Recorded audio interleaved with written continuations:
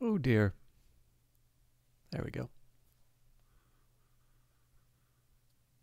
Books are the memory which does not die, inscribed in 5 languages over the gate of Hush House. Go quietly. Book of Hours is not a punishing game unless you want it to be.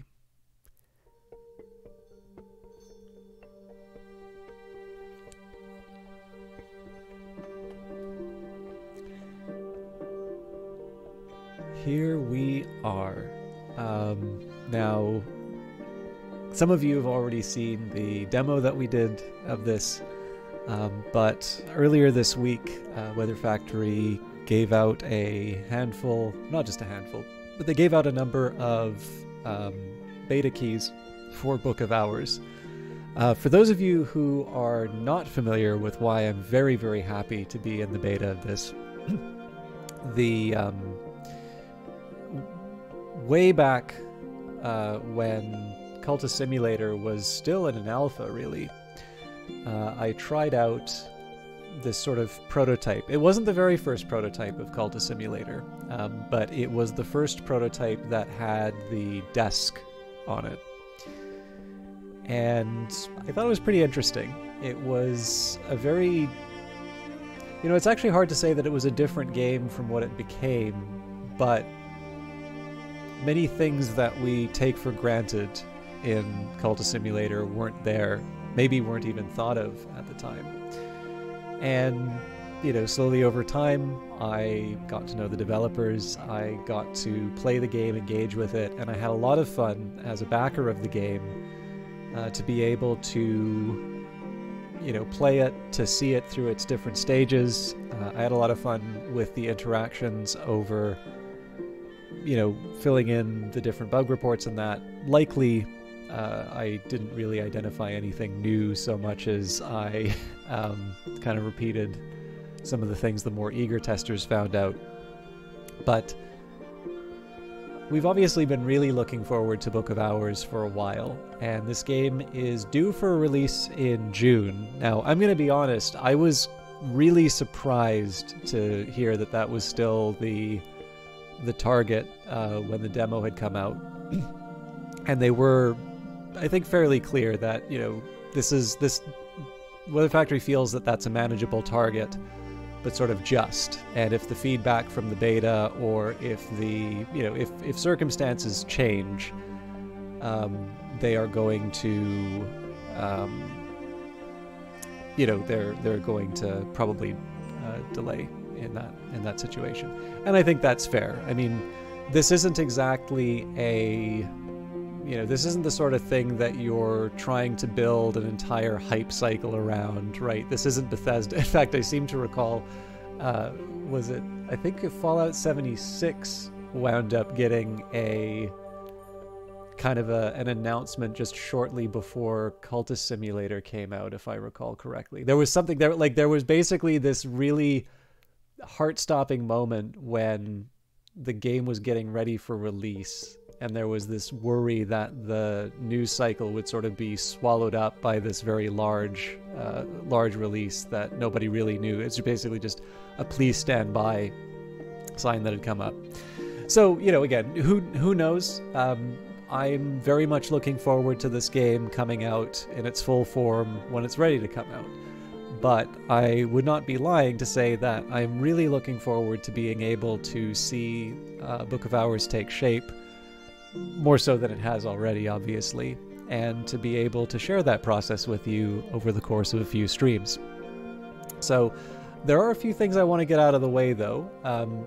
I believe there was reference to a watermark on the screen. When we get into Book of Hours, I'll just make sure everything's tagged up properly, and I may need a little bit of time for myself to make sure everything's handled appropriately, because Weather Factory's been very nice in terms of saying, yep, we're okay with broadcasting the beta. I believe there was someone who at least was trying to broadcast the beta earlier, but I only saw that there were 11-minute videos in that. So, but they do want to make sure that it's clearly labeled what version it is, and this is an eminently reasonable request.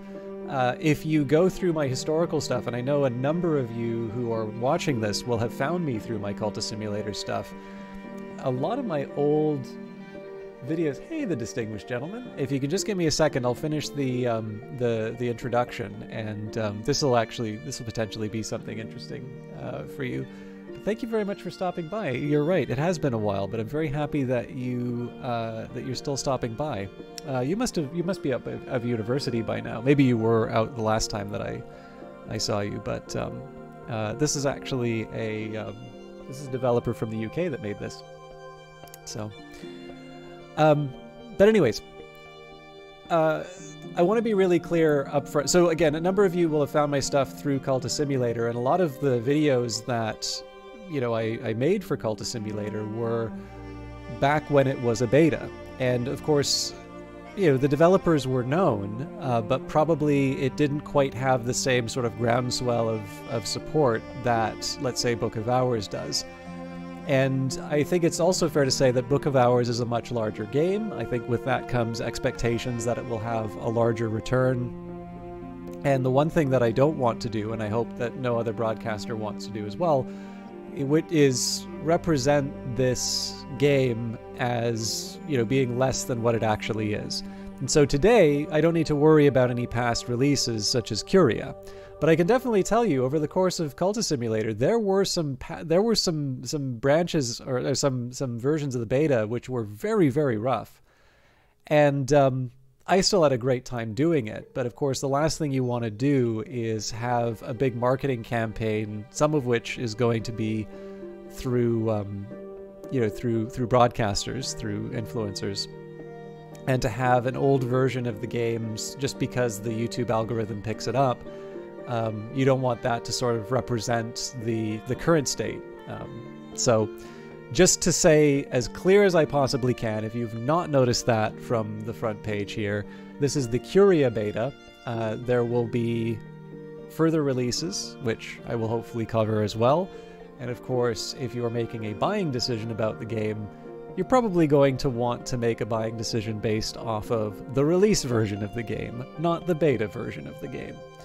But I also know that there's a number of you, some of you probably want to be in the beta, some of you will potentially, you know, want to pick this up, but I also know a number of you probably want to get an idea of what this looks like, especially after the demo, and that's why we're doing that tonight. Yeah, no worries, distinguished gentlemen. Feel free to fill me in now. I think that's more or less done. This is, I don't know if you've ever watched me play Cultist Simulator, but this is a follow-up to Cultist Simulator. It's a developer that I'm very fond of, and I've really been looking forward to this game, so it's a chance for me to sort of share the moment with everyone. But oh, excellent, good. So they've got their next one. Actually, there was the Europe Creative Fund. I believe one of the last UK games to be supported by that fund, actually. But you left uni about 6 years ago now, ended up dropping out, and you've been working full-time since. I'm very, very happy to hear that you landed. Actually, I seem to remember that you said that you dropped, or maybe you were thinking of dropping out, but I'm really happy to hear that that turned out for you. So I'm going to take a quick second here to go through the news, just because there have been a couple of patches to this since I first downloaded it. This is the first time I'm opening it up, by the way. But I do know that there were a couple of updates. So welcome to Book of Hours. Follow us at www.weatherfactory.biz and at Factory Weather on Twitter to learn about upcoming updates and other projects in the Secret History setting. If you find a bug or if the game is crashing on you, do let us know at support@weatherfactory.biz. Thank you, Lottie and Alexis. Curia Edition, the first beta, patch C1, fun with shaders, some basic interaction glows, and a few more work-in-progress ambient animations. Books are now unique. I don't know how I missed that one. Patch B8, can't reply twice to St. Ronwin's Trust. Wisdom screen position resets consistently. Motley Tower 2 bookshelves now work. Brazen Clock now appears correctly. Tuned card screen drag accidental scroll. Orchard Keeper no longer claims Sky. Multi-select shouldn't be possible in BH, now it isn't. Exaltations now stack correctly. Cleaned up broken save message. Beta save stability will be rocky. Saws. Patch B7, Wisdom Tree now accepts the journal again. Music no longer goes silent when you reload the game. And B6, fix some silly nonsense with offstage spheres, fix some silly nonsense with the wisdoms.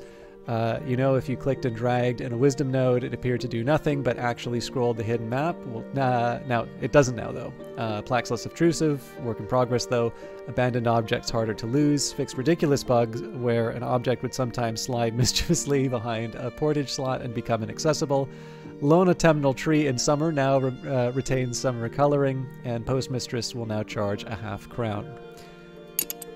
So just a quick word here. The saves, I believe, are the ones that are still in from the demo. But I'm happy to hit begin again. Oh, actually, let's get credit where credit is due. So design, writing, and coding, Alexis Kennedy. Art, UI, and production, Lottie Bevan. Coding, testing, and support by Chelnock. Icon and art by Clockwork Cuckoo. Room art by Adrian Degan. And music, Mickey Mar Productions, Mary Beth Solomon, Brent Barkman, with eternal thanks to Mickey Herb. I like this song so much that we'll make sure that when our next Prime Minister wins the election, they're the MP from a region, Pierre Poilievre will request it to be put to play it at his victory party. I say this entirely because I know Solomon would not be happy about that. All right, let's play Tom Clancy's Book of Hours. This will irrevocably destroy your save progress. You might want to do this if you have a corrupt or old save, or perhaps you want to begin again. But are you quite sure? I will also mention too, there's no way I can say this without sounding like I'm trying to... Actually, sorry, there is one thing I'm curious about. I want to see if that irk save problem message still pops up after purging. Sorry.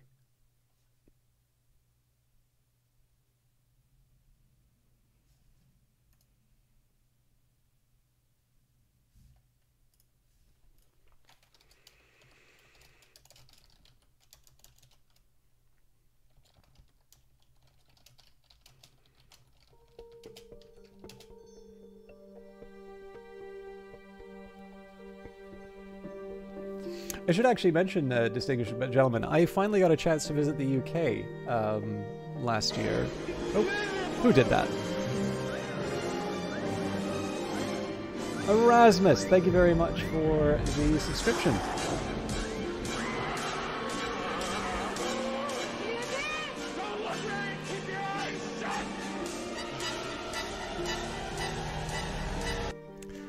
Thank you very much.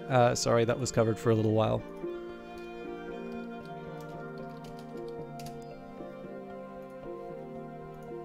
All right, we've done our introductions, but yeah, this is going to sound a little. This is going to sound a bit like I'm not trying to imply that there's any kind of an in with me, but I did review a note, and if you haven't played, so I'm assuming if you've played like Cultist Simulator or how did I find it? Heathrow is a very posh airport, you know, because everybody there speaks with a British accent, which is like the no clip of rhetoric.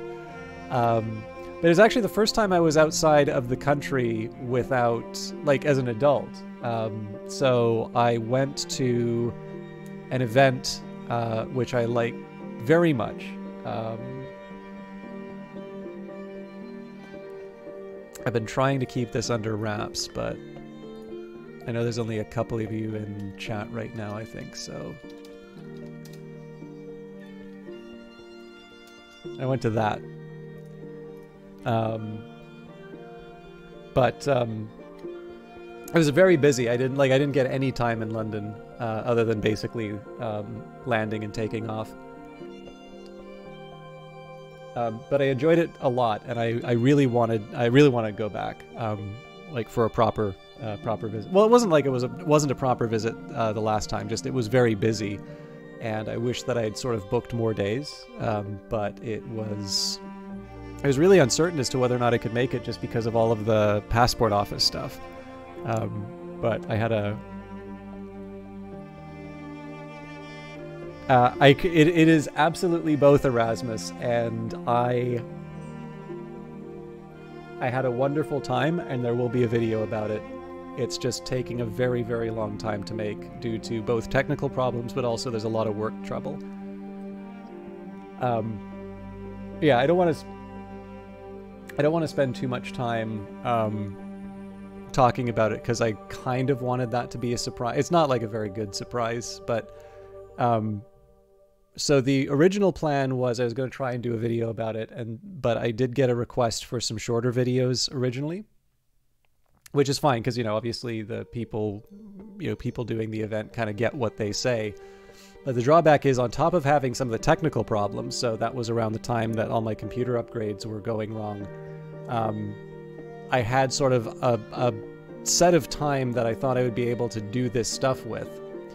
And work has just, like, pretty much right at the border of the time that it was going to, you know, take me to do that stuff. I got the short videos done, but between the problems and getting those shorter videos done, work just ramped up to a point that I'm really struggling to get everything done on time. And so I'm sitting on a lot of footage, and I've got, you know, I've kind of narrowed down the copy a little bit, and I'm just trying to put it together as quickly as I can, because every day that goes by where I don't have it, it's people who potentially might really enjoy it not knowing about it. But on the other hand, like, I also don't want to rush so much that it's just like anything all put together. So, but yeah, I liked it a lot. Sorry, I just need a quick second. I had a wonderful leafy salad, but apparently it really wants to remain in my teeth and it's driving me nuts. So I'll be back in a second. I'm sorry it's taking so long to get into Book of Hours, but probably better now, because then people can just fast forward on the on the YouTube video. But I'm sorry to the YouTube crowd. Actually, tell you what, I'm gonna take a very, very short break, like only a minute or two. What I am going to do, though, is just run the ads so that the people who are coming in for the game don't get hit with the pre-roll. Because I'm just going to get some water and stuff like that, too. So I'm sorry to those of you who are going to get hit by it. We will properly get started shortly afterwards. But I'm just going to take a second. If I'm going to take a minute, I might as well take a minute and get rid of the pre-roll ads for the people who want to check this out. So, back in a sec.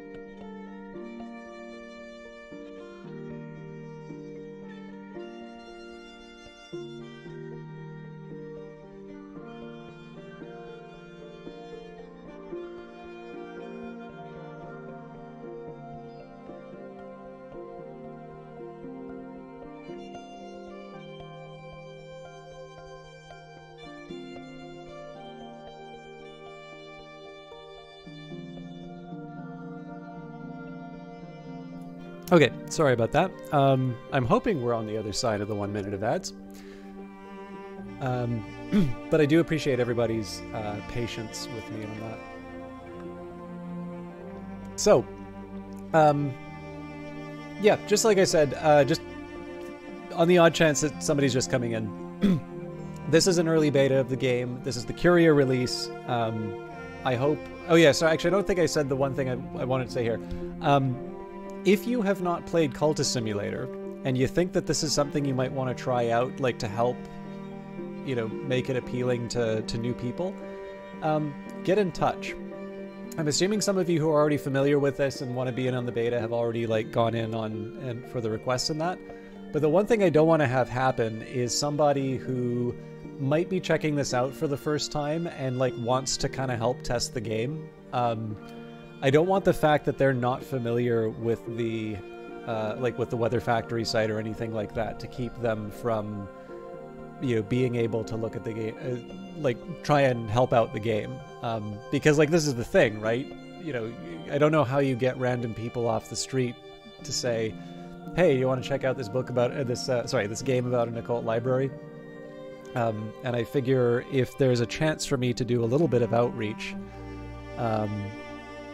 you know, this would be, I mean, again, if you found this, you're probably interested in a game like this enough that maybe you want to see it. I mean, if you are familiar with Cultist Simulator 2 and you haven't signed up for the beta and want to, if you don't know how to do that, also reach out, because I can tell you it's not that hard.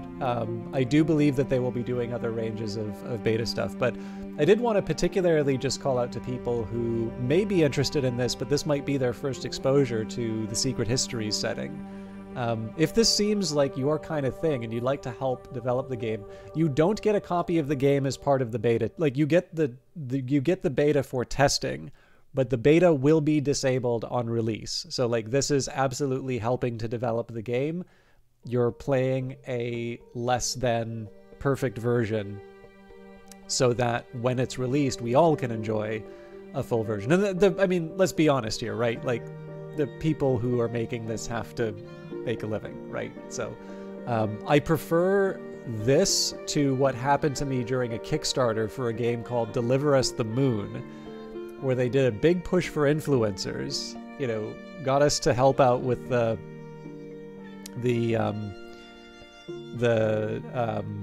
Kickstarter push and all of that, and then immediately revoked the keys without ever saying that was going to happen. That actually, so again, obviously, you know, the way I talked about Weather Factory, I'm totally fine with people doing that. I just wish that they would have been upfront about that, as opposed to behaving in a very inconsistent way because it was through a service that normally sort of sends along the keys that does that. That is actually the first and only time I've ever had a developer revoke a key for a game. And it was basically kind of like being used as a Kleenex, right? You know, it served its purpose and thrown away. So I was interested in the game, but that was actually sufficient for me to, like, I even had an option to play it on like maybe it was Game Pass or something like that. Just absolutely declined to engage with it. I got other stuff to play that respects me. So I realize that makes me sound like really entitled and all of that, but because that was a bit of a friction point for me, especially if you're thinking about the beta or that, just keep in mind you're doing this because it's fun to check out early things and you know, help the developers develop the best game that they can. And if you haven't signed up for the beta, but this seems like something you might want to do and you don't know how to do that, reach out and I will, you know, tell you how or find out some other way. And if it's closed, it's closed. Like I said, I don't have any special access. It just happens to be that people might be checking this out. Okay. Time to begin. Bran Krug, March 7th, 1936. There has been no librarian at Hush House since the fire, 7 years now. Suitable candidates are very difficult to find, but perhaps we have found one in you. Take care on your journey. The seas around Bran Krug are treacherous. St. Brendan's Cove. The fishermen of Bran Krug village beach their boats here each night. The sea does not regret the tide, and after the tide withdraws, something always remains, which we call memory. It's true of storms, too. I really, really like the music for this. I don't want to spend... I'm kind of conscious of the fact that this will be a video that people who are looking... Also, I'm really happy that they've put this watermark at the top. So, I know some people are going to prefer me focusing on Book of Hours, but one thing I did just want to share... So again, I love the music for this, but this coincides with a release that I'm very happy about. Apple Music Classical has finally come out, and I really like it. I've been going through their introduction to classical music, which is something that I've tried to sort of fill the gaps in my knowledge of through books. Just having music, you know, instead of text makes all the difference. So I've been enjoying that quite a bit. I also really like, I don't know if I didn't notice this before, if this is new, but I like the St. Brendan's Cove writing on here. Let's just take a quick look. Yeah. So some of these things are the same. I think these might be the different seasons I'm seeing. Oh no, that's got to be the sky. But I was wondering if I was seeing the different seasons in the background here. Okay. So, we've been here before. But let's take a look and see what we've got. The cold comes first, thunder growling, waves pounding, and finally me, sprawled on the sodden sand of the beach. There's something in my hand.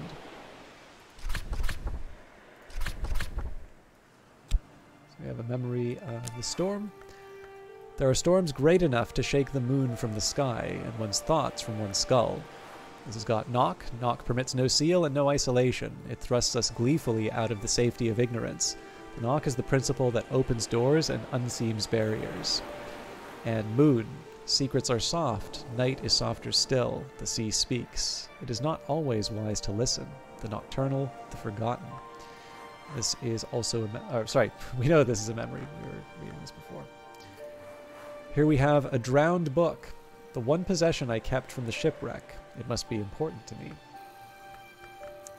So this is readable. There are worse things to put in your eyes than this. And soaked. In peril of dissolution, intervene quickly, but not hastily. Nope, that's not a skill. That's an item.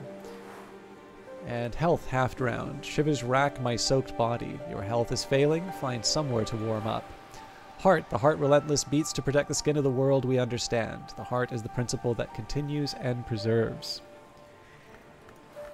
Winter. Winter is the principle of silence, of endings, and those things that are not quite dead. I am also soaked in peril of dissolution. Intervene quickly but not hastily. And it is an element of the soul. The human soul is composed of 9 elements, and this is one. Most other things have simpler souls. Each soul card can be used once a day, for the kinds of things you do with your soul. Oop. Come on. That usually means talking to people or crafting. You can definitely tell it's from the same developers as Culta Simulator. You never quite managed to wrap your head around that game, unfortunately. So, the distinguished gentleman, this may be for you. This is the product of a tweet which said, what if there was a much more relaxed experience like Culta Simulator, but like you're managing a library and such. And whatever, it's like if it gets, you know, X number of likes, I'll do it. And that's basically what happened. It got so many likes that this became Weather Factory's next game. But this is very deliberately meant to be... It will still have its mysteries. And I think you're gonna notice the parts where it's similar in terms of, you know, trying to wrap your head around it, but it does not have the same level of intensity in terms of, you know, you're going to perish the second that you make a mistake. That doesn't really happen in Culta Simulator either, but like I totally get why people bounce off of Culta Simulator, and I think this game has more that can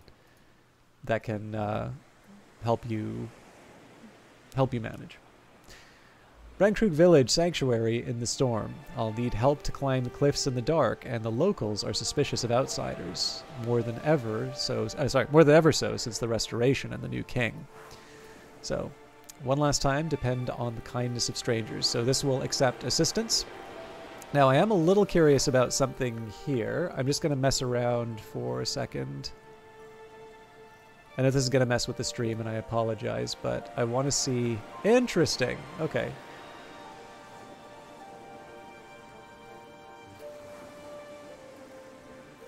So I'm just trying to restore the stream to what it was before. We'll just pause for a second here.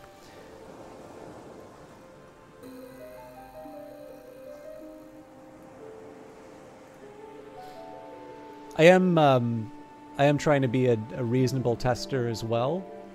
So I just noticed that all of the items were sort of off-centered. So I've got a notepad open with me.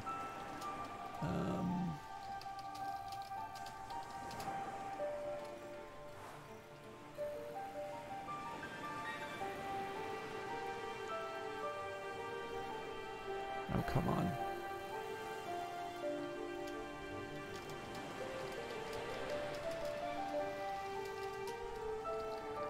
We're going to head to bed, though. I'm afraid, Chalk, you've got a busy evening tomorrow. I hope you have a great stream and catch you soon. Absolutely, distinguished gentlemen. I really appreciate you hanging out. I'm sorry so much of it was spent chatting, but it was really good to see you again. If you were interested in Cultist Simulator and it wasn't quite for you, but you're willing to give this another shot, if nothing else, check out the VOD, but I will be doing this on other occasions. This may be the antidote for you. But we'll save that for another conversation. I'm really happy you stopped by, and I hope you have a good day tomorrow. Okay, so let's get back to business. So this will accept assistance. It has to have the sky aspect, but it can't have the skeptical aspect.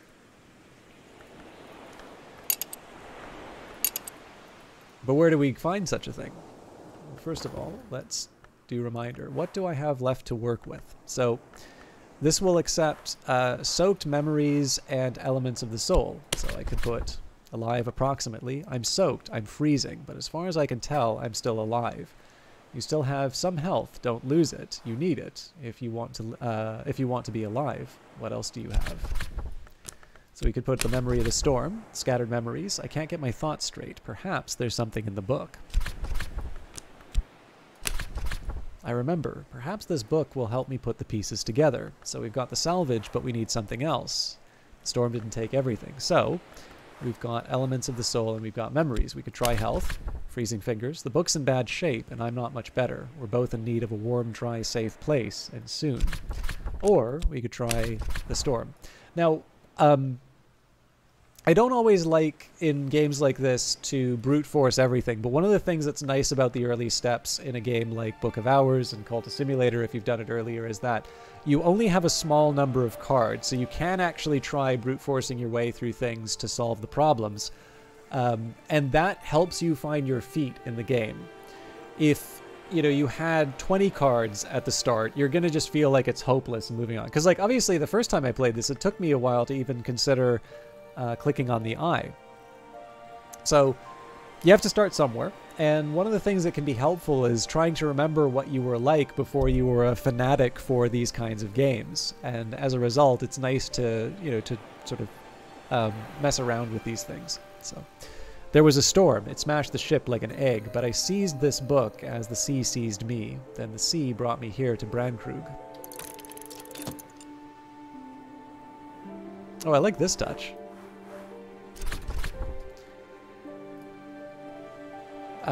Here to Brandkrug. And Brandkrug is where I wanted to be. It's hard to remember why. What else did I lose in the storm? So, we've got Fet, that part of us which dreams. Hello, Vanguard Master. We've got Core, or possibly Chor, Exuberance, Instinct, Rhythm. And Shaft, Eloquence and Understanding. The door opens both ways.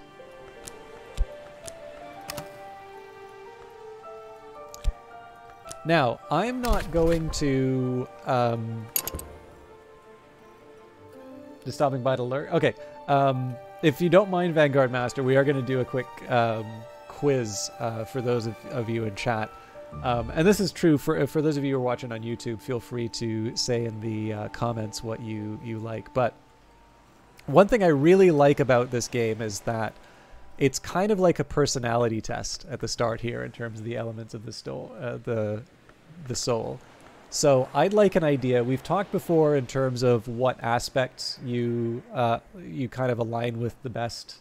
I definitely feel that I am lantern through and through. I've actually become more interested in edge as I go by, but I'd probably say knock is my secondary. So, and although it's kind of funny because I don't think there's a lot of lantern knock figures, but I definitely can think like lantern edge is the colonel, and I definitely prefer the colonel to the lionsmith. So, in any case, I do kind of like the fact that this game starts with a personality test, right? You get different journals depending on how you start with your parts of the soul. So, this is the quiz for chat. What would you pick if this was yours? I know what I'm picking already, but you've got Fet, that part of us which dreams, Core, or Chore, exuberance, instinct, rhythm, and Shapt, eloquence and understanding. The door opens both ways. I think some of you already kind of know which one I associate most with, but I will also accept as a substitute if you don't want to talk for yourself, which one I would fit in. None of those fit you? All of us contain multitudes.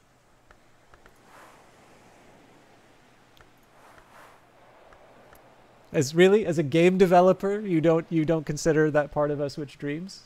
Fet is not your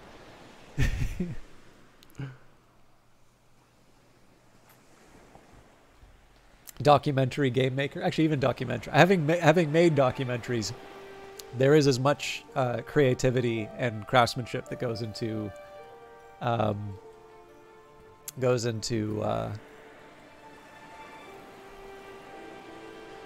Shap seems good. I'm gonna forget that. I should probably guess, Erasmus. I'm gonna make a guess here that probably you and I are aligned in terms of the parts of the soul we're most interested. You want to forget the dream? Yeah. Sorry to hear that, Vanguard Master. I know you're in you're in a stressful situation. And sorry, I don't want to keep you longer than you need, but all right.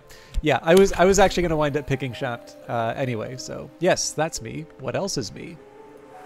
Oh, hang on. This isn't the option. There we go. What remains of me? Words? The human soul has 9 parts. Eloquence and understanding rise from that part of the soul we call Shapt.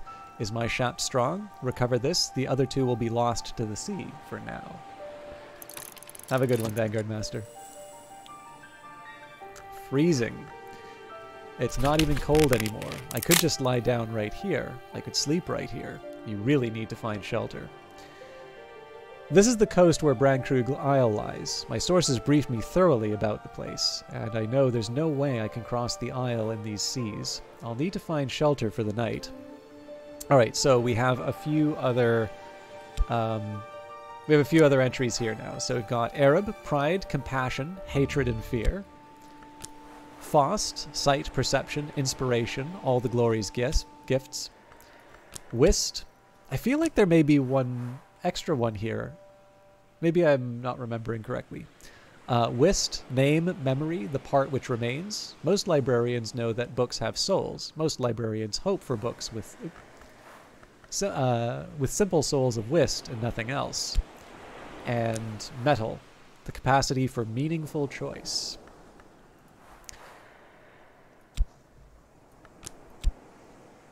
So here again we test chat. So we've got Arab, pride, compassion, hatred, and fear.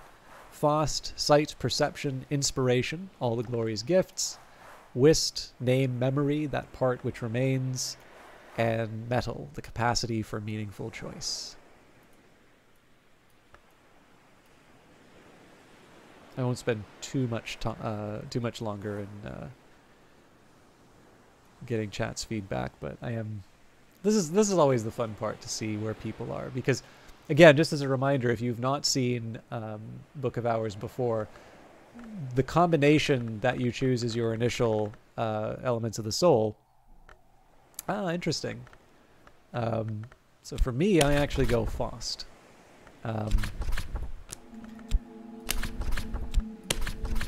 but basically it will decide what journal you wind up with. Faust is the light within, sight, perception, inspiration. What I'll actually do though, because we had a chat member who we said here, so Wist is the soul's memory, the true name scratched on its cornerstone, what remains after the rest has passed. Choose a strong Wist and a past where you sought voices that had fallen silent. The waves will wash away the others for now. Also try metal. Metal is the soul's tempering, will, self-discipline, that part of us which makes the right choice. Choose strong metal and a past where you made mistakes. The waves will wash away the others for now. But I'm going for Faust. Faust is the light within, sight, perception, inspiration. Choose a strong Faust and a past with a pursuer who can see the light within you. The waves will wash away the others for now. So this, I don't want to make like, my aim here in this comparison is not to...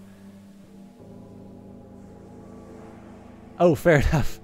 I don't know if you got to hear the other ones, Vanguard Master, but we had Metal, the choice between sort of, well, you know, you can check out the VOD if you're interested. But so one of the reasons I don't mean to make the comparison for this game, but it's the only one that I really have available. One thing I quite liked about Moon Hunters was the fact that there was a certain degree of a personality test in it. It was in a different form. I actually really like the way that this game sort of starts in this way. I didn't originally know that there were multiple journals that you could start off with. But I was interested, let's say. M-E-T-T-L-E.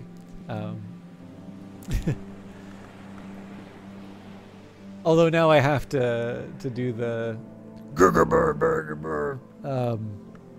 metal.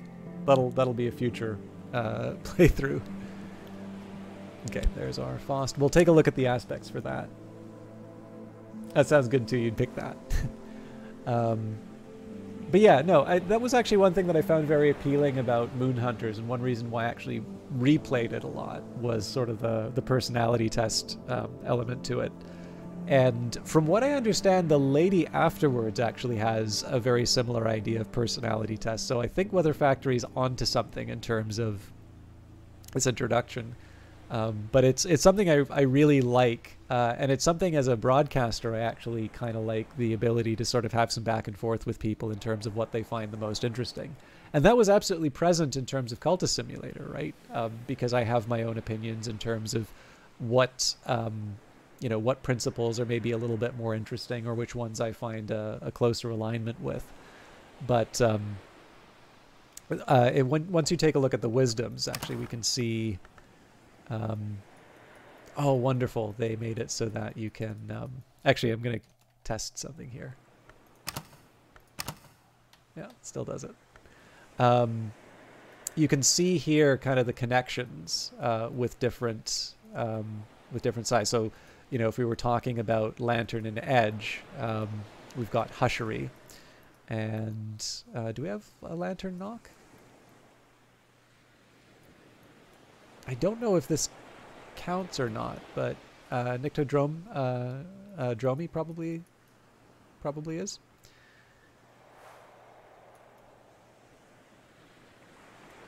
Yeah, it has to. Although that would imply that there's two Lantern Edges, so the illumination would be the combination of Hushery. Sorry, Lantern Edge would involve Hushery and Illumination. Illumination is 3. Well, that would line up here, because there's definitely others with 3. I'm definitely going to have to contemplate this later. We all know what sort of cult leader you'll be. Hey, I'll be the right one, is the correct answer, Vanguard Master. So I gotta sneeze. Excuse me. Perhaps here I'll find safety from what follows me, but what was that exactly? First things first, I remember there's someone in the village who will give me sanctuary if I can get there. Mysteries have been added to your journal, and you can begin to investigate them when you and your journal are both dry. An old friend's address. I first heard of Brandkrug through its rector, Reverend Timothy. For years now, I've been exchanging letters with him. I can find shelter for tonight under his roof once I've reached Brandkrug village. The rector can also introduce you to other villagers. Thank you, Vanguard Master. I did, by the way, see your video. That was very funny. I've seen the first film, but not the second. All right, so I don't believe this will work on its own. No, it will not. So, shelter. Brandkrug village must be nearby, but it's hard going, dragging my soaked body across the soaked sand in the teeth of this wind. Which way?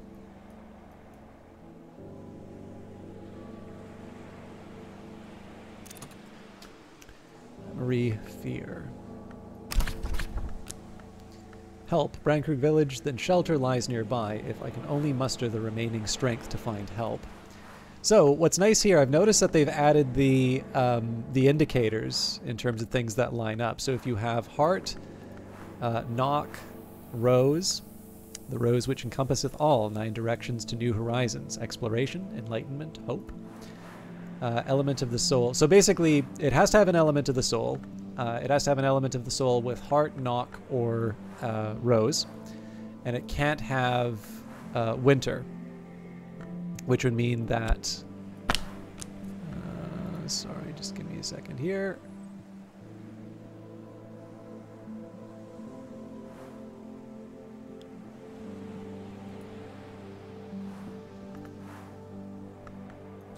Yeah, so in this case here, because we've got health freezing, it's got winter.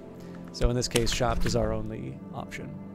A cry for help. Perhaps there's someone out there, even in this weather. I can fill my lungs and bellow for help. That would also mean I don't need to crawl any further.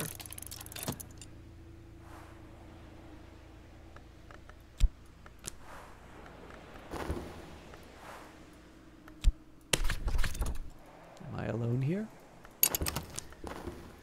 At last I see the light of a hurricane lamp bobbing in the dark. As it approaches, a face glimmers above the lamp. So here we have a fisherman, or a fisherman's assistant. A fisherman from Brandkrug village. He can guide me up the cliff path if he trusts me. So he's got moon aspect, secrets are soft, night is softer still, the sea speaks, it is not always wise to listen. Sky, wind, storm, echo, song. The intricacies of mathematics and the principles of flight. Law's touch is lighter than we sometimes think. Matters of balance, harmony, and necessity. Reluctance, someone who will provide help, but only essential help.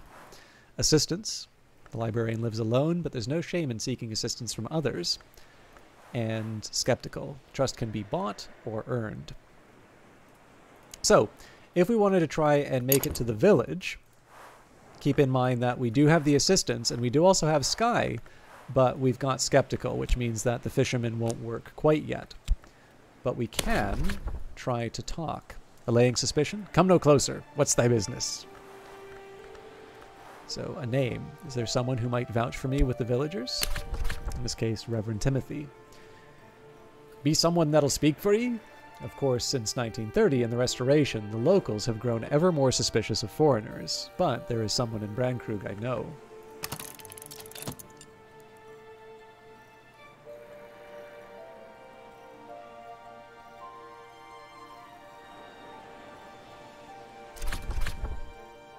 I'll take ye by the cliffs, then. This gentleman is no longer skeptical.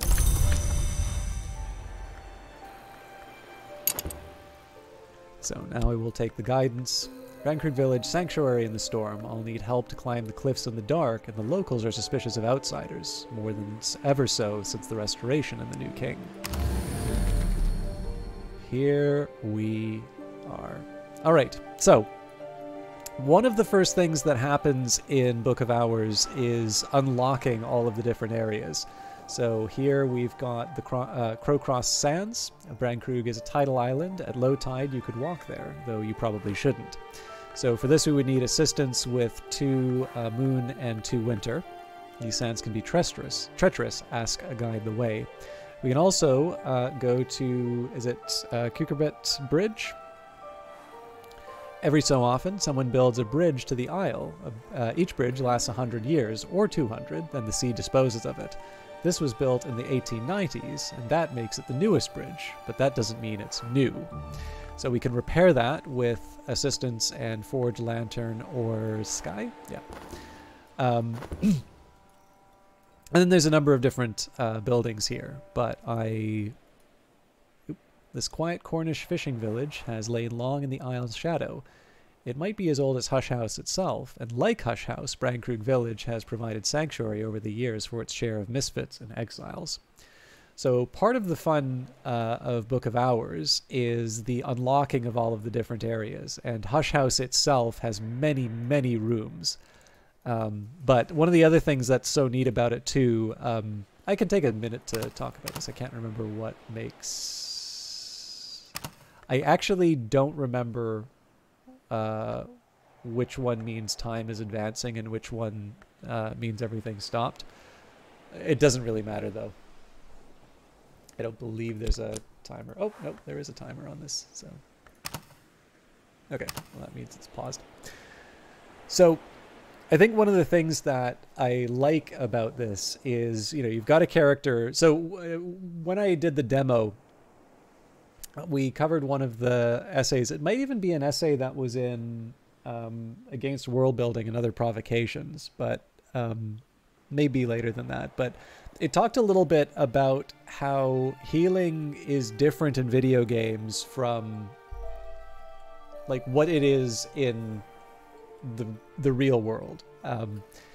You know, like whether you've had a cold or whether you're getting past a really serious wound, you know, it's a long process. It's one that's sort of filled with a certain degree of uncertainty, right? You don't know if you're going to be back to normal or if, you know, you're going to, it's not going to quite all come together and you're going to be left with, you know, something a little bit less than what you were before. I mean, I specifically can remember this wasn't even that bad of an injury, but like one example I can take for myself was I did cross-country running quite a bit when I was in middle school. This is a weird thing, actually, because if you were to look at me, I would not seem like the sort of person who's really into fitness or sports or something like that.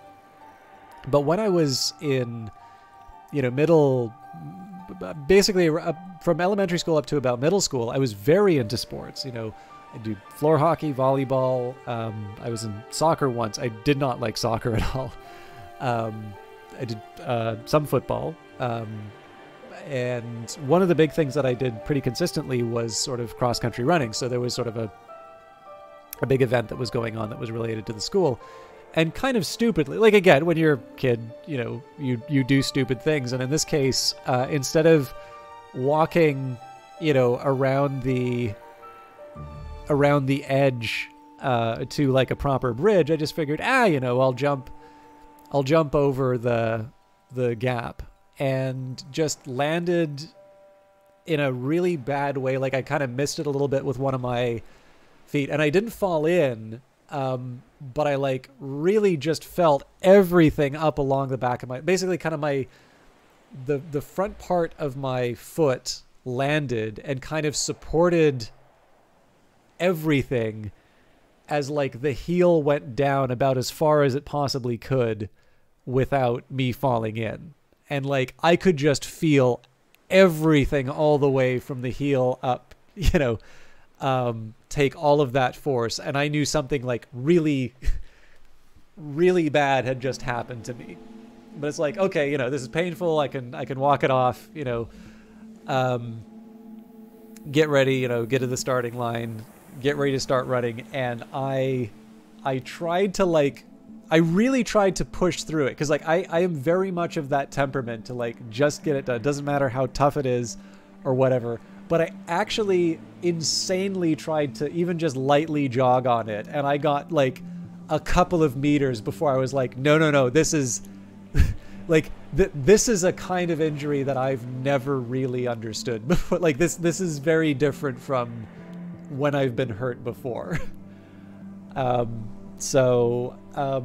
Now, so far as I can tell, there isn't any real permanent damage. I do notice, like, every once in a while, there's kind of an old familiar ache. But, like, you know, didn't have to go to the hospital. Or, well, maybe I did have to go to the hospital and I just didn't. But, like, it was really clear. Like, I definitely made sure that I, like, stayed pretty stationary, right? You know, parents came, drove me home, and all of that. But whether or not that was a particularly serious injury, it certainly felt like it for a long time. You know, I stopped cross country running, and you know, I didn't entirely give up on sports, but definitely, you know, I moved on to other things and maybe a little bit more focus on, you know, playing the piano, or, you know, I used to quite like drawing, and then, well, there's a sad story with drawing. I'll maybe leave that to a separate time. But right, this is also part of what healing is like, right? Where at the other end of it, something's changed, and you aren't necessarily quite the same. The reason why I point this out is that, you know, you are almost your journal, right? You don't see yourself just like you don't see yourself in Cultist Simulator. But you've washed up on the beach, and you're sort of, you know, you're frozen. You're, first of all, just trying to survive. You're piecing together what's happened to you. And we'll be traversing the wisdoms. We'll be sort of adding to the elements of the soul, either restoring what was there before, maybe finding new parts of ourselves. We'll be moving into Hush House. We'll be rebuilding that. And just, again, this is something that's a long-term project, and something that produces sort of change and produces a new kind of understanding, I guess. And again, I don't want to try and present it as sort of like the lighter side of injuries or anything like that. But it's something that I like, and it's like, I guess, another one of these examples where when you play really good, it's like if you watch a good film or if you read a good story or something like that, some of them you just kind of sit down and think, man, I really wish I thought of that. Like, that is such an obviously good idea. Why hasn't anybody done that before? And in the case of Book of Hours, right? Instead of the concept of healing being, I run over this med kit and my number goes up, or, you know, the Call of Duty approach, I hide behind cover and I restore my health so that I can continue to do the thing. And these are fine because your priorities in the game are very different. But in the case of Book of Hours, you know, the process of healing is very, very different. And it's one that seems to line up with some of the other ideas inside of the game. And that's one of the things that becomes very interesting to me. You broke your hand last year, and it was the first time you've ever broken a bone. The feeling of something inside your body snapping and had a strange sense of unreality to it. The shock of it drove you to the ground, and you stared at your hand for a while in disbelief. Yeah, no, it's weird. Like, I've been pretty lucky to avoid like really serious injuries, but like, it's very, very strange when you have like a non-trivial injury. It's something that just has this almost indescribable, well, I mean, I'm not a writer, this indescribable quality to it, right? I'm pretty sure if Weather Factory said, you know, this indescribable feeling or this indescribable event happens to you, I think probably would say I want my money back. But for at least me, I can get away with using indescribable. Oh, maybe I shouldn't pick Shapt if I talk that way, though. All right, the rectory locked. Reverend Timothy is a hospitable soul, but Terence, his housekeeper, guards her employers fiercely. She doesn't want his innocent theological enthusiasms getting him in trouble with the new king's men. You need an introduction or a mutual acquaintance marked with lantern, knock, or sky. Perhaps someone who shares his interests in theology or poetry. The Reverend staggers back as if he's received a blow, and then he's bombarding me with terrified, delighted questions before I'm even through the door. So, I think the exclamation mark. So looks like I can start it here. Don't see, yeah.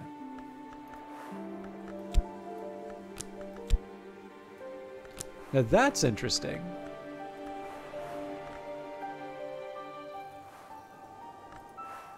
So health highlights.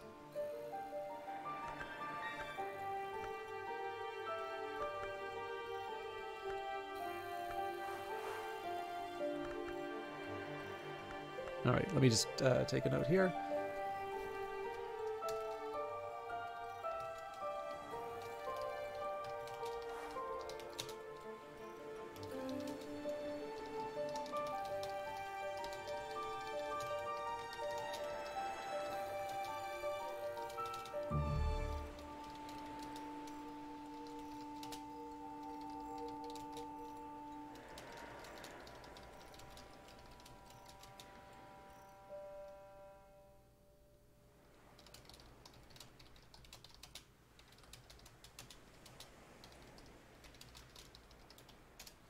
Again, I do apologize. I am doing the bug reporting while I stream, and I realize that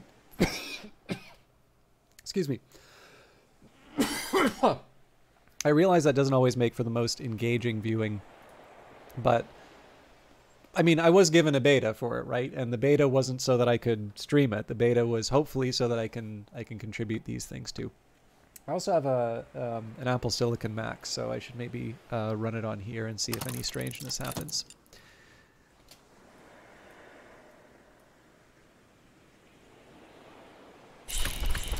All right, Timothy ushers me into the bright hall, casting about for his housekeeper and asking questions the whole time. How did you come here? Was it the wreck? Terrence, do fetch towels. Foresight, Wits Forge and Fireblast, Meanings Press and Screw. Coleridge on Donne's poetry. I like John Donne. Moth, I knew a man who captured moths in a bell jar. On nights like this, he would release them one by one to die in the candle. Moth is the wild and perilous principle of chaos and yearning.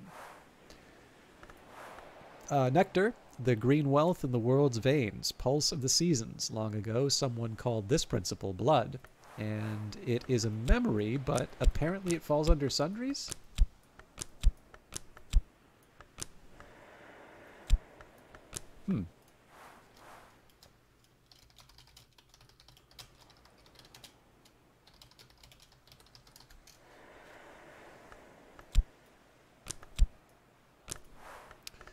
Probably because it's nectar, then?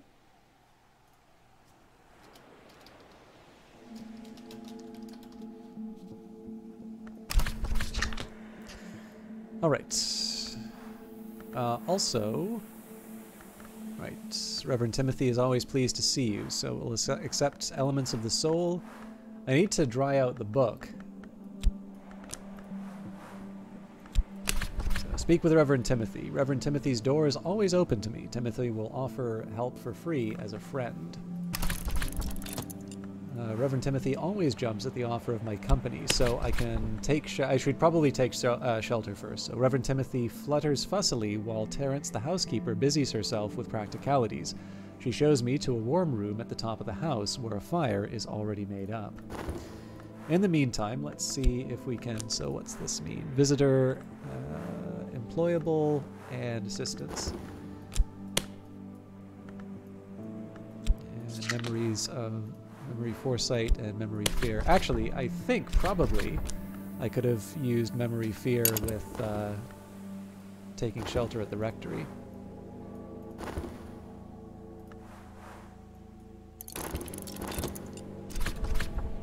That's better. Much better. All right. So this has to be an element of the soul, though. So if I were to put memory... Yeah, so until I get my shop back, that's not going to do anything. Let's see if there's anything else that we can do in the town. So this would require an introduction. Sweet bones. For this, we need shopped, core, metal, pence, or assistance.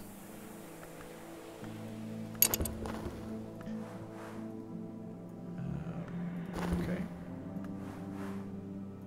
Yeah, all of these things are not accessible to us. There was one point where I felt like I should be able to use my memories in like before the day sort of turned over.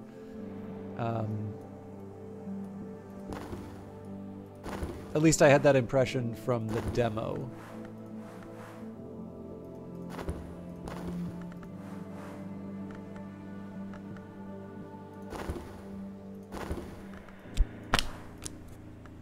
Yeah, at this point, I think we just need to wait for dawn, and then we'll lose our memories, but we will gain our elements of the soul again.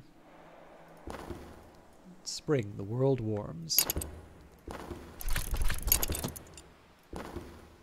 Morning, the third hour, when the office of Terce was sung. Watch as the day opens like a door. does that say?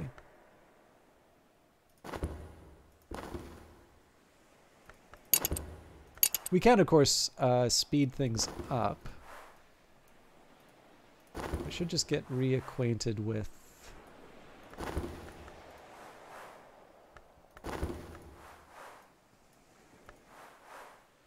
Yeah, so in isolation, these aren't going to do anything.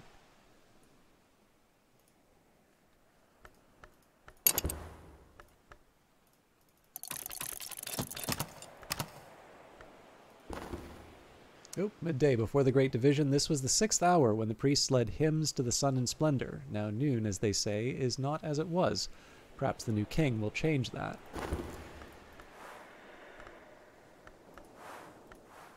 So, it definitely feels like... I should have checked here, by the way. So health, the dwelling place of the soul, the 9th of the 9 parts of the soul, the only one that can be touched.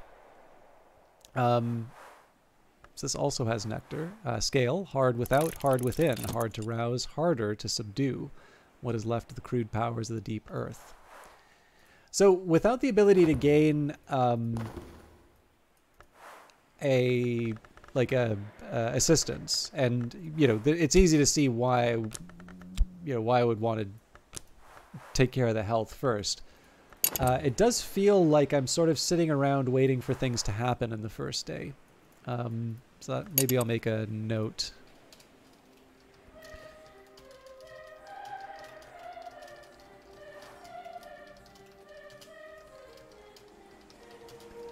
I actually don't remember waiting this long, so I feel like I did something differently when I first played the demo.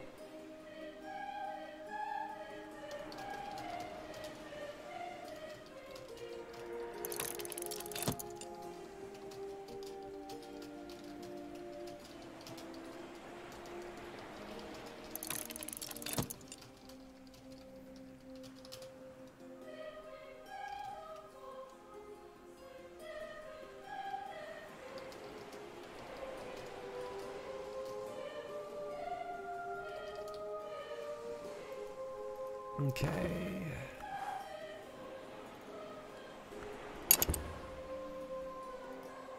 It always feels like a waste to do this, but... So we definitely need an introduction for the kills. Alright, here we go. Rain. Soft rain brings life. Grail? Actually, we haven't described Grail yet. Hunger, lust, the drowning waters. The principle of Grail honors both the birth and the feast. Memory and weather. Each kind of weather brings its own influence. I can make use of these as a memory. So, can't employ it on its own, but there's other things that we can do. So, let's have another chat with Reverend Timothy. We can use Shapt or Faust to speak with. So, Reverend Timothy's door is always open to me. Timothy will offer to help for free as a friend. Now, I believe if I don't give him a topic, I think I wind up getting assistance from him, but I am going to dry out a book. Reverend Timothy is not a man to miss an opportunity for conversation, so the whole business takes longer than it might, but he's anxious to help. And again, I already relate to, to Reverend Timothy because of that. So, stone-studded book, dull, gleaming, yellowish stones. Amber? I feel that I should know. So, the stone-studded book, we've got Knock, Journal. I began before this book, but it'll end when I do. Readable. There are worse things to put in your eyes than this. Uncatalogued. There's nothing as safe as ignorance or as dangerous. Near a wolf. Thing. The gentleman makes things his servants. The petty man is servant to things. Master Zun. And Mystery Lantern. Greater challenges require stronger skills. So I don't think... Yeah, I don't have any lantern to employ. Okay, so I can try and chat with Timothy again. That's going to cost me my Shapt. So I could also try and use the Shapt to open up the Sea of Hostile Faces. I also have the option of talking to the post office. I think probably let's talk with the post office first. So the postmistress, post office counter, a place of power, a place of knowledge, beneath the sheltering hand of Her Majesty the Queen. The postmistress regards me with the chilly gaze of a goddess image in an ancient hill shrine. The librarian, says she. Yes, I have something for you. Wait here, please.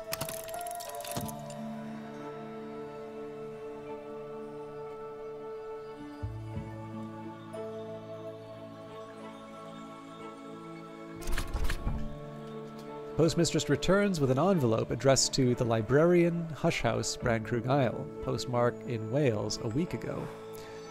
A letter from St. Rowan's Trust. The trust connection with Hush House is probably benevolent, but persistently obscure. So it's correspondence. I can reply to this from a writing desk, and it is also readable. I've got a 10-shilling note, half a pound, but not half a note, a recent innovation. And we've got our journal. So we'll collect everything there. Read a letter. A message for me. Read the letter. To reply instead, add ink at a desk.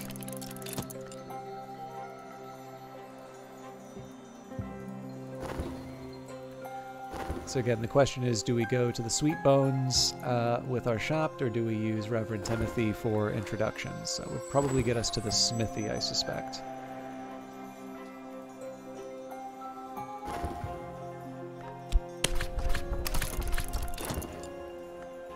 I finished reading. The letter reads, St. Ronwen's Trust wishes to congratulate me on my appointment as librarian of Hush House. The Trust assures me that it will provide the promised stipend each spring, but reminds me that its resources are limited and suggests I seek local assistance in restoring the premises. Let us know when you're all set up and ready to receive visitors, the letter concludes. It's signed simply, The Trustees.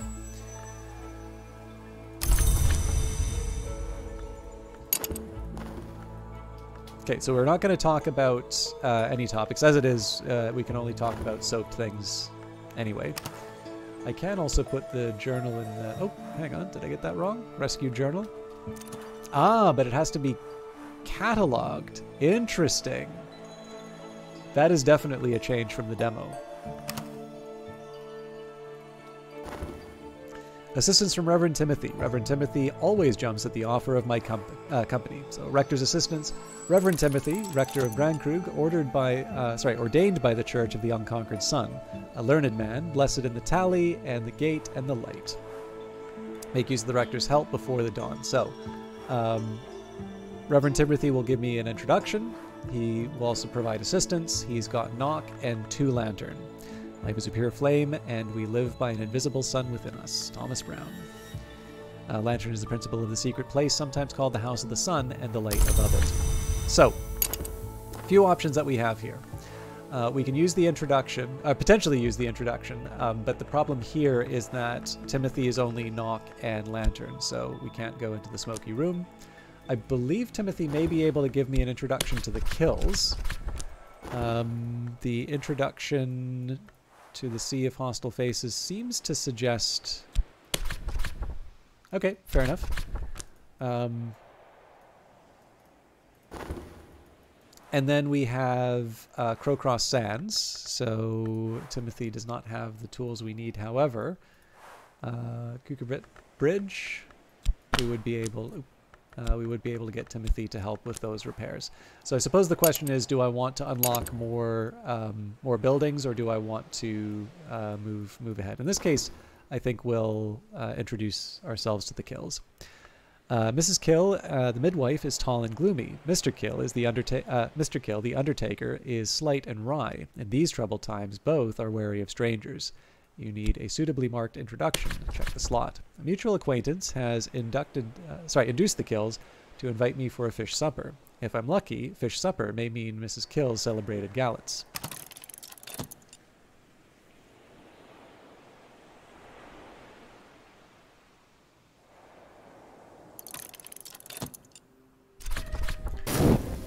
Mr. Kill pumps my hand. Just me and thee and the missus tonight. Eh, well, there's a client in the back, but if thee don't bother he won't bother thee. The Kill's household is now available. And we have the memory of satisfaction. Some appetites are easier to satisfy than others. So again, I'm expecting there's not a whole lot that we can do with memory. Oh, my journal. The storm so scattered my thoughts. I should have checked that before. So the front room. In this case, we would need to give up an element of the soul. For this, we would need Grail or Winter. Birth or the Feast. Sorry, a Birth and the Feast or Silence. So you can guess which of the kills each one is concerned with. But obviously with health, we don't really have access for any of these. Aha! More Faust. My journal, I'm sure of it. The storm scattered my thoughts, but each page I turn is familiar. I begin to recall now why I came here, and the 2 lives I've lived. More about your origin and your aspirations in your journal. I'm the twice-born librarian of Hush House, and this is the journal which I keep, in which I keep my remaining memories. The twice-born hopes to master the illumination wisdom and to find their third choice, but you can complete the game by mastering any wisdom. So this is Knock, Journal, Memories, the twice-born. I remember I once walked the House of the Sun as a bodiless immortal, but there was a matter that could only be resolved if I returned to flesh. Now, if I go back to the House of the Sun, I will be hunted and punished. If I stay in flesh, I will be hunted and devoured. I need a third choice. It is a thing, it's readable, and it has a mystery lantern. So Faust, sight, perception, inspiration, all the glorious gifts, one of the 9 parts of the human soul. So, presumably with that, we would be able to employ Reverend Timothy again. So, the soul's labors. Some books are to be tasted, others to be swallowed, and some few to be chewed and digested. Bacon. Studying requires effort. You will always need a soul card first. So, for that, we could do, say, Faust. For this, we would need a skill. Optionally use a skill. Hang on, is that true? Or a memory. So, I don't think in this case... It doesn't feel like these would... Oh yeah, I would just need the Faust in this case because it's a single lantern mystery. But again, memory might be a little bit nicer to use. So is there a way I might be able to employ...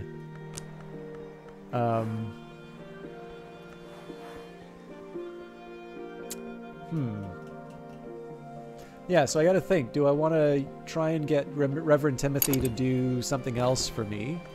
So we could try and get him to navigate the Sea of Hostile Faces, for instance. Or I try and get access to more abilities.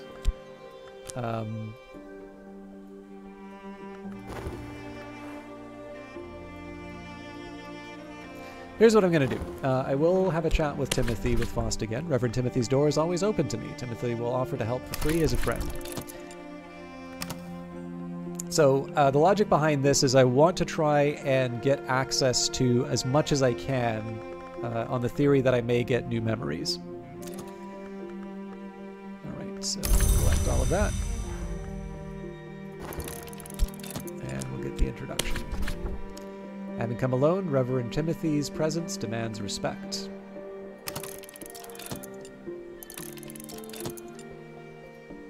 Now, if I want to try and unlock the other areas, I either need an introduction with Edge, Forge, or Heart. Oop. Memory Solace. Nectar. Alright. Eventually, the other patrons unbend enough to let me buy them a pint and let me listen to them complain about the weather. I'll find a warmer welcome here next time.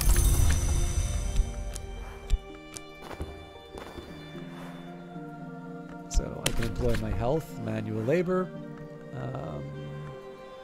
Oh, interesting. So you can seek unusual help. In spring, the local miners often travel to the Feast of Lights below. If one breaks his journey at the Sweet's Bones, a shilling will buy labor for a day. Miners offer scale and a little moon. Okay, so if it's scale and moon... I guess the question is how little?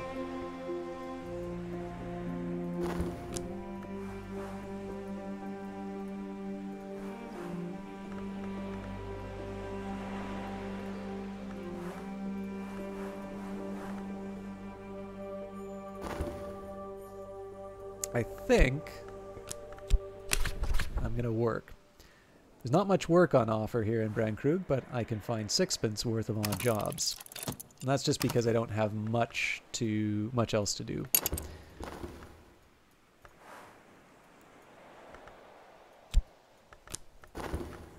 wonder what happens if I read this again.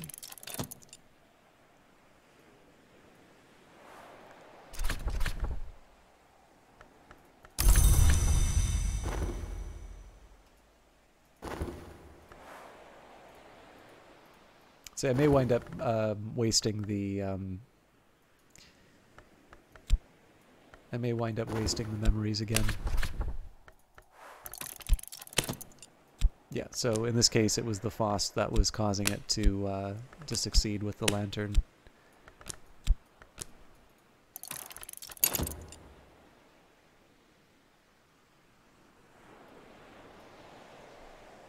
Might have been better for me to try to unlock the bridge.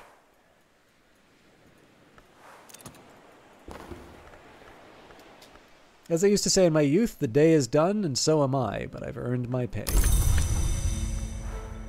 Okay, so I can't just use this with the mine. 1 shilling, 12 pence, will hire a casual laborer's services. So in this case, let's try the assistance from a miner.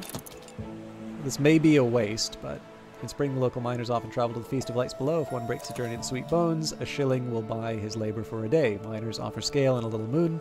So we have another 6 pence, which turned into a shilling. Now we have a florin, a half crown, a crown, and a miner's assistance. So, kind of as feared, it's... they mean it when they say a little moon, but we do have the forge, so... thus they more or less ruled themselves with help of their wild Celtic temperament, made wilder by the hardness of their lives and the truly ghastly conditions under which they worked. With all this, it is not to be wondered that the Tinners acquired the reputation of being scarcely human, but it must be remembered that among them at all times were those whose characters could stand comparison with the best of men. L. Russell Muirhead. So, forge, fire I once read is the winter that warms and the spring that consumes. The principle of the forge transforms and destroys. There's that moon. Oop. This is an extremely late call. Just give me one quick second. Hello? Yes, hello?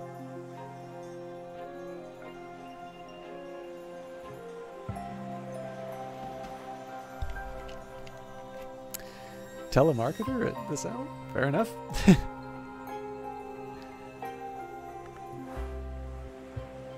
All right.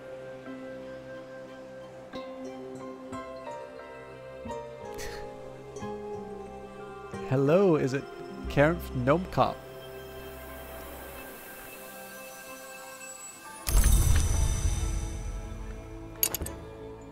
Okay, so we've got a few options here. Given that I've got some money, I can kind of rehire the miners. So if I want, I can unlock the smithy. Maybe it's an idea, though, that we try and repair the bridge at this point. Although, I suppose I can do that with Timothy and not need to spend the money again. So perhaps it's better for me to unlock with Denzel. A mutual acquaintance will introduce me to Denzel the Smith. I might get 6 or even 10 words out of him if I'm patient. Sorry, I should read this ahead of time. Denzel Smith has more work than he needs, and he rarely opens his door to strangers. You need an introduction or a mutual acquaintance marked with edge, forge, or heart. Someone in a similar trade or someone who can appeal to his secret passion for saffron cake. So I wonder if that means that the kills are another option to unlock the Smith. Yeah, somebody was, again, I don't know why they're calling it like 9:30 in the evening, but there was a call, so I figured I might as well kind of deal with it, and then if I needed, you know, if I needed to go for a longer period, obviously I would have muted it, but.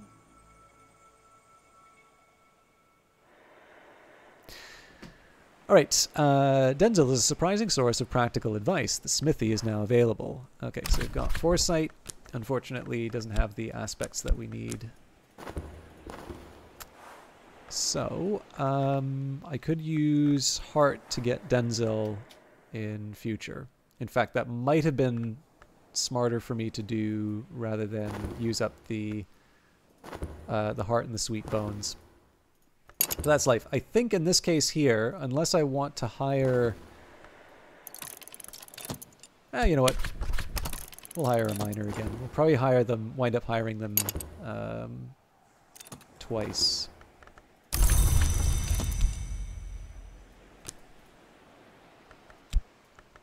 So every so on, sorry, I've read that before. So exploring the house would require forge, heart, or knock. 2 forge.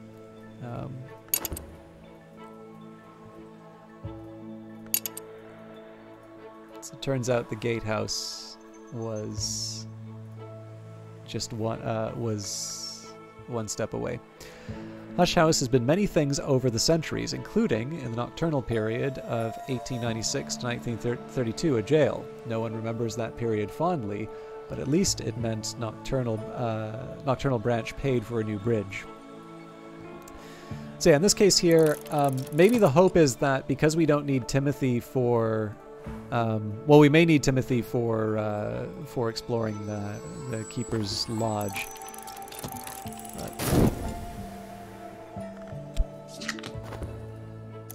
But the hope is that we maybe can use...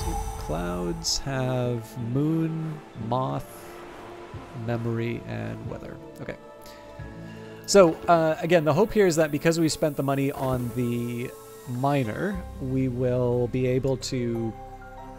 We'll be able to employ them into another task, basically. So in terms of options that we have, we've unlocked all of the different buildings. What have you brought the postmaster? I am curious, what happens if I give it money? Break a shilling. Postmistress will accept the offering and bestow upon me the appropriate change. This is the smallest coin she will deign to change. Okay. They will also accept ready to post and tally. The consensus currency of the invisible world, wildly unofficial, eternally consistent. Postmistress keeps the gate to the wider world. In her left hand is the lightning, which is to say the telegraph, and in her right the thunder, which is to say the only telephone here in Brandkrug. Before her lies the cash register, which accepteth the greater currency and returneth its lesser children. Okay.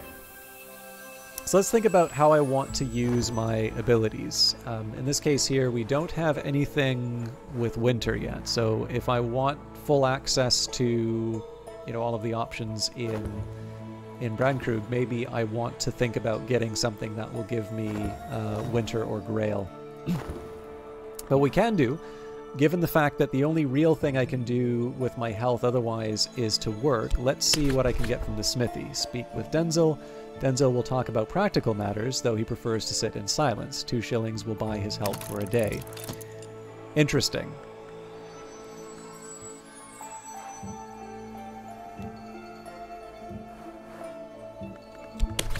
I guess I'll buy his help then.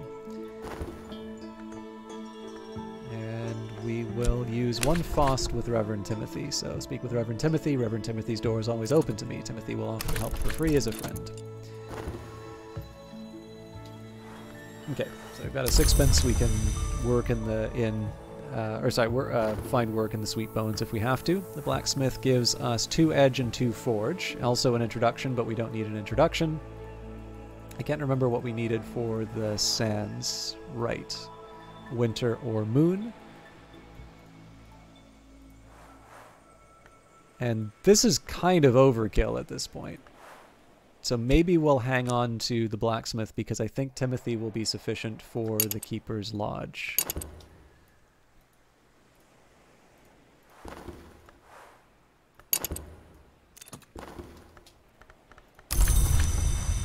Okay, Rector's Assistants, Reverend Timothy, Rector of Brandkrug, ordained by the Church of the Unconquered Sun, a learned man, blessed in the tally and the gate and the light.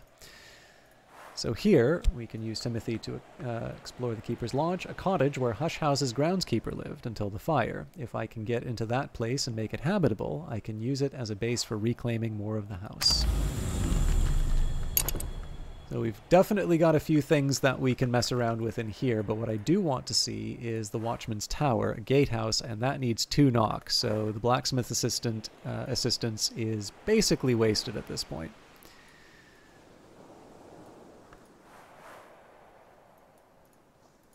Or is it?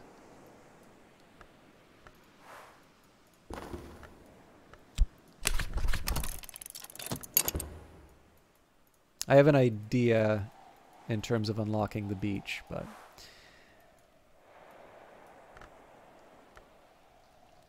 Okay, and we have a few books as well, but let's think about the order in which I want to do some things. So one is I want to solve the... Oh, I like the fire sound.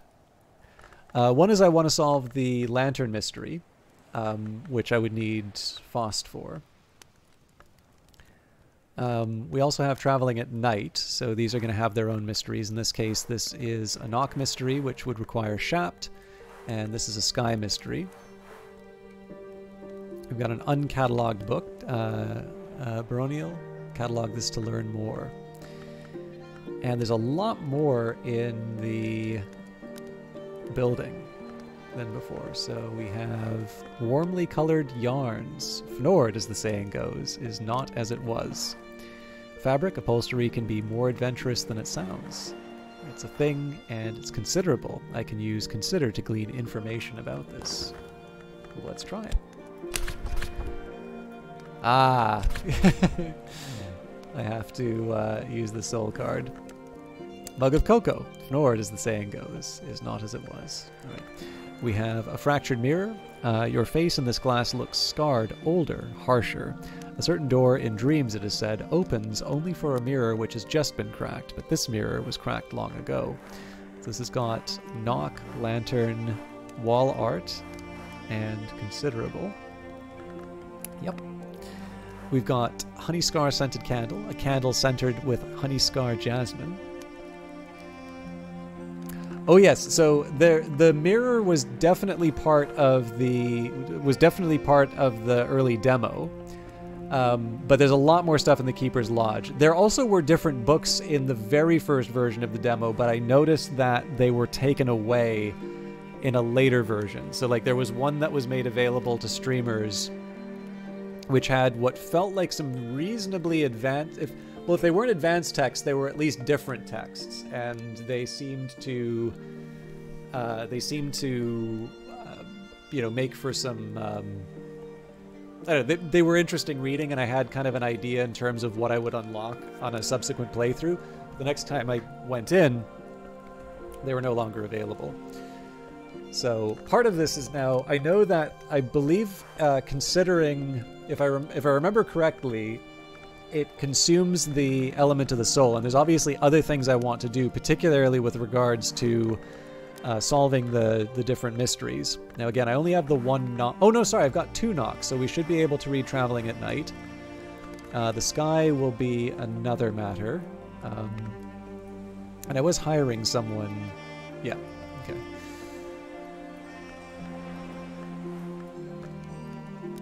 But yeah, so what else do we have in here? We've got a potted dragon tree, a determined, spiky little survivor. We have a bright chair, lantern, comfort. Hush House has been called bleak, but usually only by those who have never been inside. Ooh, serve here. Plates, cups, and glasses, so that if I want to offer someone wine, I needn't give them the whole bottle. Oh, that's a nice touch. So in that case, that needs to serve. Use a store of glasses or cups to pour this out.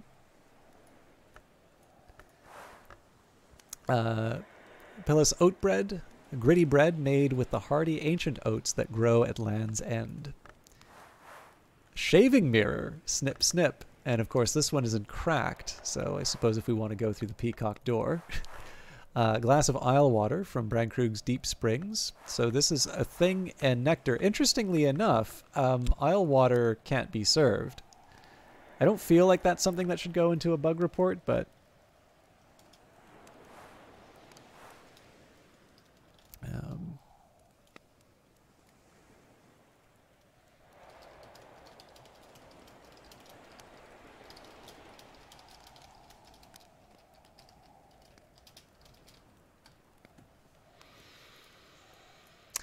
Okay, where were we? Shadow of the Silk, DF Persian Silk Tree, Flower, Lantern, Thing, and Considerable. Now,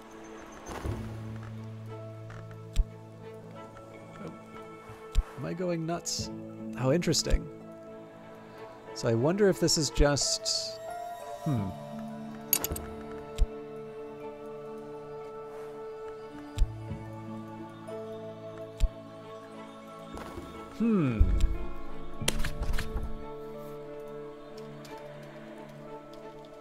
Sorry, I'm still filling out my notes here.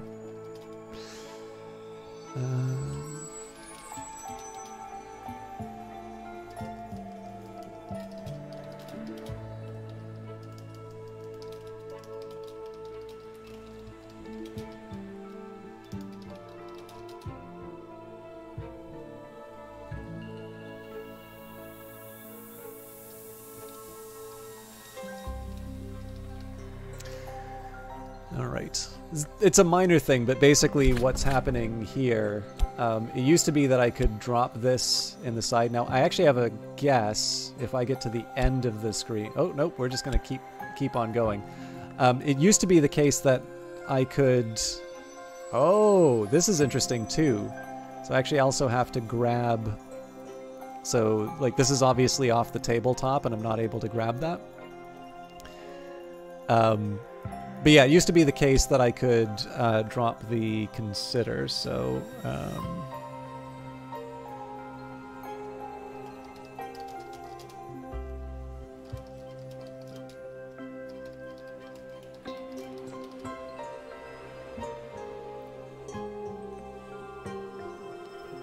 Hey, Immortal Valley. Really? You didn't see me do the demo of this? This is one we've been looking forward to for a long time. I'm delighted that it's new, though. Okay, I can't remember if Timothy is 2-knock or not. And there's going to be some implications for that in terms of how I spend my abilities. Well, then again, I could use the Shap to... I could use the Faust for the book, but then I couldn't use... Yeah, so I got to pick either the Amberfleck Journal or Traveling at Night. Oh, fair enough. Alright, Traveling at Night, Volume 1, The Annotated Dream Journals of Christopher Alopoli, sometimes called the only readable occultist. Literate, entertaining, bewildering. You only YOLO once. I keep forgetting. Okay, we'll move you up into my possession. The soul's labors. Some books are to be tasted, others to be swallowed, and some few to be chewed and digested. Bacon. So we will use Shapt. I'm a match for this book, enough knock to match mystery knock. I also didn't read the guidelines in the demo about what I could and couldn't do, so I had some interesting ideas about what I thought I should be able to accomplish. Now, I think if I chat with this miner about clouds, talk about the weather, more useful than one might expect, especially in Britain. The influences of the turning skies can improve an assistant's abilities for the rest of the day. So I'm spending more money than I wanted, but this will have some... This will unlock something for me. Spellcaster University. I thought you were making a Harry Potter reference. Let me write that down.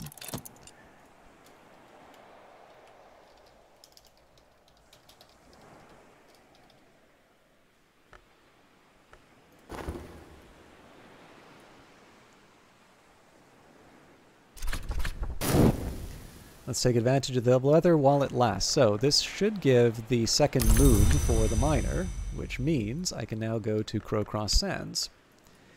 Rankrug is a tidal island. At low tide you could walk there, though you probably shouldn't. And I really do like the animations that they brought in this. Long, long ago this was a forest. Now it's the place where the sea ends and the world begins, or the other way around. Comb the beach after a storm and you might find driftwood that was once rooted here. So I do kind of like the fact that it says, you know, there may be some... Oh, interesting. There is actually an activity for me to do. I thought that it might mean I should keep an eye to see if there's items that I can pick up. Apparently there used to be the pugs at some point as well. But so let's see what this is, because I wasn't aware of the beach combing. So take a long walk along the ocean side, and you might find something the ocean has forsaken. So this would require... okay, so we could use Faust or... Hang on. It needs land... Ah, okay, sorry. So Soul, it would require Moon Soul. Skill, cards and objects go here, but not all cards or all objects. Now, skill, I've also tried to... I need to get a little bit of a read on, because I'm wondering if... So let's just take a quick audit of my items. So it would have to have... lantern... I don't think any of these are quite going to do it, but you never know.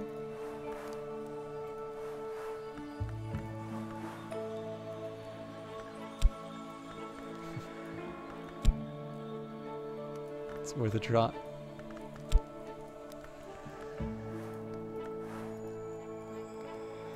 So it would be weird to be able to put a skill in,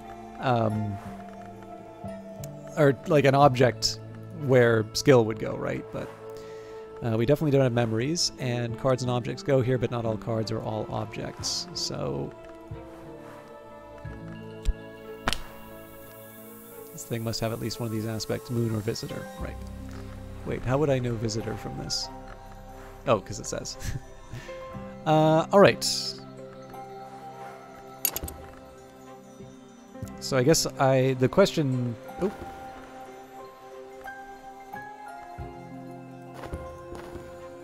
CZ, the sea is always hungry. The sea is never sleeps. The sea accepts offerings. Unreleased. Something is needed here that none of us has. This marks material that will only be available later, not in this early version. Okay, so the offerings to the sea, I think, are new, but it's also pretty clear that I'm not going to be able to do anything with that.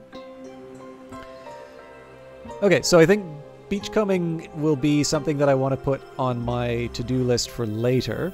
We're back to the old dilemma. Do I want to use my Faust for Reverend Timothy, or do I want to try and accomplish something else? I'm really trying to think if there's anything I can do to get the blacksmith's assistance. In fact, there's a side of me that says maybe we try the gate. Maybe we try Timothy in the gatehouse specifically so we can specifically so that we can make use of the blacksmith. I think I'm going to do that. Although to be honest, I can't remember if Timothy is 2-knock or not.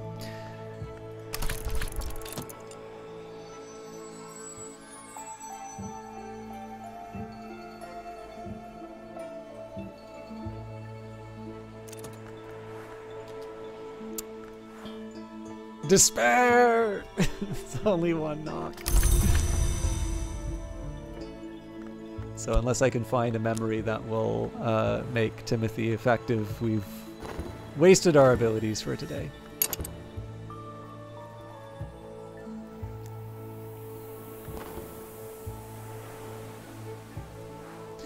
I'm reading. The wood lies outside the walls of the mansus. As any student of the histories knows, the mansus has no wall.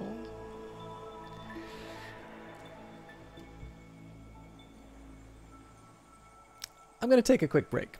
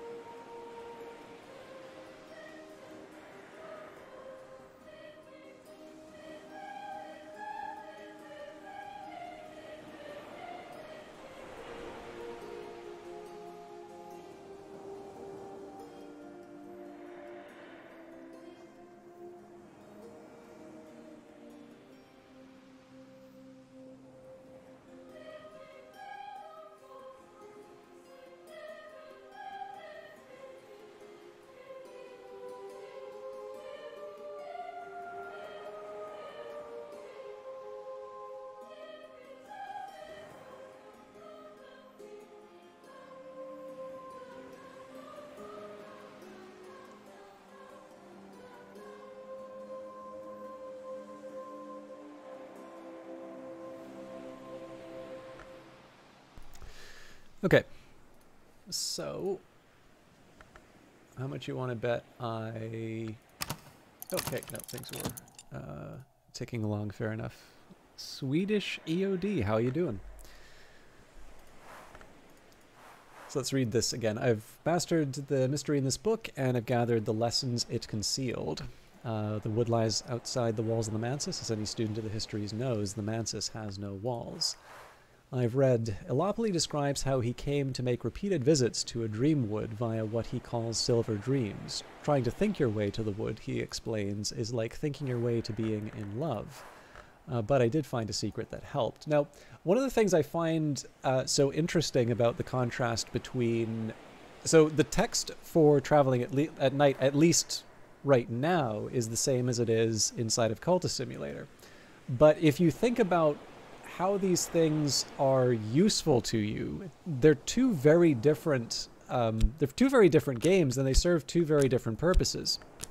So if you think about it, when you may not necessarily be equipped to identify it, but when you read something like Traveling at Night in Cultist Simulator, and you have a line like, trying to think your way to the wood, he explains, is like thinking your way to being in love, but I did find a secret that helped. That gives you lore, and that lore winds up being something that does actually help you when you do travel to the Mansis. And in the case of Book of Hours, it's a very different experience. So far as I've seen, and I, like, obviously, you know, I would like to think I'm on good terms with Weather Factory, but it's not like I get, you know, a big nor would I ask for it. It's not like I get a big secret dossier explaining all the stuff that they're planning for this. But so far as I can tell, you don't take trips to the Mansis, and I rather suspect this character doesn't want to for a number of reasons. But what it does mean, though, is that this text has something of a different purpose, or at the very least a very different meaning, you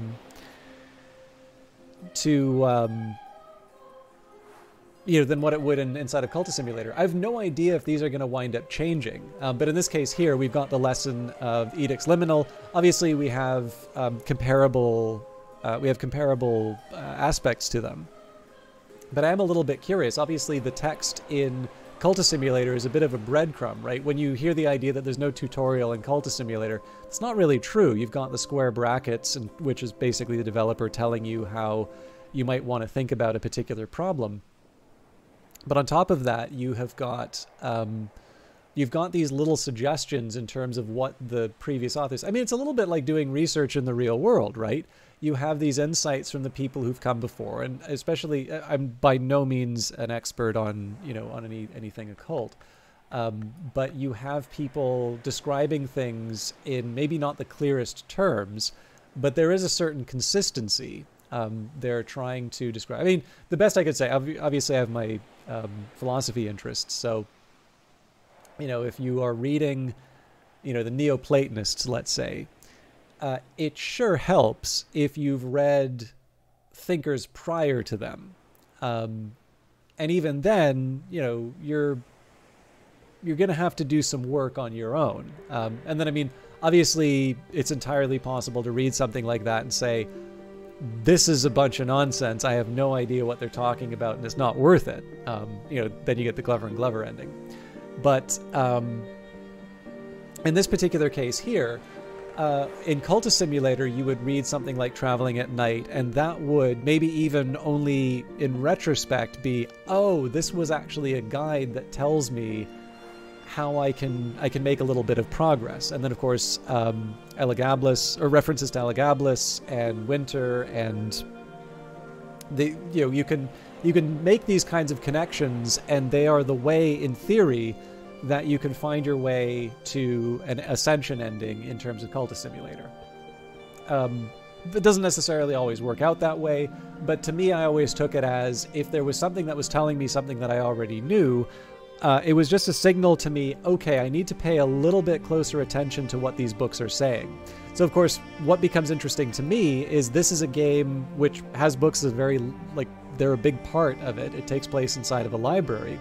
And so I'm curious if the text is going to serve a similar purpose, or if it'll just sort of sort of stay the same, and then there will be new texts that are introduced to help build out the world, or something entirely different. What I do tend to notice is that whenever I give bug reports or feedback or something like that, very often I just sort of say, here's what I expected to happen, here's what actually happened, and if I feel compelled to make some kind of a, here's what I think you should do, I put that at the bottom in its own little quarantine zone so they can snip it off, because inevitably, Weather Factory always comes up with a much more interesting and rewarding solution than anything I can think of.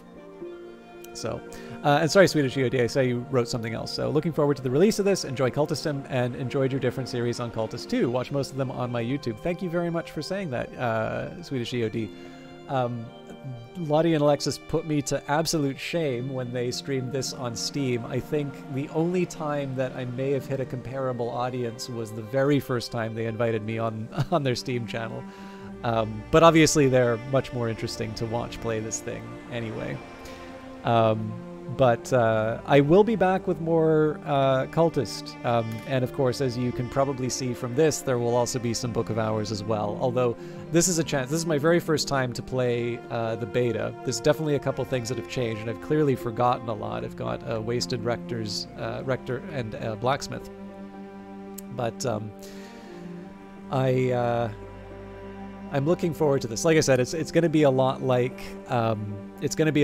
when I was doing the backer beta of Cultist Simulator, and just a chance to, to play the game, to share. Honestly, one of the things I missed the most about the beta days for Cultist Simulator was just being able to sort of interact with the emails the most. It's not like, everybody knows their email address, but it's just one of these things you kind of like to email people with purpose. I'm sure Weather Factory's got a few things on their plate, so it would be nice if I didn't waste their time with trivialities. And how you doing, Totally Valken? All right, so we have read Traveling at Night. We can put that back on the shelf. There's our liminal edict. Oh, it's memory.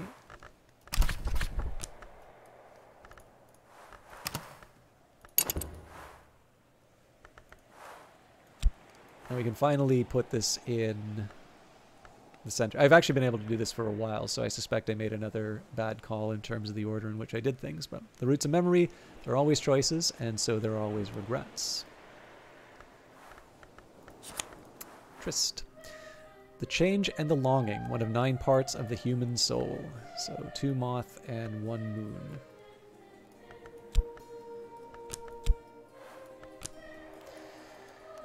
Decision time. So, does this... Okay, they don't yet tell us... Consider a new skill, the precepts of limitation and division established by the enigmatic conclave of hours, sometimes called the chancel. Hang on.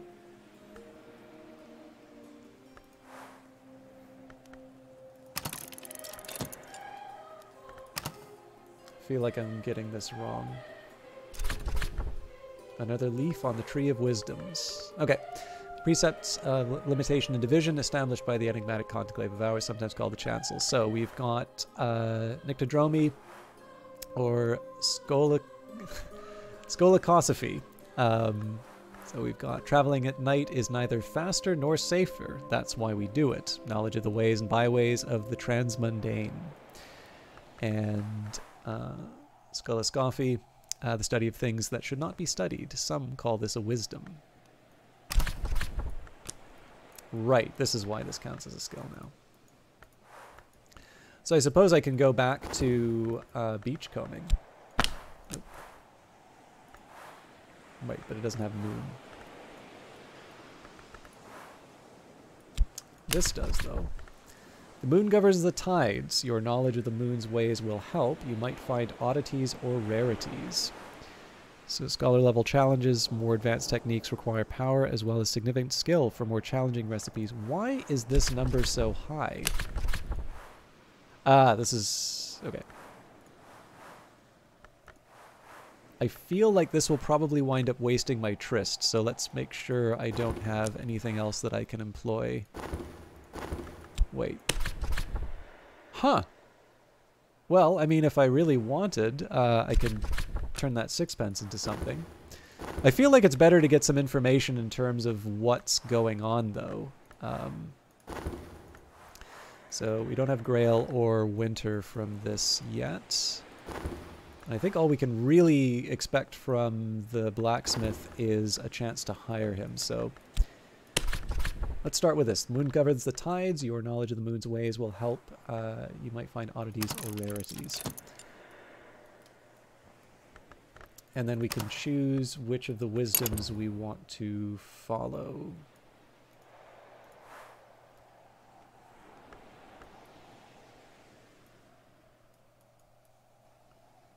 So I am slightly tempted to go to Scholascophy,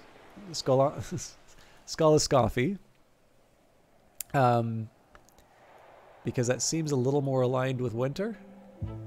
But of course, under my individual interests, Lantern's always a fun. Let's commit a skill to this Wisdom, Fnord plus Shapt. Otherwise, we can get Fnord Fet.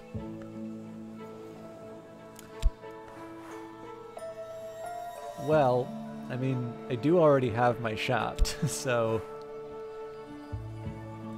turns out we will go for Nyctodromy after all.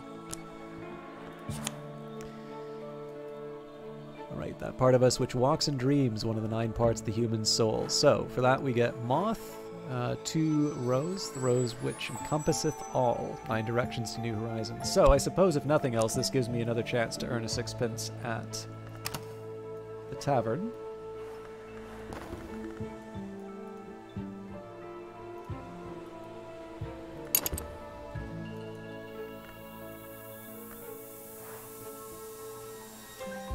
I don't see a situation where we're going to get Sky anytime soon.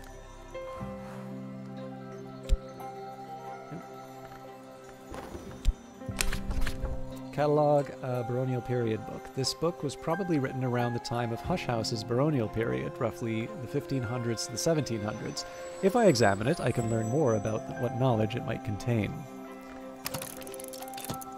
By the way, I do have a couple, they sound a little gimmicky, but there are a couple things I'd like to do with Book of Hours, and specifically some people who are not familiar with secret histories. So I don't know, like, obviously that involves bringing other people into the matter, so I'm not 100% sure if it's going to work out. But once I know, I'll either announce it or you'll see it on YouTube. Let's see. A book about nowhere. Well, that sounds promising. Okay, so this would require 2 moon. One thing I am curious about, actually, so if we put this under consider. So, yeah, the rector and the blacksmith won't help me here. I could put Edict's Liminal, but that's not going to help me. That's only going to give me the Moth.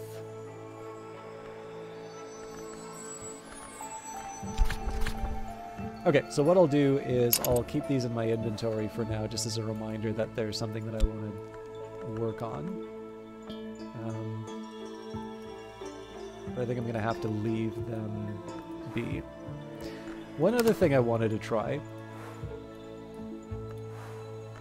So, committed, right. You've determined where this should belong in the wide kingdom of understanding. So this is what keeps me from putting another point in.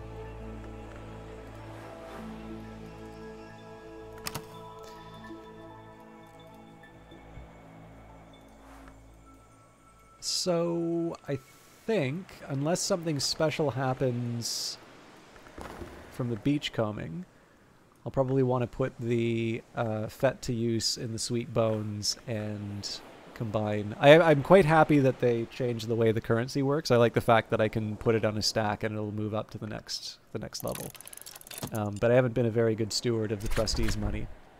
Tide-torn treasures, whispering sand. Fnord, as the saying goes, is not as it was. So this is a thing, material, and moon.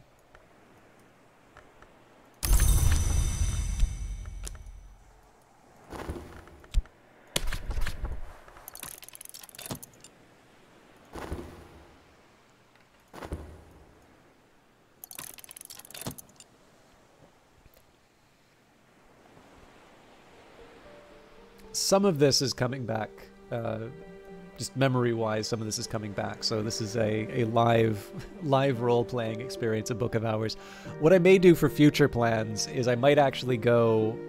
I really do like Faust and Shat. Like, again, the personality test at the start, I actually do personally align myself most with those two characteristics. So it's very hard for me to pick the others, but like obviously it's something that I want to try both for my own understanding of the game, but also for the purposes of sort of like putting it through the paces. But hello to Cree. I'm sorry, I wasn't sure what time you were broadcasting. I know you probably would have wanted to be in at the very start, but this is funny. But yeah, I wanted to try and start something even approximating a proper start time. But the good news is there was lots of babbling and not as much progress as maybe I would have wanted. So you didn't miss too much, I feel like. All right, I've garnered enough mystique to tell fortunes for pennies. Undignified, perhaps, for the librarian of Hush House, but times are hard. I should have read that a little more closely. The fortunes I tell may be true, and they may be real. The money, at least, is real. So we can't combine these. Although I am glad it's got a consistent look for all of them. So 2p, or if you prefer, tuppence, a sort of Janus of pennies. 6p, the silver coin of least value, but silver nonetheless. A crown, 5 shillings, 1/4 of a pound. Thank you, Swedish Eodu. People are very kind about it. I do sort of feel like there's a better balance I can strike between the two of them, but I don't know. Like, I try, if I do pre-prepared stuff for YouTube, I try to be a little bit more polished in terms of the delivery. Live stuff, it's a chance for me to explore a game and, you know, bring it up. It's actually, there's a very strong temptation. It's one that I try not to fall into, to just, I wonder if there's something else that I can do here. Yeah, so if I had memories, this would help.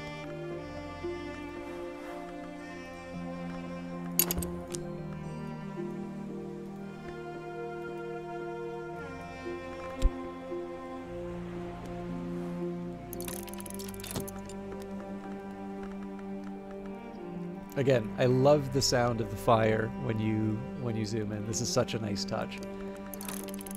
Night has fallen. Dawn will come soon. And I lose my investments. Oh, guest bed, lodge. Stout, rustic, snug. You can use skills and beds, but generally you'll just add fatigue. Soul scards to have a nap. Oh, hang on. Is that true? I'll make this my lodgings for a time being. Restore a fatigued soul card and mark this as your bed. Huh. I didn't even think to try this. Oh, but it's like 2 minutes, so... Although, if I was going to restore something, surely it would have been better for Faust and Shapt. But yeah, so one of the really terrible impulses when broadcasting is, like, if you're playing a game and something isn't working out and someone's like, oh, that sucks. That actually happened to me on Wednesday, where, you know, I'm really enjoying this game that I'm playing and I host someone and like every other thing they said was how they were either disappointed by it or, you know, they didn't like something. And like to a certain extent, right, that's how projects can get better. You know, if you identify what's wrong, being able to be clear on, you know, on what some of these things are doing. So I think I've locked up these abilities longer than I need to. That's fine. What we want to think about is where we can get that second knock from. That's going to be Reverend Timothy. And then we can, I mean, if nothing else, we can work in the Sweet Bones, but clearly we at least want the Amberfleck Journal and the, hang on, Moon Mysteries. I'm not going to be able to do these two right now. So yeah, I'll use my Faust, my journal, and we'll figure out the rest as we go by. But yeah, no, it's like, it's just one of these things where, like, if you're getting the benefit of someone's host about a game, and the very first thing that you are talking about when they have arrived is to just, like, dump on the game that they're playing, you know, it can be frustrating. But I completely understand the impulse, right? Because, you know, back when I was playing, I don't think it was Neville's build. There was a build of Cultist Simulator which was very challenging, and it's like I didn't find it as bad as maybe the reputation makes it, but like I'm happy that the game is moved on, obviously. But like the one thing I personally would never, like, it again, it's an easy impulse, because especially if you don't have a camera, right, you want to keep the content going, you want to be able to say things and remind people that you're there. But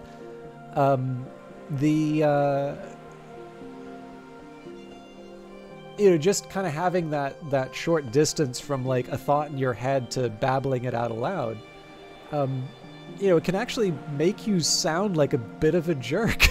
So, plus the other thing, as Cree says, right, pure negativity is a bummer, and for the most part, right, especially for a game like Cultist Simulator and now Book of Hours, one of the things I like about getting lost in these kinds of games is that, actually, the best example I can take would be Alexis is playing around with the image that turned out to be Hockebald of Possend.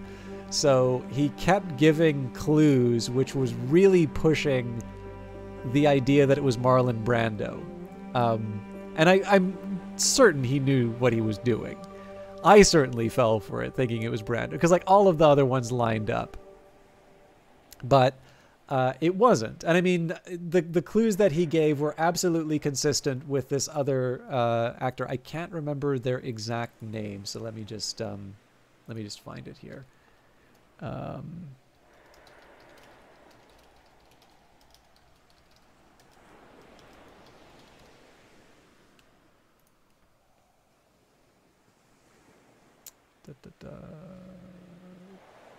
Joss Ackland. Best known for his role as... I want to make sure that I have this... anyway, there's a wonderful film you all absolutely need to see.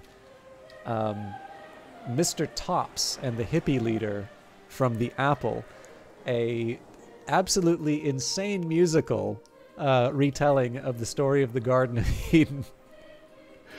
But of course, this is not why Alexis was referencing him. He was clearly referring to his famous role in The Hunt for the Red October as Ambassador Andrei Lysenko, in that famous scene, "Andrei, you haven't lost another submarine, have you?" So, you know, this is, of course, why it is appropriate to call this Tom Clancy's Book of Hours, respecting the fine literary tradition and influences to the secret histories. And this is what you get for misdirecting me for Marlon Brando. You all can figure out what the actual reference was, but yeah, no, it's this is one of the things that's not like, you know, there's enough to get. So I think maybe not in Book of Hours. It would be unfair to say that there are deliberate traps that are laid for you. But what can be fun is if you get lost enough that you're not turned off of the game, but if you are, you know, you're going to try some things that you maybe haven't tried before, that can be where you get the really rewarding experiences. And that's kind of where you get the, that's kind of where you get what, in my opinion, at least makes these games very interesting. I think you all kind of know I don't really like going to a Wikipedia page and, you know, learning how to play the game that way. It's just so much more interesting to kind of come to terms with it on your own. Which is not to say that, you know, other people may enjoy the process of, you know, of having friends guide them along the way. I mean, obviously, my channel kind of benefits from that thing, right? But I tend to find if my reaction for a game were to be, you know, every time something doesn't work out the way I want it to, and I say, that sucks. In the case of these games, it potentially turns me off from some of the things that are the most interesting.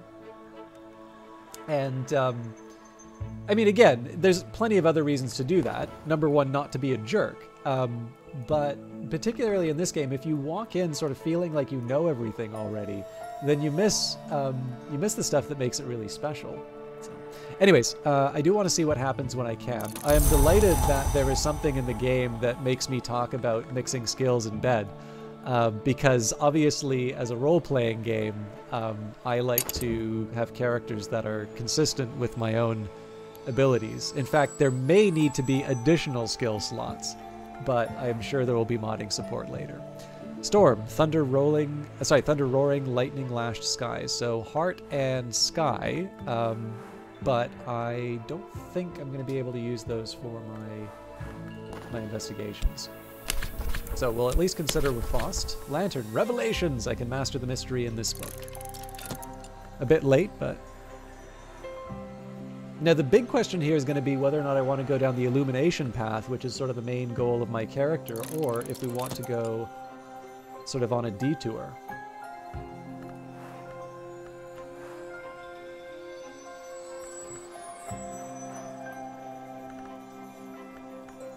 Oh, actually, there's a few new ones of you. For those of you that do know the parts of the soul, at the very least the ones that you start with in the game, does anybody have some favorites? Like, whether you've played the demo or you're looking forward to trying it, do you have the starting conditions that you like the most? Obviously, the best is the Faust-Shap combo, but I can understand that other people may have lesser origins. You remember nothing? Yeah, same. This is the beautiful thing about ignorance, right? You get to enjoy the game as if it was the first time all over again. How could you not want that, right? Yeah, so in this case, this is entirely about restoring abilities. Nice to know, but definitely not something that I need to worry about. So let's get some health as a result. I could get Reverend Timothy. Yeah, why not? I don't think there's really much in terms of topics that we can bring up here. Alright, I have gained a mastery, I mastered a mystery in this book, and have gathered the lessons it concealed. Okay, so we've got auroral contemplations, and a lot of them.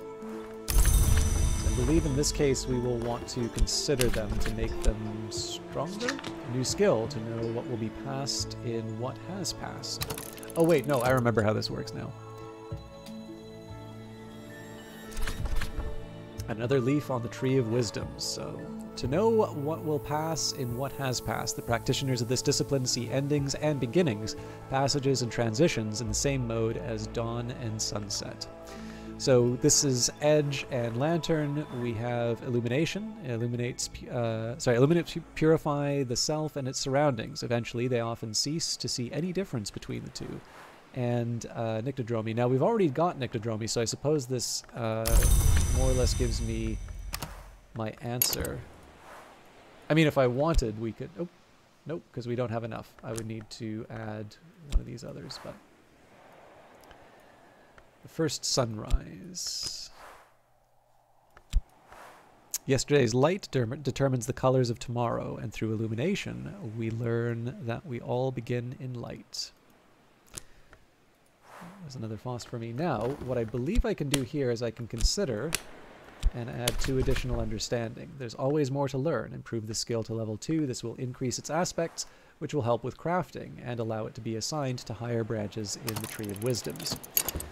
Now, for illumination, we do want another point of exploring the tree. That's good to know. You seem to remember being drawn to whist, which I don't have at the moment.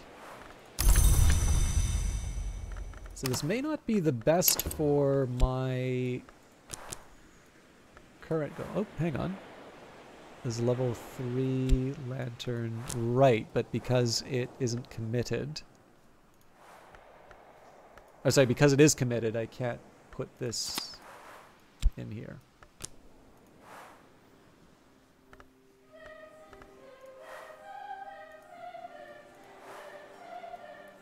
Now that's interesting.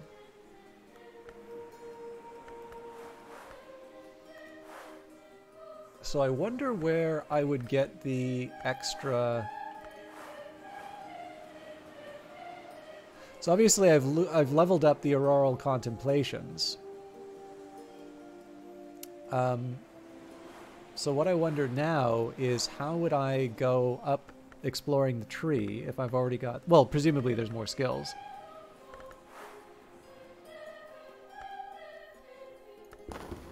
So what happens if I consider this again?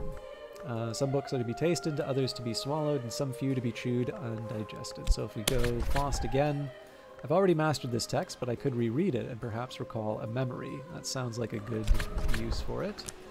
I could also use the Auroral Contemplations, but that won't work on its own.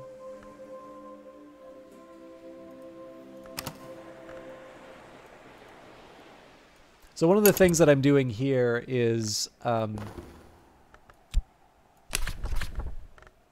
I'm basically just I'm using skills so that I can get the I can rest with them again and just get an idea in terms of how quickly I can accomplish certain things. So I guess the question would be, why would I want to... I mean, I could combine... Well, let's just try combining everything and see if that does anything. I suspect I'll just be getting the lantern back, but... Okay, we've got Director's Assistance again, so again, if I can find a way of getting 1 extra point of knock... Ah! Let's talk to him. Nope.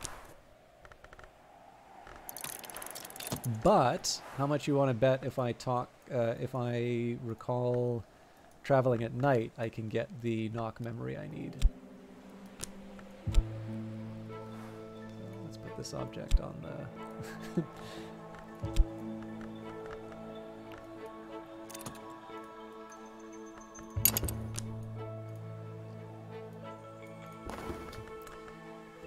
As I used to say in my youth, the day is done, but so am I. I've earned my pay. Alright, got my shilling. So I think at this point I should be able to restore... Wait, where'd my health go?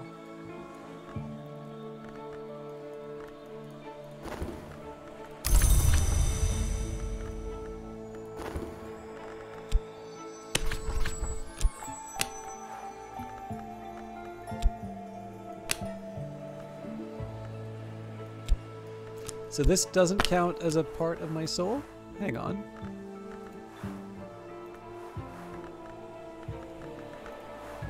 Excuse me, it doesn't count as having health. Interesting. Quality time in a warm bed while the winds chase the clouds and the clouds chase the sun. Restore a fatigued soul card. Are there traps and ends like dread, fascination, and reputation in this like there are in Cultist? So far as I can tell, no. And I think it's, I think this game very specifically is designed to be much more forgiving than Cultist. What isn't clear to me, though, is whether or not there are, like, I'm curious if there are involuntary endings. That I don't know yet. And I'd be very interested to know, because... You know, I can see it going both ways, but I have a feeling it would be more consistent for the game to sort of let you go in your own pace. Yeah. And in this case here, I believe this game is intended to be much more forgiving, but like not necessarily shallow, for lack of a better term. So I'm kind of rolling the dice here, but I've already mastered this text, but I could reread it and perhaps recall a memory. We did lose this storm memory, I noticed. And the hope here is that I'm going to get some knock that I can use with Reverend Timothy.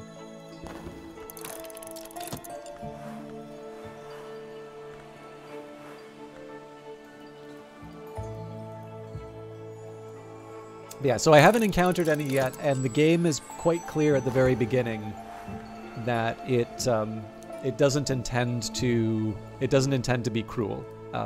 So I suspect no, but I also don't want to. I wonder what happens if I use Trist. Yeah, more fortune. Okay, well we'll use the Fet for a start. I want to see what happens when I combine 2 2-pence, or maybe I have to combine 3.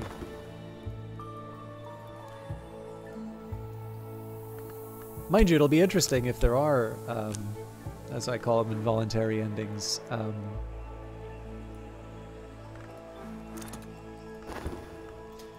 A stolen secret. Grail and... okay. So now the interesting question is... can I use Trist? What kind of a skill do they want? Lantern. So why can't I use Auroral Contemplations with... oh, it's got to be Lantern and Moon, that's why.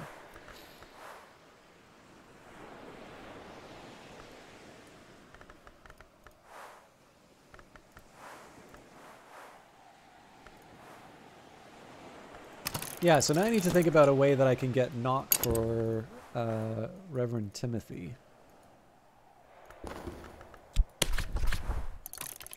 I need Element of the Soul, Sustenance. Oh, hang on. So if I were to talk with him about Shapt, that should work as well. Did I make that more complicated than I needed to? Let's recover our Shapt as quickly as we can. We'll add Faust because we can. Now, I don't think I really need the Forge. I'm curious what these skills add to it.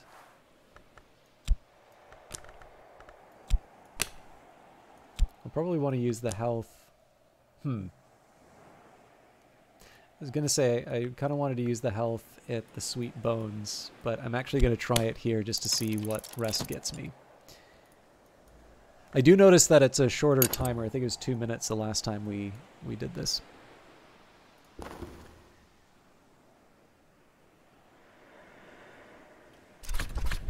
All right, the fortunes I tell may be true, and they may be real. The money, at least, is real. All right, we've got 3 pence and a penny. We're moving up in the world. Help with letters. I could offer help with correspondence and arithmetic. There's no school in Brandkrug. Not everyone here knows their letters. So, obviously, this is a waste of my talents, but I'm happy to earn a little bit of money while we're waiting to find a way to improve Timothy's abilities.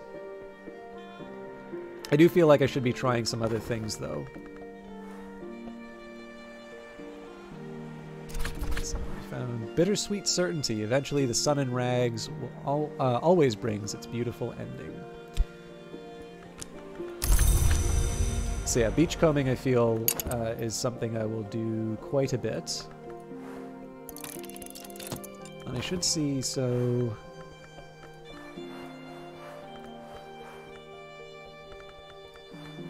so unless I can put the pluses on their own, I still don't see a lot that I can do with that area. What was I looking for?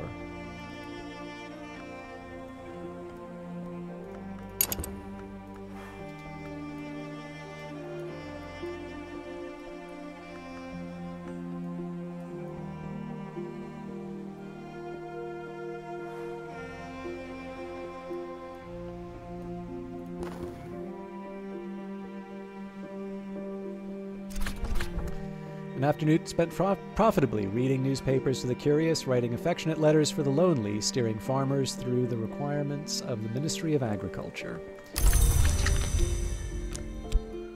Collecting a little bit of everything. Okay, what do I want to do with the rest of my time? I suppose we're just waiting on the rest to complete. And then I guess I was going to try and use Shapt to improve Reverend Timothy, although we may run out of time. Right, I deserved a little quiet time.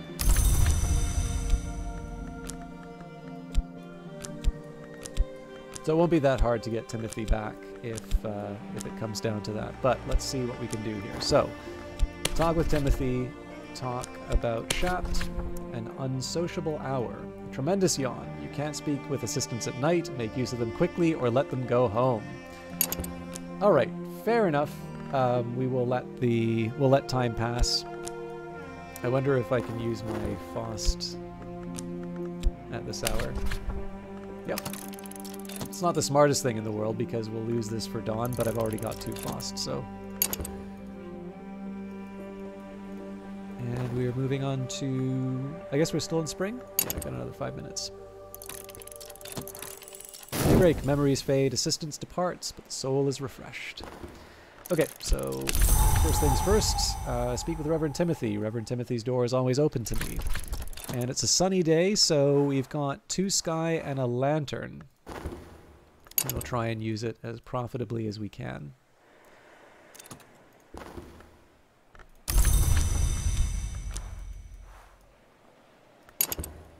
So, for starters, exalt with Shapt, educate them or beguile them. Plus 2 pluses for knock and 1 for forge. Moving on, I'm curious because we had a book that required sky. So we can take Traveling at Night. Now, I don't know if it matters what book I'm really working with here. Maybe I could try Trist. But if I were to take the Sunny Memory, so I can master the mystery of this book, enough sky to match Mystery Sky. That's a slightly better use of the memory. And we got another 6 pence.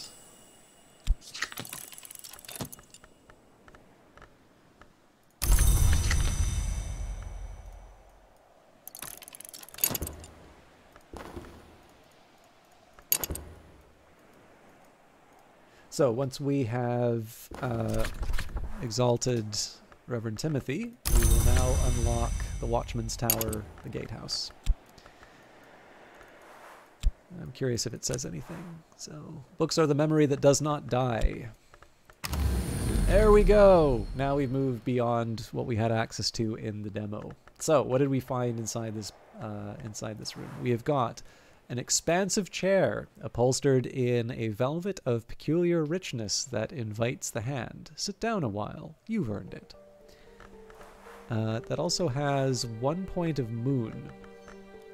So I'm curious. I guess I need to wait for. The text, but. I'm reading, there is an extensive discussion on the comparisons between Allopoly's own dreams and those of the Emperor Elagabalus, who Allopoly regards as a dupe or avatar of the sun in rags. The white is west of the world, Allopoly remarks, and winter does not wait forever. Okay, so we've got the expansive chair upholstered in a velvet of peculiar richness that invites the hand. Sit down a while, you've earned it. So it has comfort, considerable, grail, and moon. We've got a vase of gorse. Nord, as the saying goes, it's not as it was. Reveline Summer. This is signed below, but dated 1902, long after the librarian of that name left Hush House. She did not come of a family of painters. This has got forge and nectar. It also has wall art. I am curious, so obviously the fractured mirror, among other elements. There is a side of me that wonders if some of these are, like some of the puzzles and the mysteries are going to be a question of moving around the different paintings to different rooms. Yeah, I mean, so far as I can tell, like the blocks here are what we can explore in the beta. All of this gray area still has to be implemented. And then, of course, there are little markers here when you see unreleased, right? So there's definitely There's definitely a lot of stuff. Also, you know, one of the things that's also fun to be able to do these early versions of the game is you get to sort of see the process by which the writing gets, you know, gets polished. Like, obviously the quality of the writing is top notch. You know, it's one of these things where, like, I kind of feel a little bad about it because you want to be complimentary, but I also really don't like saying dumb, obvious stuff. So, you know, if you think of like Sunless Sea or Cultist Simulator or whatever, what's the one thing you always hear, right? Oh, you know, it's very, very well written. And of course it's very well written. Like, no, it would be foolish for me to say anything but it's well written. But it does feel a little, like, I feel like I'm not contributing anything to the conversation by saying that, because everybody kind of recognizes it. But what is kind of interesting, especially going over the earlier betas of Cultist Simulator, was you get to see the little details in terms of how some of those nice touches really get that just little extra polish. So what I'm thinking of in particular was there's an Ardent Orison. That's one of the Forge, one of the bits of Forge lore in Cultist Simulator. But it wasn't always that. It was actually an Ardent Prayer in an earlier version of the game. And they mean the same thing, but obviously an Ardent Orison is like, it's like, ooh, that's a Cultist Simulator saying. Whereas, you know, an Ardent Prayer, it's totally fine, right? It fits. But Ardent Orison is like, ooh, yeah, no, that's a Cultist Simulator bit of lore. And to someone who, you know, to me, this is gonna be a little philosophical, I suppose, but I very often find that I need to, in some cases, justify why I am talking about or why it's appropriate for me to use certain methods to study different topics. So, for instance, why is it appropriate for an economist to discuss creativity, right? Why is economics appropriate in terms of youth? I mean, like, on its own, economics is a very specific study, but maybe the tools of economics. And, you know, this often comes up whenever I talk about some gaming things, right? Like, there is a business component to gaming. I mean, it is also fair to say I probably don't know as much about it. I'm pretty sure anybody who's successfully running a small studio, like, if you're able to make a living making games, you probably know more about business than I do. But one of the justifications that I often can think of is that there can be a benefit to, like, so number one, econ, for one reason or another, seems to be well suited to taking on a set of topics that exist beyond just the traditional, like, you know, labor topics and such. It's an adaptable framework. It's something that you can kind of create like, a market is a good analogy. You don't want the analogy to overtake a solid analysis of what you're interested in. But, like, let's take Tinder, for example. You absolutely can think about Tinder in, like, economic terms, and not just how do you get people to pay for the app. This idea of matching. So you can think of it as a labor market, a job search. You can, you know, in terms of the idea of attraction, like, or trying to, like, get people to match.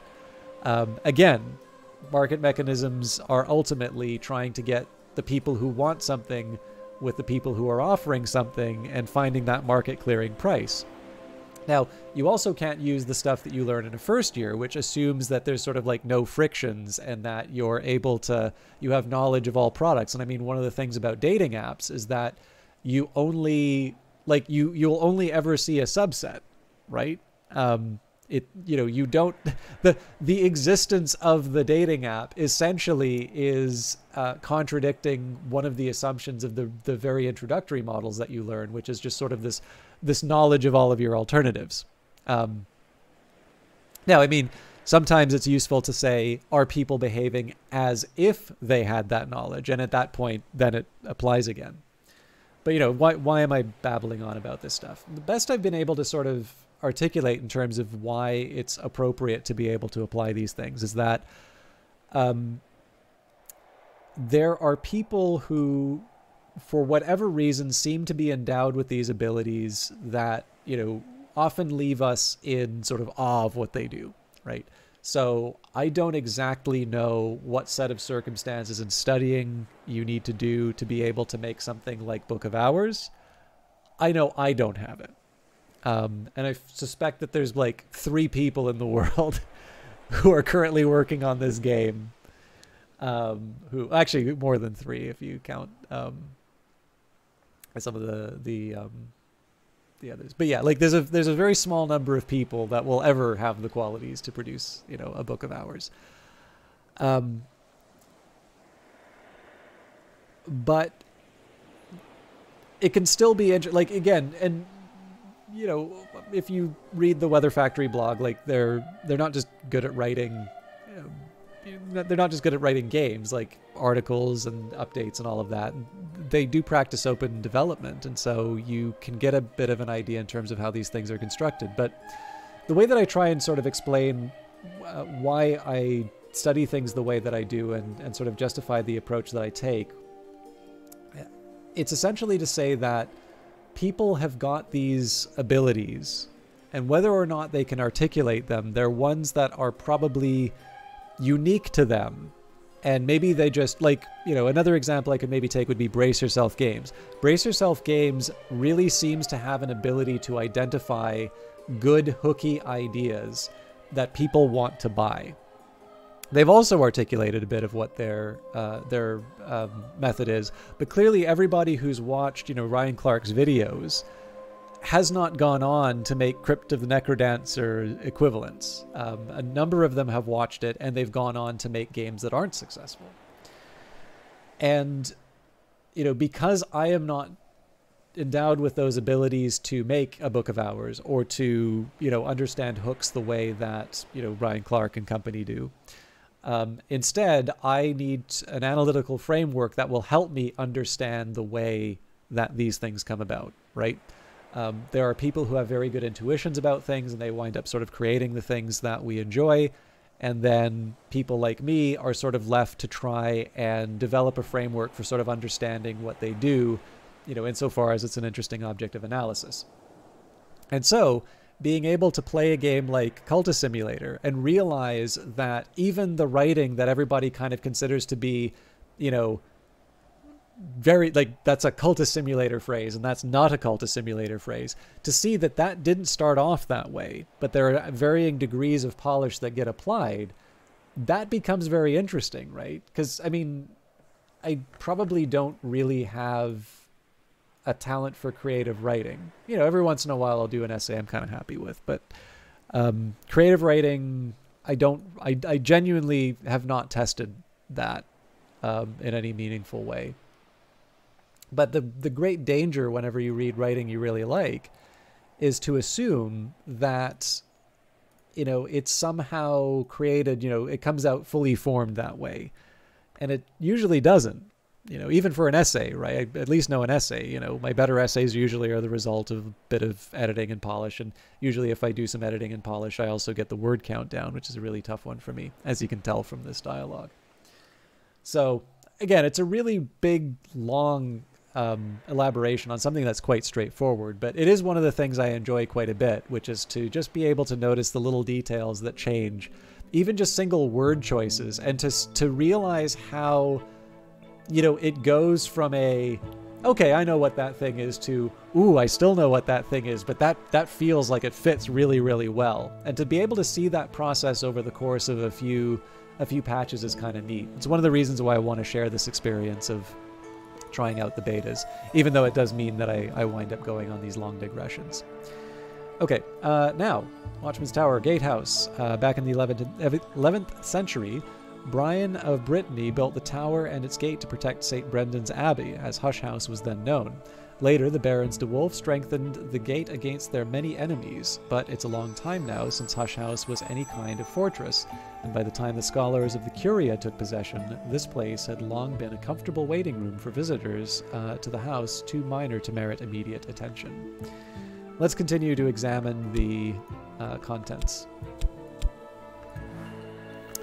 Treasury of Shelters. It's like an armory for not getting pneumonia. Another expansive chair. Yeth Hound Horns. In times past, the Yeth pursued the impious and impure across the moors of this country. Hendrik de Wolf never liked them. Red deer antlers. Not quite hair, not quite teeth, but proof that someone killed something. The Tattered Outlaw. Theresa Blake, the 7th librarian of Hush House, liked painting donkeys. No one else liked her donkey paintings, but Theresa never cared much what other people liked. Heart and scale. So the other thing that's kind of neat about this is that we've got books and we've got the kind of the bits of reading that are available in the book. In fact, one of the other things I like about this is that the books remain, and so you're able to read and reread the books, which is something that isn't actually the case in Cultist Simulator. But you get to see the paintings. Now, obviously, you know, there were some special paintings that you would create in the game, and, you know, for the ones that wound up being the, you know, having these special powers, you'd keep those along. But like I said, the house is full of paintings, and it may be that, you know, there's a reason why you'd want to switch the wall art for different rooms. Okay. Lingering repose, upholstered in a velvet of peculiar richness that invites the hand. That's a grail couch if I ever saw one. Okay, so we've got the first floor of the Watchman's Tower. That would require 2 forge or 2 lantern. Both of those we can get... Well, one we can get from Diesel, one we can get from Reverend Timothy. I think we'll use Reverend Timothy for that. And this one also requires lantern or nectar. So we want to have our Faust ready.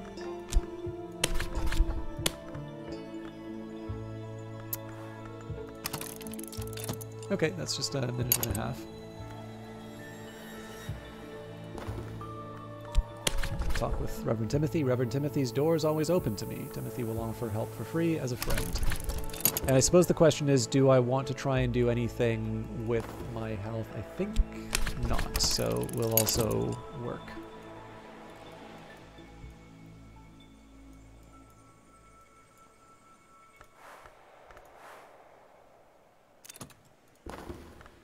Reverend Timothy always jumps at the offer of my company. So we're going to move up in the world. Watchman's Tower, the first floor. Okay. The notorious Ava de Wolf, the first and last Baroness Brandkrug, liked this room because this side of the house carried fewest memories of her poor brother because this side of the house carried the fewest memories of her poor brother Valentine. So she could eavesdrop on the conversations of visitors waiting below, or just because of how the pale light slanted through the windows in the last days of winter. I wonder if we'll get to see that light in winter. Now, I think we're going to be able to write... Oh, no. Yep, no, we do. Ugal, a variant of Iron Gall ink. Particularly difficult to erase, a minor ink of power. Oh, man. Okay, sorry, I am going to get a little philosophical again. We've got a game developer who's, you know, Weather Factory, known for the quality of their writing. You know, it's not just a game about books, but it's a game about writing. How many times do you get a chance to see something like this? I'm very excited. I knew there was an option to write in this game. I just... didn't really hit me right now. Okay. Barent's Silence Astrolabe. As above, so below. It's a quiet room. This is a winter room. Desk Ava, a magnificent 18th century secretary desk commissioned for Lady Ava de Wolf, last of the Brandkrug de Wolfs. So, of course, we'll still need to figure out what we want to do, what we want to write, but we now have the ability to write things. Uncatalogued book, Bronial. Okay, so right now I'm still considering things. But I am going to mess around with these other books when I can. So we'll put them in the inventory, and we will... This thing is so huge. We'll put this on the shelf. There's something about their writing that clicks into my brain like Legos, so whether it is good or bad, it always has your attention. That's a very nice way of putting it, Erasmus. Yeah, so now, I mean, this is why I'm excited by, like, this is the funny thing, right? Like, you know that there's writing in the game, but now that I'm thinking about this, is like, oh, God, like, I'm going to be playing a game about, well, that, to a certain extent, that's about writing. You know, by people who are known for their talent at writing. Like, that's obviously a very exciting, it's a very exciting prospect, for me at least. I'm easily excited. Also, I actually really like reading writers on writing. It's just enjoy it. Like, and it's not even necessarily because of writerly ambitions, although obviously I do like, to do the essays and such. But it's very enjoyable to read, usually, to read people who are writing about writing. Okay, I need to read the letter again, so I've actually got, my curiosity is going to be occupied quite a bit. But we'll let things pass by. To go to the observatory, we would need Grail or Sky. And to go to St. Brendan's Cloister, we would need Lantern or Nectar. Alright, well, we lost something. Sights and sensations, so that's Sky and Winter. Oh. So I mastered the mystery in this book, so this was Traveling at Night Volume 2, the annotated dream journals of Christopher Loppley, sometimes called the only readable occultist, literate, entertaining, bewildering. There is an extensive discussion of the comparisons between Lopley's own dreams and those of the Emperor Elagabalus, who Lopley regards as a dupe or avatar of the sun in rags. The white is west of the world, Lopley remarks, and winter does not wait forever. By the way, while I'm at it, chance for some audience interaction. Does anybody have any favorite hours? And why? Doesn't have to be why if you don't want, but I'm curious if people have favorite hours. Elagabalus found his way to the White Door at last. Thankfully, speech can't pass the White Door, and honestly, Elagabalus never had anything very interesting to say. I tried to follow in his footsteps, but I never learnt enough of the white. I suppose I'm thankful for that too, but here's what I do know. Okay. So we still need to find the moon for our mystery.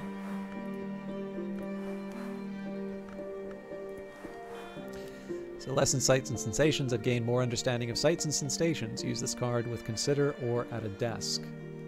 Oh, now that's interesting. So if I can use it at a desk, a new skill to mix the rarest colors, a merciless detachment is required. So this frees me up to consider the book. This book was probably written around the time of Hush House's baronial period, roughly 1500s to 1700s. If I examine it, I can learn more about what knowledge it might contain. And it feels wrong, but I'm going to put my journal over here. Yes, I mean, The Watchman is a pretty obvious one for me. But again, I've definitely grown fond of the Colonel. Sorry, I forgot. This is, right, Grail or Sky. Actually, hang on. I thought I had a Grail available to me at some point. Maybe I did, but... and then...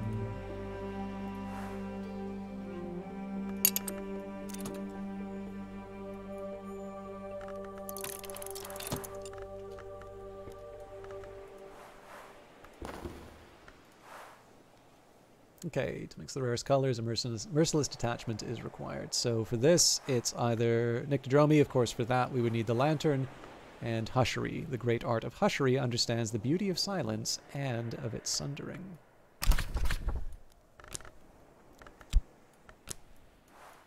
Let us go to the wisdoms.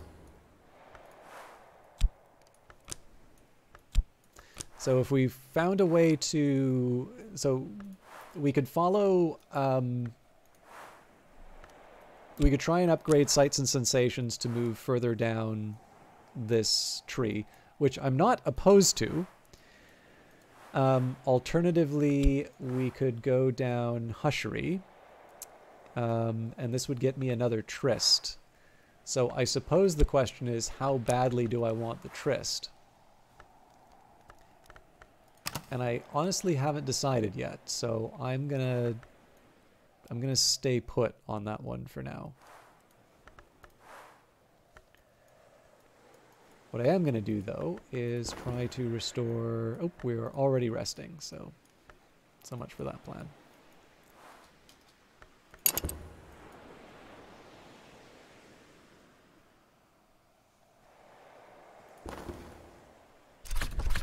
Another sixpence. As they used to say in my youth, the day is done, and so am I, but I've earned my pay.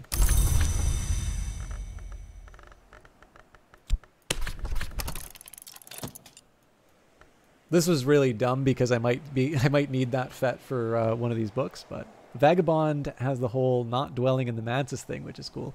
You have seen the Vagabond statue that is now at the Weather Factory headquarters, right? The wounds, not homophones, written in Kilimisi. If there is speech in Nowhere, if there is language used by the dead, if the House of the Moon has a native tongue, then it must be Kilimisi. If none of these is true, it is not a language to be spoken in daylight. Each word breathes woe. Read it, as they say, and weep. So this is a 10 knock mystery. It's a little challenging. Let's consider the next book. Now I'm curious if I can consider... Interesting. Okay, so I could have actually done this with both of them. Okay. This book was probably written around the time of Hush House's baronial period, roughly the 1500s, 1700s. If I examine it, I can learn more about what knowledge it might contain. Quint, how you doing? There are many hours in this book. So many that one may get overtime for looking inside. Quint, 728th of your name. How are you doing? You, I suspect, are not familiar with Cultist Simulator at all, are you?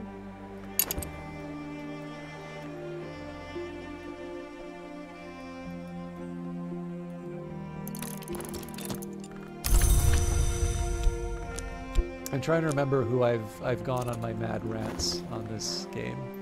Kittling Ripe's Tasty Treats. So surely this is a moth mystery.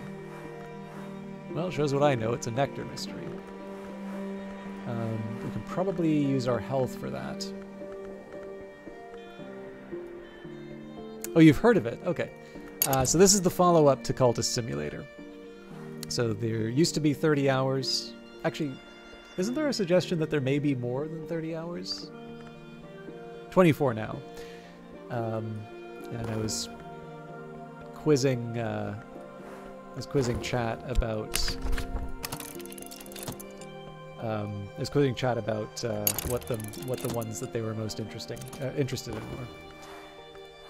Okay, so the reason why I wanted to read this letter again was I believe I need to be sort of responding. So it says, St. Ronwin's Trust wishes to congratulate me on my appointment as a librarian of Hush House. The Trust assures me that it will provide the promised stipend each spring, but reminds me that its resources are limited and suggests I seek local assistance in restoring the premises. Let us know when you're all set up and ready to receive visitors, the letter concludes. It's signed simply the trustees. So what I need to think about now is, right, I can reply from the writing desk. So if I do that here...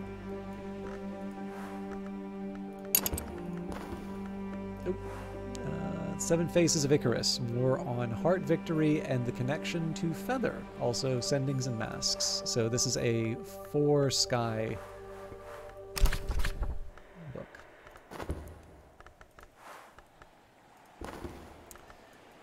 All right, so let's say, what did I want to do here? Correspondence. I don't want to read, to reply instead at ink at a desk. There we go. Reply to St. Ronwin's Trust. Add a soul card to determine the tone of the letter. Not all desks allow all soul cards. Oh.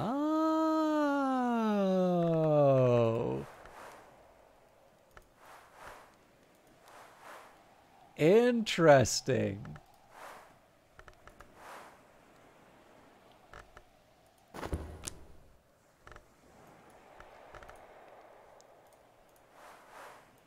How badly do I want to send a lantern reply?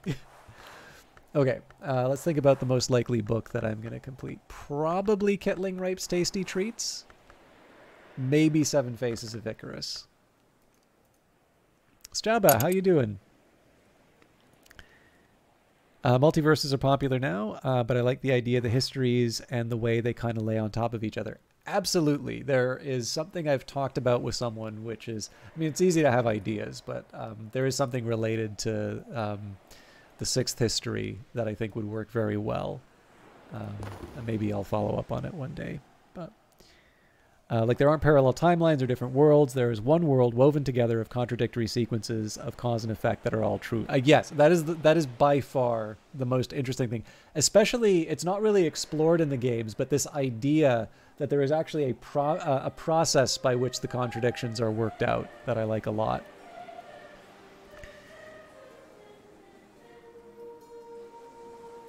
All right, I clearly need resources. So again,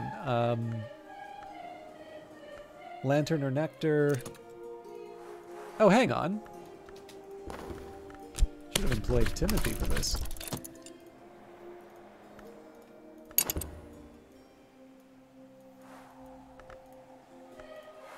And then Grail or Sky.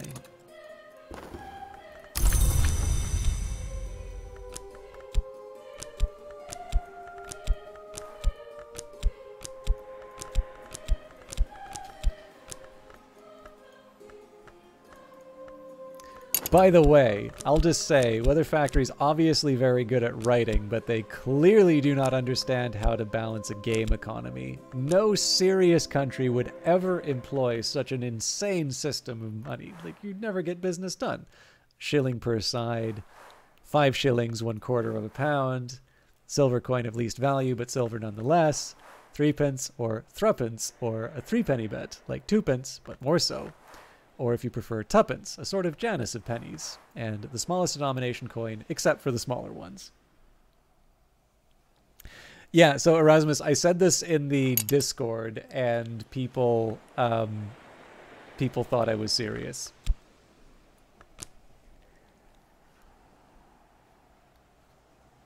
"5 AM was just checking Twitch before heading to Dreamland again, but I saw you play Book of Hours, so I had to pop in." Hey, no problem, Java. I completely understand the hour. This will be a VOD at some point in the future, and I plan on doing some more of it. I actually made a little less progress than I wanted, but it's just been kind of nice to hang out. Actually, I was browsing Wikipedia, as one does, and I saw a fun little detail.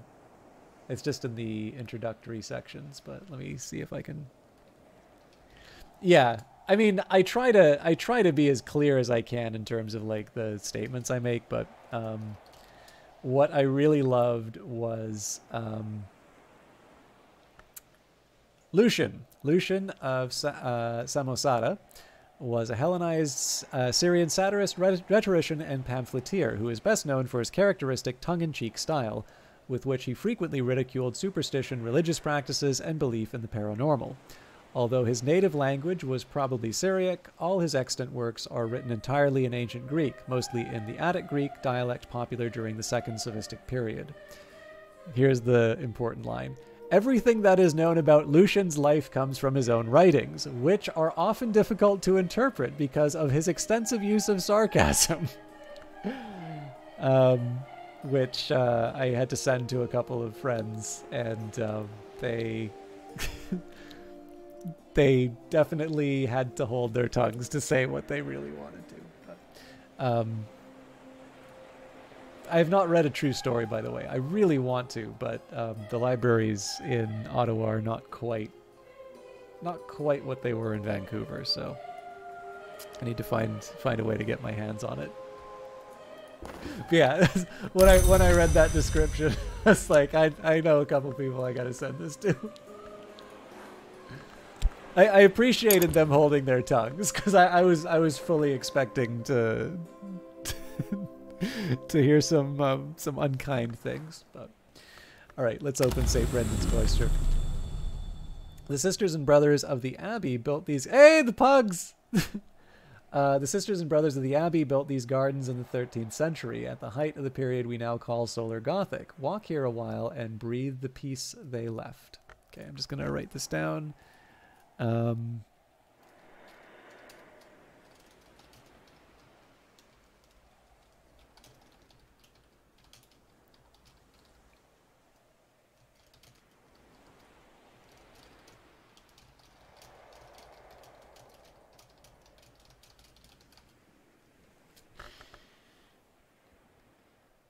Sorry, I think I either didn't read this or I only read it in my head. So let me try that again. St. Brendan's Cloister. The sisters and brothers of the Abbey built these gardens in the 13th century at the height of the period we now call Solar Gothic. Walk here a while and breathe the peace they left.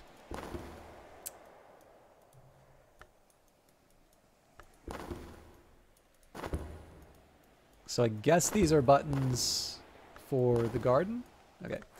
Effort to knowledge, cards and objects go here, but not all cards or all objects. So for that, I would use my health and nectar. See holly in summer, blue crown in winter. Why we do that, we don't know yet. But okay, the practic garden. That would be 4 edge or 4 nectar, long tower, first floor. 3 lantern or 3 winter. I definitely can upgrade the lantern.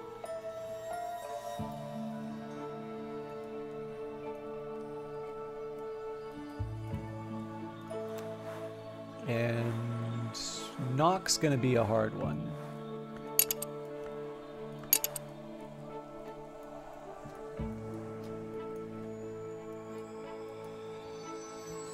Okay, so we're getting close to the end of the day. It's a tough call as to whether or not I want to use up my abilities. I will use Fost for the 6pence, and I think I'm going to risk the minute in my lodgings.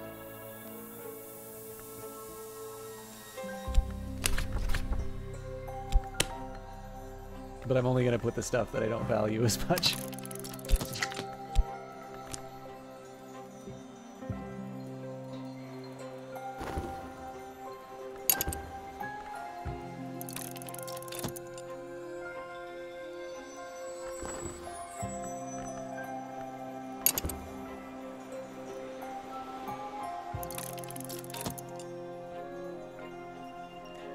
So I am technically at the end of this stream tonight, but we're going to spend a little bit of extra time just... I want to see how far we can unlock.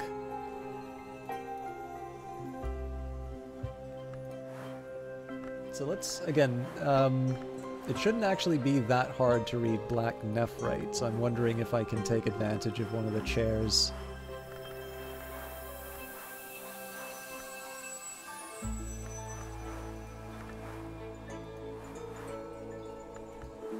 So the auroral contemplations will help me out with the edge.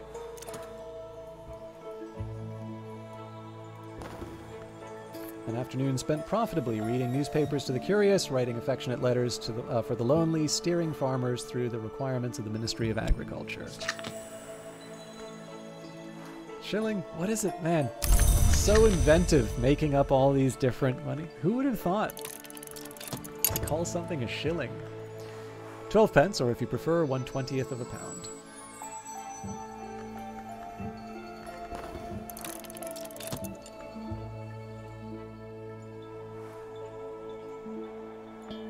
It is also kind of neat too, right? Because in this case, there's a specific value in terms of pence, but what there isn't is a... Okay, so we definitely, or not definitely, but we should be able to study...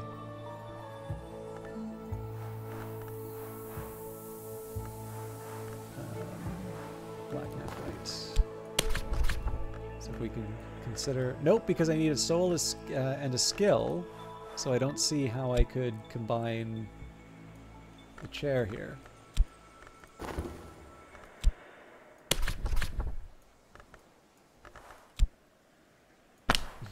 It's worth a try. Some books are studying requires efforts. You'll always need a soul card first. So, if I, as a hypothetical, so we could consider it. I could put the Tryst in, but then I would need to find an extra moon somewhere. Perhaps you've provided moon, but not enough to reach Mystery Moon. If you're lucky, you might still succeed. So I mean, that on its own might be worth the effort, but I feel like we can do better. Let's at least see if the memories turn something up. But yeah, so one thing that's kind of interesting when you contrast Cultist Simulator and Book of Hours is that the currency doesn't have an aspect. Or well, it has an aspect of pence, but it's not connected to a principle, which is a bit of a shift. Mind you, it also, it was a bit more abstract. It was, funds writ large. So.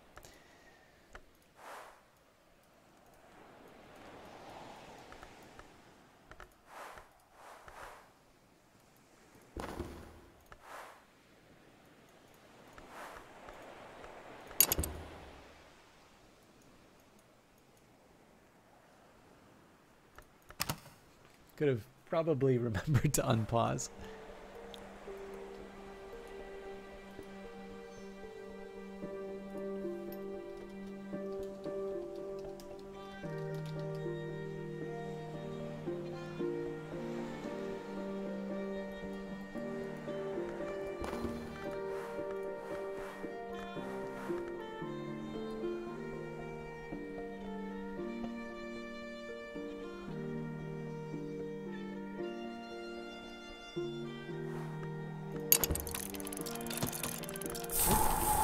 A reminder, a message from St. Rowan's Trust has arrived. Interesting. Okay, so this is because we've crossed over into summer. Grail at her greatest. A reminder to the librarian. I guess we just read it then. A message for me. Read the letter to reply. Add ink at a desk. A reminder from St. Ronwin's Trust that I haven't yet replied to them. So I was hoping to try and do a lantern. The Trust hopes I've arrived safely, but wonders why, if so, I haven't yet replied. The letter is signed simply the Trustees.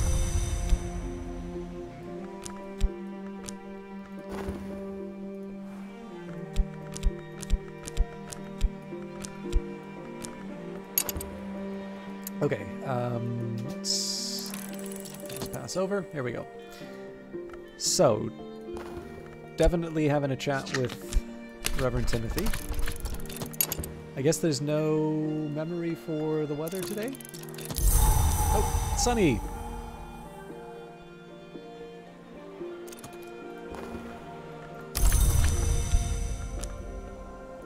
So with that in mind, let me just double check. Sky-wise...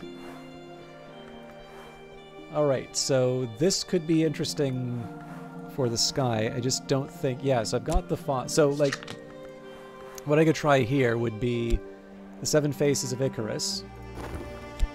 So we could use the sunny for the sky, and then I could use Faust for the... Oh! Got it! I can master the mystery of this book, enough sky to match mystery sky. So we will run with that, which means that when I talk with Timothy, we'll employ our Faust to boost the lantern. This is kind of excessive in terms of boosting the lantern. Maybe we'll take a second here. So Shapt will give Knock and Forge. Health will give Heart Scale and Nectar. Good to know for future. Tryst, Moth, Moon, and Nectar, and Fet, Rose, and Moth. So we still want to use Faust in this case. But in relation to... So we need Grail and Sky, Lantern and Winter, which we're about to unlock. Nectar, so we can get a little bit from health, but not enough. Oh, and the entrance hall we should actually also be able to unlock with Timothy. Might be a narrow fit, but...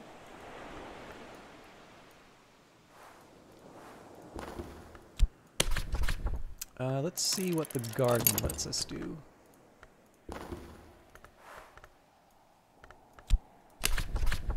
Gardens of Hush House hold plants with many virtues for those with the wisdom to recognize them. Add a suitable skill.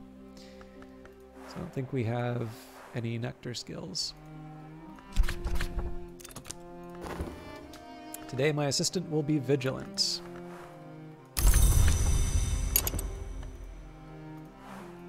So we will... Long Tower, first floor. In 1880, the very Reverend Solomon Husher became the first librarian of the Curia of the Isle. He took rooms in the Long Tower as his quarters. Husher's tastes were Spartan. Although the Curia generally liked a little more luxury, no one ever quite dared to redecorate the place after his disappearance. Alright, so let's see what we've got here. Algaphotis scented candle. Candle scented with Algaphotis. Fragrant candle. A candle scented with the fragrant chalice. Meteoric iron candelabra. Lots of light. Ah, another desk. This desk, a pale desk. Solomon Husher himself commissioned this from Lockwood Fen bog yew, blackened and half fossilized by centuries underwater. Here at this desk he wrote his doomy allegory of winter and its romance with the sun. When he blotted the last word on his manuscript and rose from his work, the timbers had turned pale as fresh-cut maple, or so the story goes. There we go. Now I just don't have the fast. All right. Oh man. Okay. So for those of you who want to know, if Book of Hours sells like 2 million copies, I hope that the Church of Merch extends to furniture, and that you'll be able to buy the pale desk. Because then I will start a GoFundMe, and I better expect all of you. This is my commitment. If they do a Church of Merch, and we can fundraise for me to get the pale desk of Solomon Husher, I will stream from that desk. That is my commitment to all of you.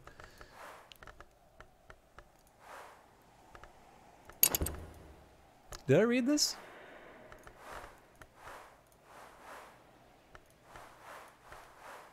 Looks like I didn't. Yeah, because I've only got that one level of moon. Okay, new book, uncatalogued book. We should be able to research that at the desk though.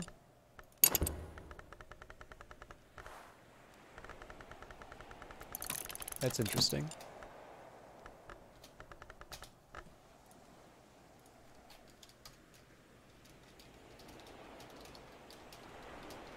Sorry, just writing a note here.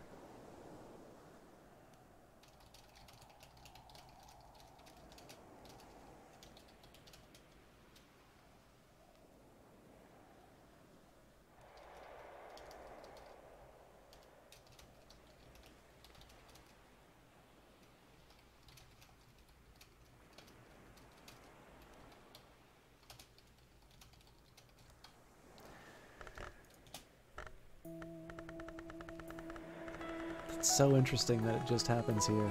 Hey, new song! This has to be because it's summer. Okay, what kind of ink is this? Perenculate. Deadly use gloves to read text produced with this pigment. An ink of power. Sometimes considered an unsanctioned ink. Alright, I've mastered the mystery in this book and gathered the lessons it concealed. So I've got furs and feathers. I've gained more understanding of furs and feathers. Use this card with consider or at a desk. So scale and sky. Excuse me. We've now finished the 7 Faces of Icarus. We'll put this back in the room we found it. We still have our sights and sensations, which has got sky, but we did have to give up some frost for it. Oh, put that painting back. All right, so I still need to get my Faust back, but we can at least consider. Or sorry, hang on. There's a few things to do. So let's see. On resonance, this is a sky mystery. So did we just do? Yeah, actually, we can complete this pretty much with anything. So let's get to work. But I believe we always need to have a soul no matter what. So we'll put, I think we'll put that to work. I can master the mystery of this book. Enough sky to match mystery sky.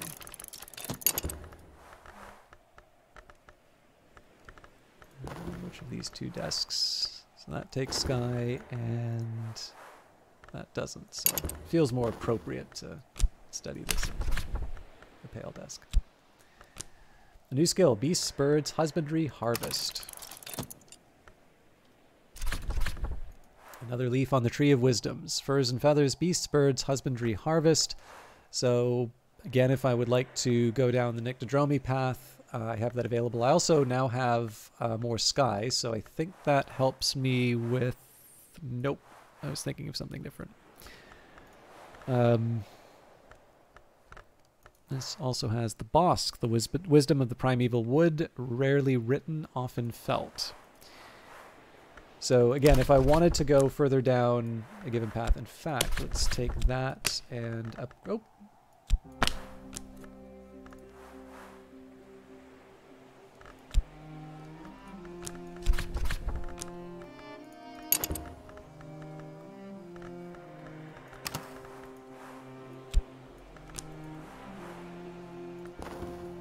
Right, we didn't employ sights and sensations yet. So exploring the tree, this would give me Arab. So this is very tempting. Again, the alternative is to keep going down the Nyctodromy path, which is a tempting one. Getting another shop would be nice. But I do like the idea of kind of getting a little bit of everything in terms of the elements of the soul. So we'll go for the Bosk. Arab, pride, compassion, hatred, and fear. It's one of the 9 parts of the human soul. And to go further down, we would need another latch. Actually, okay, so we pretty much have the option. Oh no, we don't have the option available because we... Ah. Interesting. I'm going to need to think a little bit about how some of this works, actually. But one way or the other, I should try to improve furs and feathers.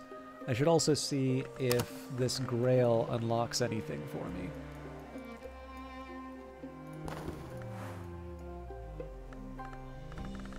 Let's start with the Arab. Speak with Mrs. Kill. Mrs. Kill likes conversations about beginnings. Her husband prefers to talk about endings. 2 shillings will buy her help for a day. Well, as nice as that would be, I don't think I quite need her yet.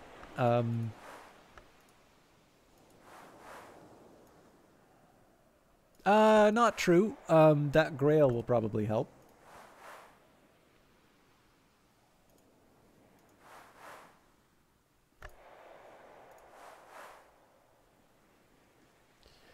Yeah, so I think Super Timothy is going to help me out with the 2nd floor of the tower. Maybe we'll consider Mrs. Kill for... Oof, yeah. So Mrs. Kill may be able to help us out with the Watchman's Tower, but we don't know for sure. Of course, the real thing I want to do is reply to the letter. So I just got to think about the order in which I'm going to do things. 46 seconds to get my Faust back.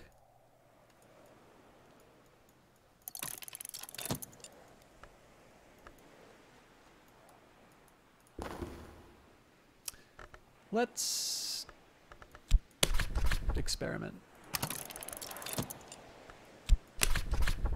Day's work is a night's dreaming. Oh, hang on. You get a florin. Midwife's assistance, so yes, Grail and Heart.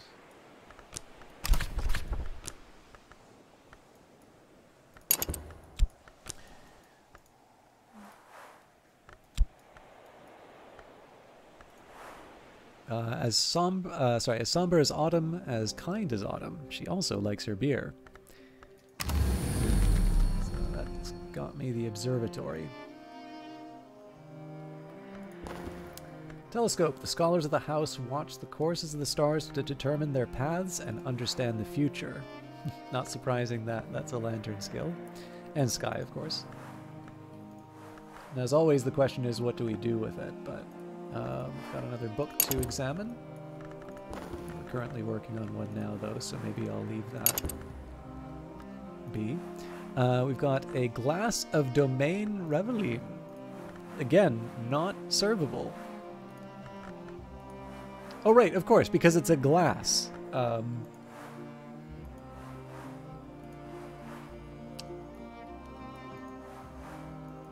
Wait a minute.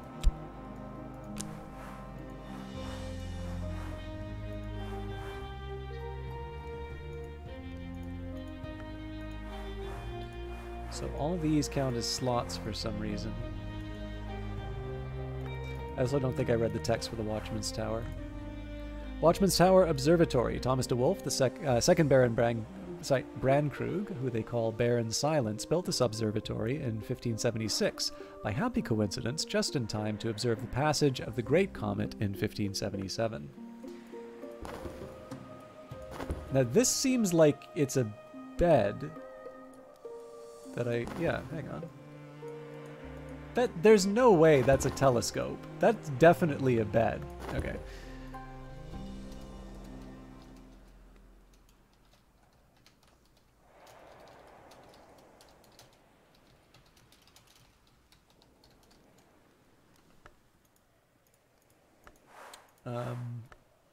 We've got 2 books to catalog. I guess we can do that on the desk, so. Ah. Not quite.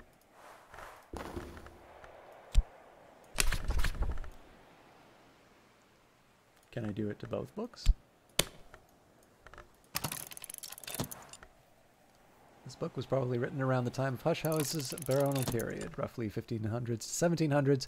If I examine it, I can learn more about what knowledge it might contain.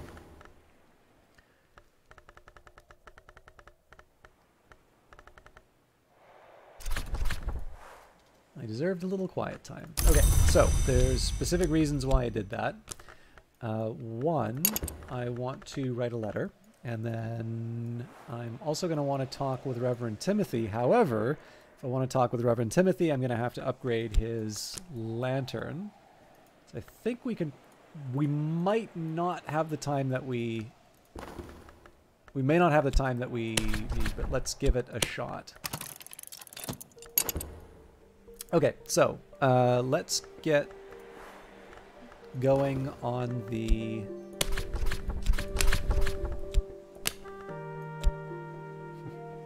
That was worth a try. Reply to St. Ronwin's Trust. So I'm curious if I get a different reply. Okay, yeah, so it's the same reply. Hey, lucky enough to get a key also. Hope you're having fun. I am irrepressible. I'm glad...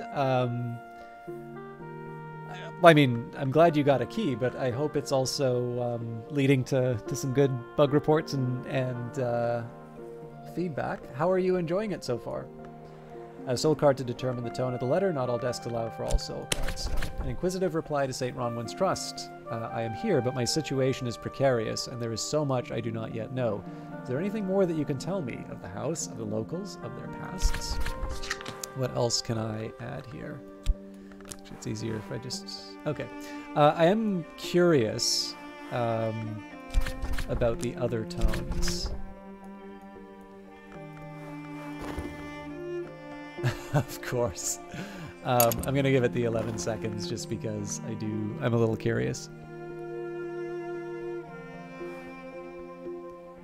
Just a reminder too, for those of you, so first of all, anybody who wanted to get into the beta and didn't for whatever reason, if you've not signed up and you don't know how, let me know, because you know they are going to be sending out more keys over time. I believe it's still possible to sign up, but particularly if you're not familiar with Cultist Simulator, or if you've never played it, maybe you've only watched it, maybe you haven't even just watched it.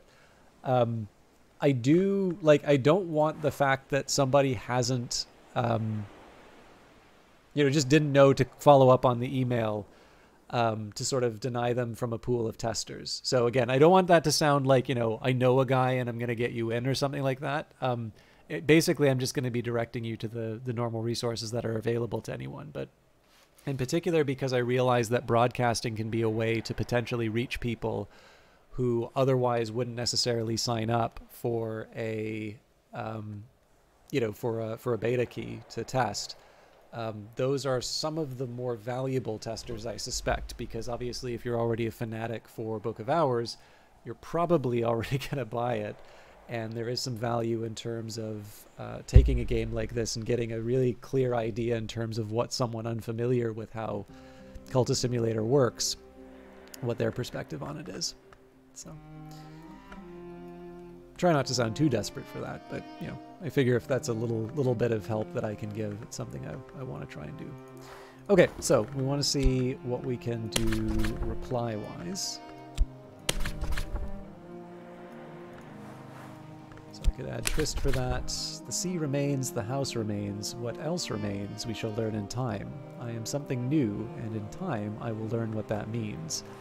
I kind of like that a little bit more, but I am still going to do my Faust letter. And I am slightly curious if the ink matters. Yeah, it doesn't, so.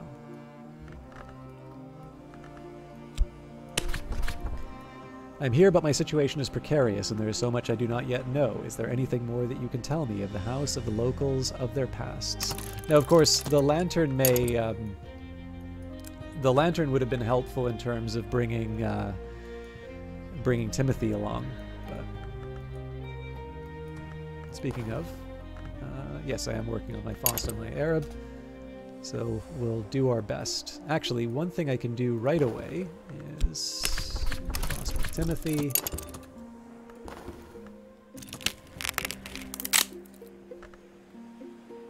Ah, the reply.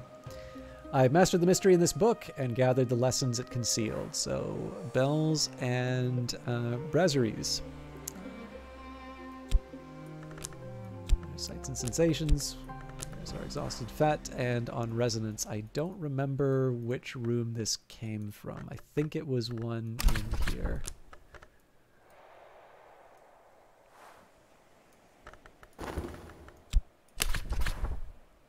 This is already cataloged.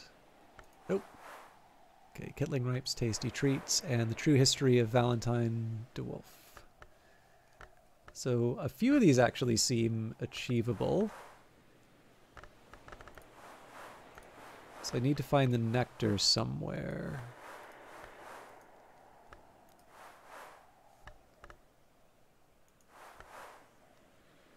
But I definitely have Sky now.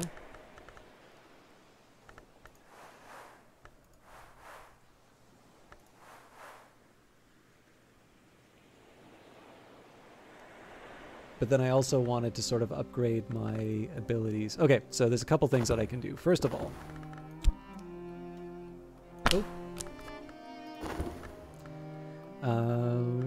got a revelation. Okay, that's forged. It's probably not going to be too helpful. Put that back. Reply to the trust. I can take this to the post office to be dispatched to St. Ronwin's Trust. Once they know I've arrived, they'll send more funds, I hope. Fatigued Faust. Now let's think about whether or not we can use any forge. No. Okay. Obviously the revelation would be potentially helpful there. Moving on. Let's earn some money. And let's send the reply to the trust. Patience, thus the mountain awaits the fall of the snow, thus Monday awaits the death of the weekend, thus the postmistress waits for me to purchase a stamp. Stamp, envelope, send. Wait a minute, really? Penny it is.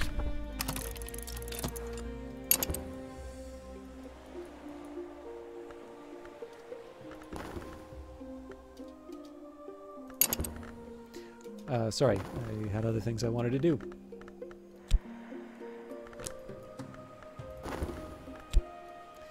Okay, so we will consider first... Whoa! What happened here? That happened at 3:37.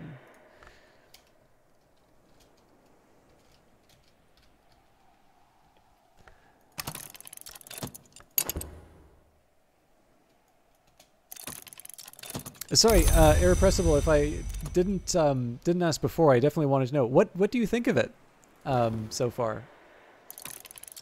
The postmistress examines the letter and deems it sufficient. It'll go with the next post, she assures me. Now I can expect visitors, correspondence, and stipend from the trust every spring. Wait a minute. Did I put the 2 pence in by mistake? Oh well.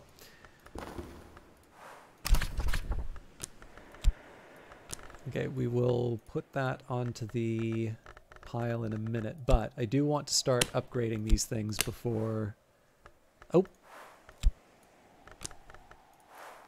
Clearly not ready yet. So let's go back to the wisdoms and see what options I have. So this thing's committed, this thing's committed, committed.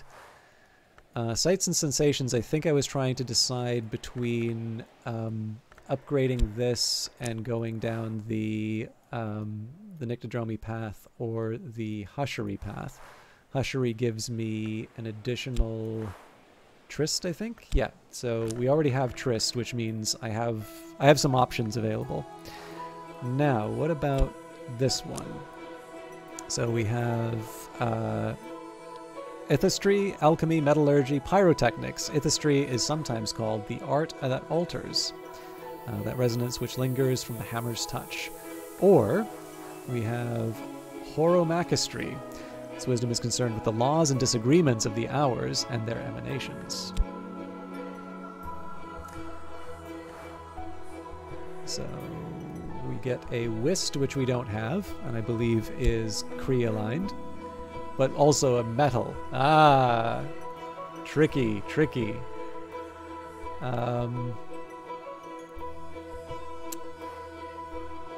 Knock and Winter or Edge and Forge. Both are tempting. I do feel slightly more aligned with metal, if I'm completely honest. But the Winter would probably give me access to...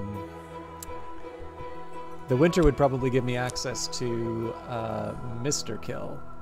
So where else would I get my Winter? Well, presumably from Hushery, but we've already got Tryst, and that didn't give me Winter. So Skoliscoffy, which would presumably be Knock as well. Decisions. I should probably just make one and see what happens. But I'm not going to.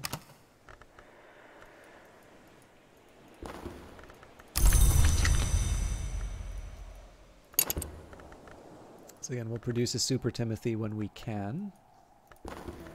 55 seconds. Although maybe sunset by that time.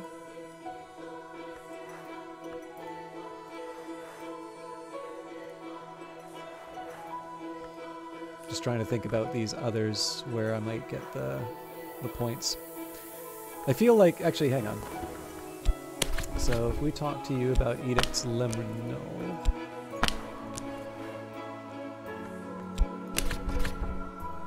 That would double up the knock already. So why don't we just take the bird in the hand?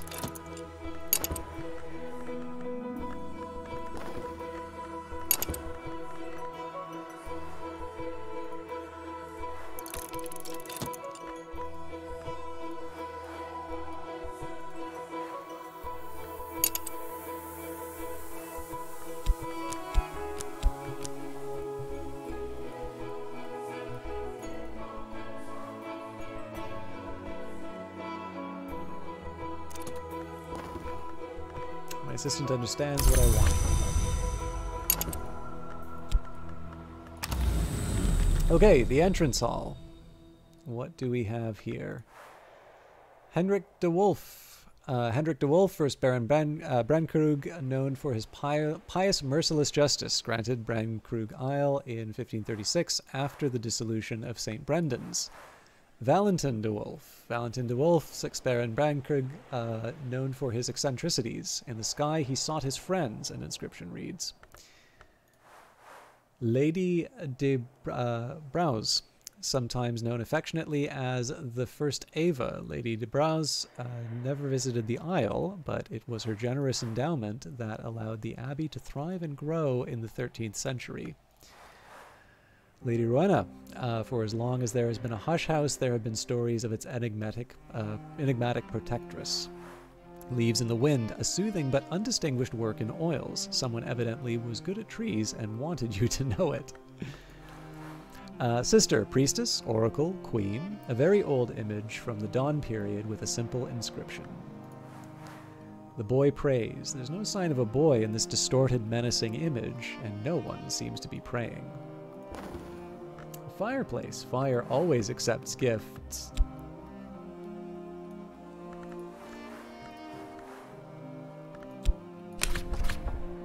Whoa! Yeah, we're not doing that to the books. Abbot Geoffrey. It was Abbot Geoffrey who gave Natin of Regensburg sanctuary here and decreed the building of the Barber's Tower where Natin and his family could dwell. In 15th century England, only a determined and well-respected abbot could have persuaded the brothers to shelter a Jewish physician. Crowcross Sands at high tide, a gloomy study of the sea in winter. Thomas de Wolf. Authority. Once the shepherd's crook represented the authority of the church. Perhaps the Suppression Bureau kept it here because they liked the idea of authority in general. Saint Melanchthon? Visionary philosopher, alchemist, most revered and most heterodox of the Isles' abbesses. An inscription in Latin reads, "The cross died not, but passed within." And Leaves in the Wind, a soothing but undistinguished work in oils. Someone evidently was good at trees and wanted you to know it. So, 2 copies. And I didn't read this description. The beginning of the house proper. The Curia used to issue gloves and slippers of soft leather to protect the books and premises. Were often... I think that should say guests.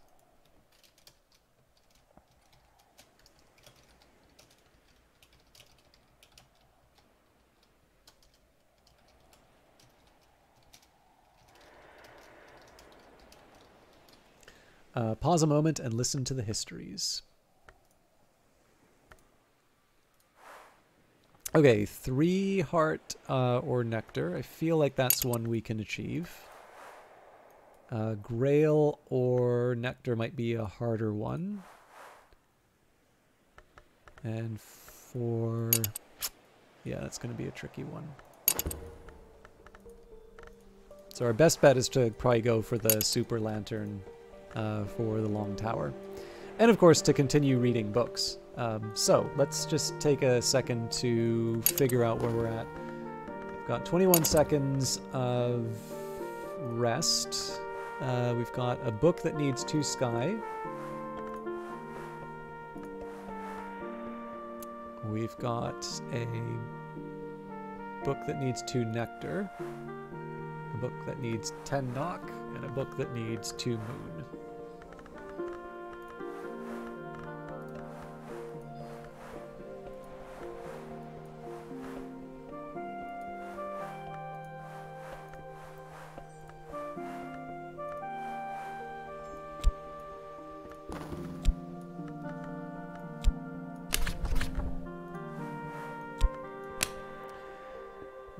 Soul, so we'll employ Trist. I can master the mystery of this book, enough to match the mystery sky. Have I not read this already? Fair enough.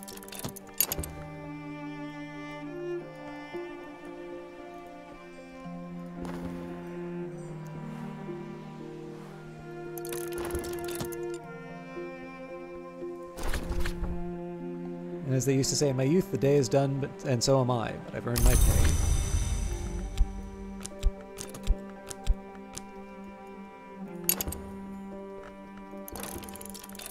I deserved a little quiet time. So we've got the Arab and the Fost back. So if I think about it, if I had another way of getting Mrs. Kill, I could use that Arab to boost her Grail. The problem is, well, okay, no, at the start of the day, Arab to get the Grail.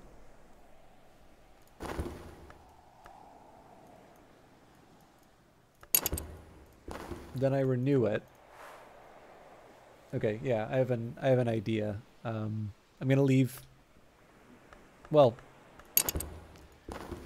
I should at least make something of myself, so out of curiosity. Little respect, I'm the librarian of Hush House. I will question the villagers of Brandkrug, and I will add whatever they tell me to my store of knowledge. Oh, that's interesting. I'm going to use Fost, though, because I want money. I offer to help with correspondence and arithmetic. There's no school in Brandkrug. Not everyone here knows their letters. By the way, I didn't even read what book this was, so The True History of Valentin de Wolf, written by Valentine de Wolf.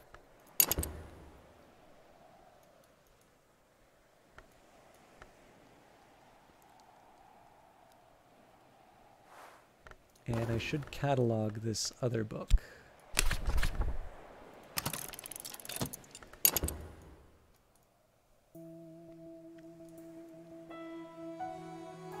So we haven't had any visitors yet, but I've got a couple of clear ideas. I do quite like how this sort of opens up, because if you think of it, right, I've definitely got a few little puzzles in terms of opening up the different rooms. And I've got a few books which I feel like I'm very close to being able to read, but just sort of fall short of. So my days are pretty full, even without the addition of new people and new things. All right, so I mastered a mystery in this book and gathered the lessons it concealed. And I'm trying to remember where I got this particular title. I'm assuming it was in this room.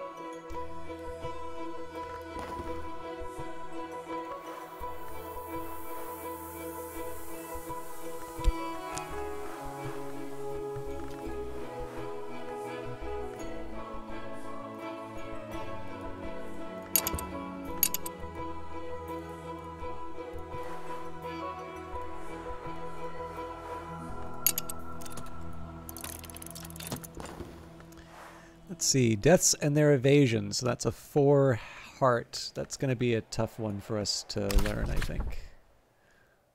Although we can at least add it to our pile.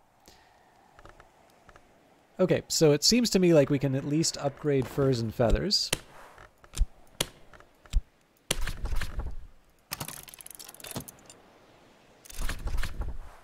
Skill is now level 2. Its aspects have increased. So that gives us additional sky and scale, but unfortunately we don't really need those.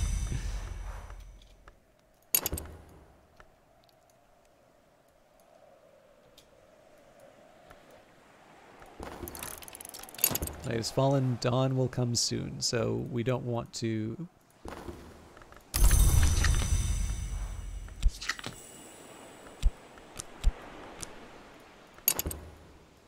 I don't really want to tie up my resources now. It'll all recover. I mean, maybe we could have used the Arab and the sweet bones, but we'll leave it for now. And again, in terms of our next steps, so I'm thinking second floor with Timothy. I still need to figure out exactly what I'm doing nectar-wise. Grail, there may be a story here if we get Mrs. Kill at the very start of the day, refresh our Arab, and then talk with her again. We may be able to get that upgrade in. Not 100% sure about the heart. That may be another Mrs. Kill. And yeah, we're going to figure out the rest of that as time goes by. Okay. Daybreak. Memories fade. Assistance departs, but the soul is refreshed. Now, I did see something appear at the top. Must have been imagining things. So, what do we want to do for today? First up, let's talk at the rectory. Now, let's also consider what books, one, I have access to and what books I want to work on. The easy option here, of course, is just to pile on the Faust and make my Super Timothy.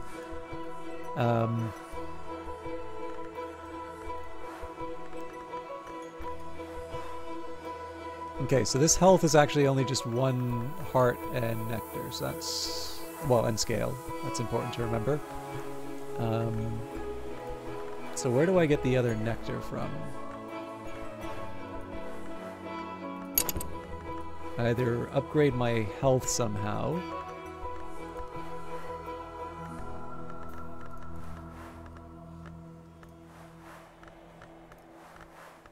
Yeah, I think it's fair to say everything I'm holding on to is pretty unlikely to work out. But I still have options. So, first thing we're going to do, let's go Faust with Reverend Timothy. I may wind up talking with Mrs. Kill, but we'll see. We'll see where it goes. Okay, sunny day. In fact, I don't need to worry about using up a Faust with Timothy then.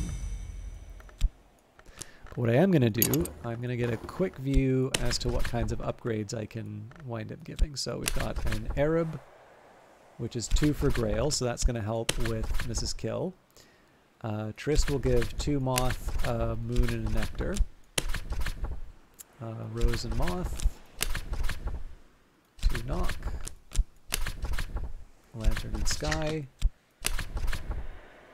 Heart, Scale, and Nectar. Okay.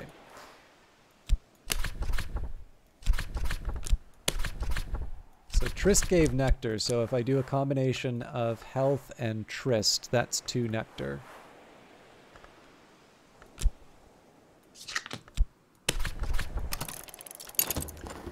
Mrs. Kill. Mrs. Kill likes conversations about beginnings. Her husband prefers to talk about endings. 2 shillings will buy her help for a day. I'm going to start with helping with letters just so I can earn a little more money.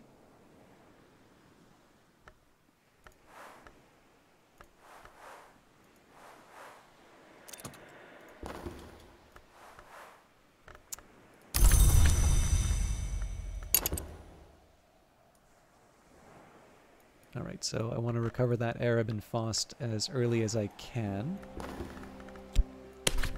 So we'll take a nap. So we're going to leave the midwife aside until we recover our Grail. Now, just as a hypothetical, for the heart, so we need 3 heart, we get 1... Wait, was it 1 or 2? Okay, we'll wait till after... we've talked about the weather. More useful than one might expect, especially in Britain. The influences of the turning skies can improve an assistant's abilities for the rest of the day. Now, it may be that we don't actually get the lantern up to the level that we need, but I'm feeling lucky. I was lucky.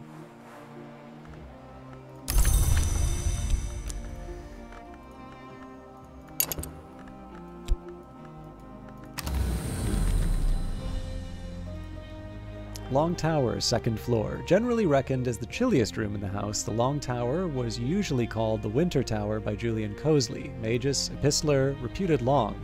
Dwelt here briefly in the 17th century. Solomon Husher was the second known to sleep in the room. Evidently, they didn't mind the cold. So we got a couple of books to examine.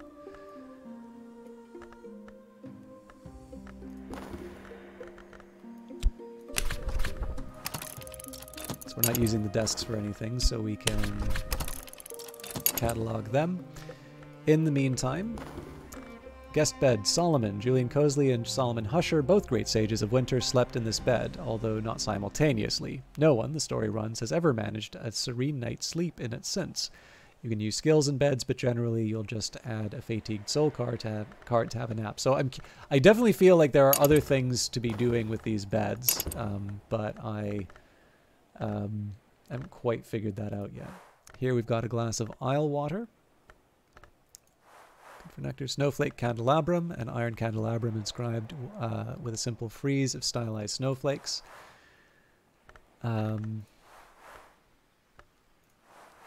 Meteoric iron candelabra. And the foundation of the sun. Long ago in this country, one did not build a church without first sacrificing a white bull to the sun in rags. Solomon Husher brought this tapestry with him from, well, wherever it was that Solomon came from.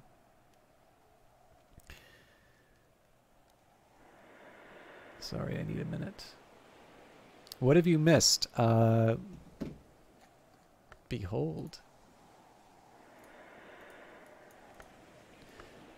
We've unlocked more of Hush House. And we'll be unlocking at least one more before we finish for tonight. So this is a pure hypothetical. If I were to talk about health, that is 2 hearts. So another session with Mrs. Kill, and we will be able to get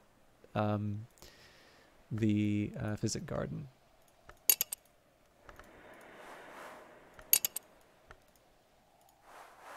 But we're going for the Scent Garden first. Sorry, I just need a quick second. I don't want to take too much time.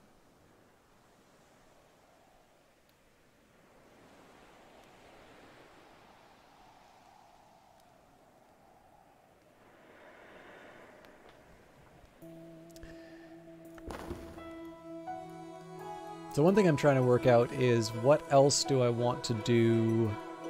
Also, I should have another Faust. So, oh, right, no, we're working the Sweet Bones. So I'm just trying to think what else I might want to do skills-wise, seeing as I now have 2 beds, and so in theory can restore 4 skills.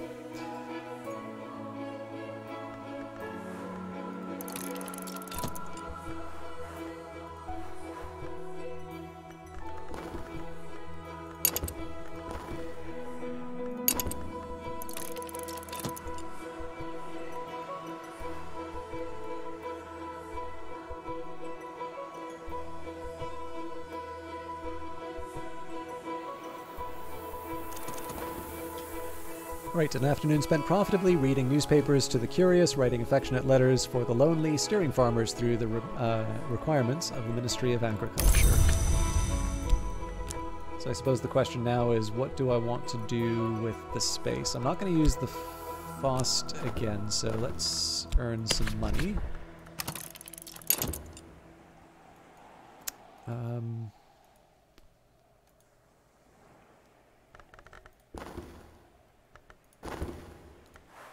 Okay, the Queen's Denial. That is a 10 winter book.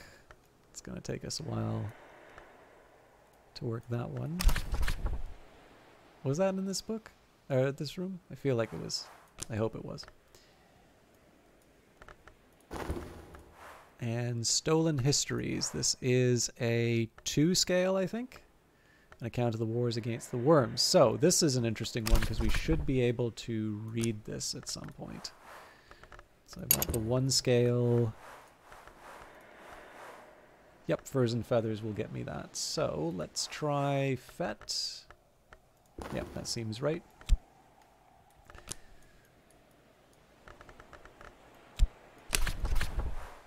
An account of the wars against the worms. Again, Fet doesn't really matter. It's more what else I'm bringing in here. Scale unearthed. I can master the mystery of this book. Enough scale to match mystery scale.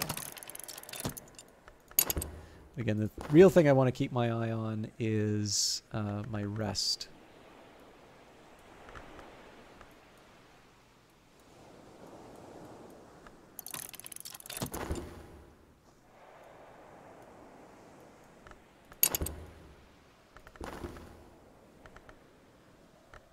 Still not sure what I'm doing about that extra moon that I need, but we may get that as we continue to develop our skills.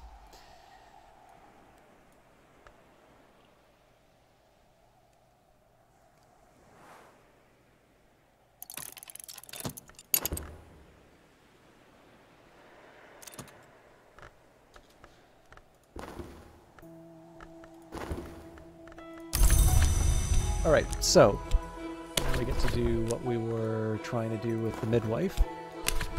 So here we will take Arab to boost up the Grail by 2. My pride will find an echo in theirs. And we will use that to unlock the Scent Garden. We can, in theory, do something similar with health, but we do need to be able to get her... we do need to be able to get her in the... make her available first, so... Although I could be recovering the Faust. That's a shame. I should have done it with both.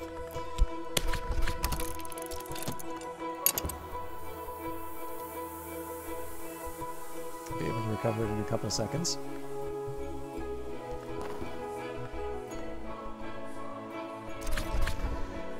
Alright, I've mastered the mystery in this book and gathered the lessons it concealed. So we've got a lesson, coil, and chasm. I've gained more understanding of coil and chasm. Fatigued Fat. We knew that was coming up. We can put stolen histories back. And there's furs and feathers. So, we can consider that.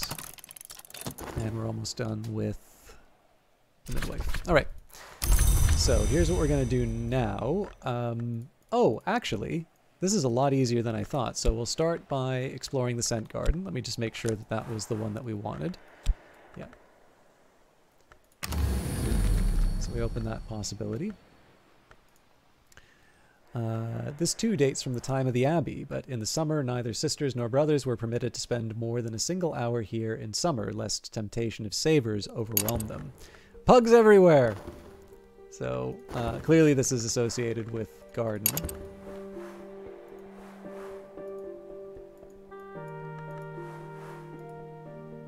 And nothing else. Okay. So for possibilities, we 5 Forge, 5 Grail. Obviously, we already had the Practic Garden. Still not sure what we're going to do about that. But if I can get the Arab back, I should be able to unlock the Physic Garden as well. So, knowing that, I'll throw these in. I'll still worry about Arab and I'm sleeping somewhere else at the moment. Cool. That is a really corny thing for me to do, so I'm kind of glad that it stops me from being able to do that. Another leaf on the Tree of Wisdoms. Interesting. So,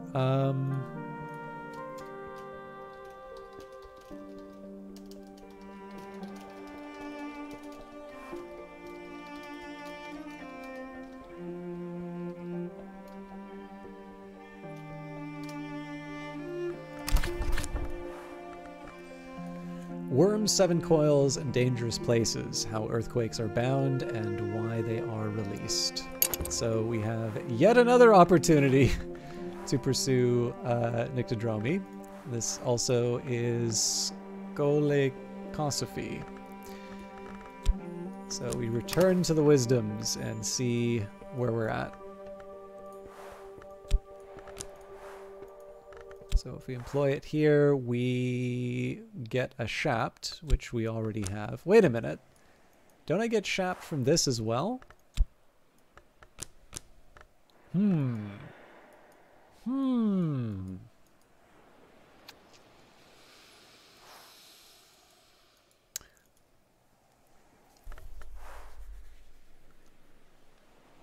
That makes it interesting.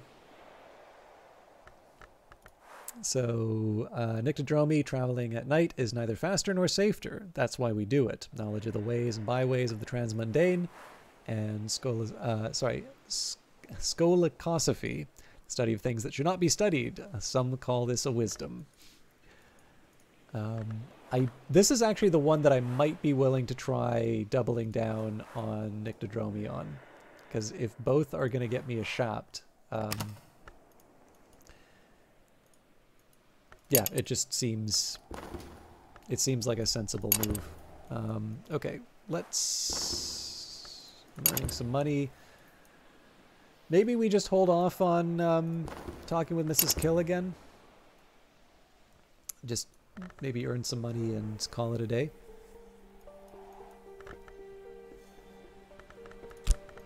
I suppose with that in mind, I can try tryst with the for beachcombing.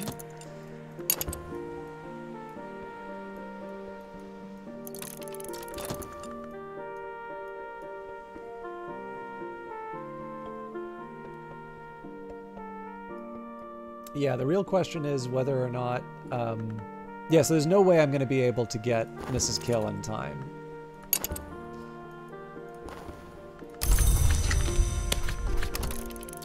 So I think at this point we just kind of throw as much as we can at earning some money and getting ready for the next day. So our next moves are going to be... the Physic Garden with Mrs. Kill.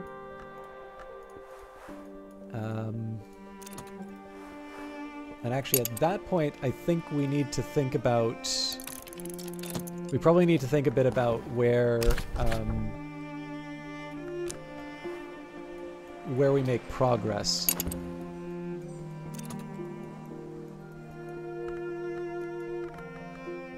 I'm trying to think. One thing I've noticed is I keep hearing all of these things clicking along, and I'm really worried that I've forgotten something somewhere, which I guess is very on brand for being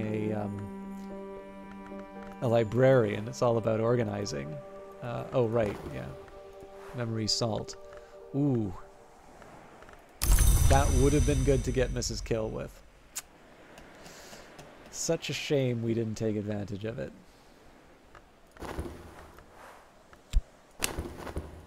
So if I consider it, yeah, it doesn't really do much. Okay, that's fine. You don't have to use everything.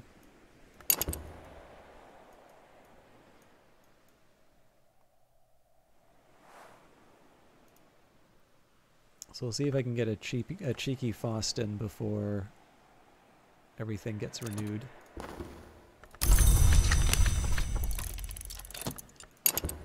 And then...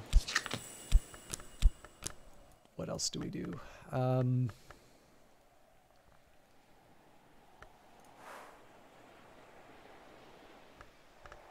Yeah, I don't see the winter text really being worked. So yeah, we'll see what happens at the Physic Garden. The thing is, the gardens aren't necessarily going to be something... like, they're not a natural choice for where I would find books. So, I shouldn't rely too heavily on that.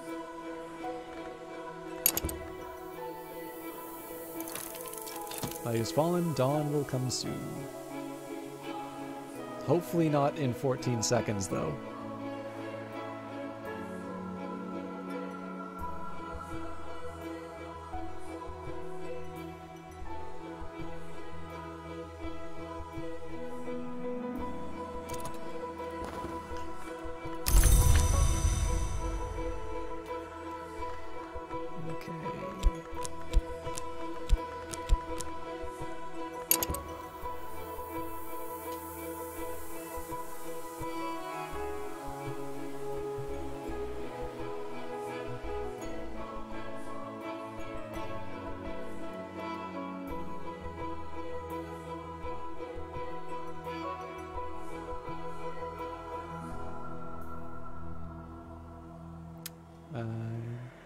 May need another second, but...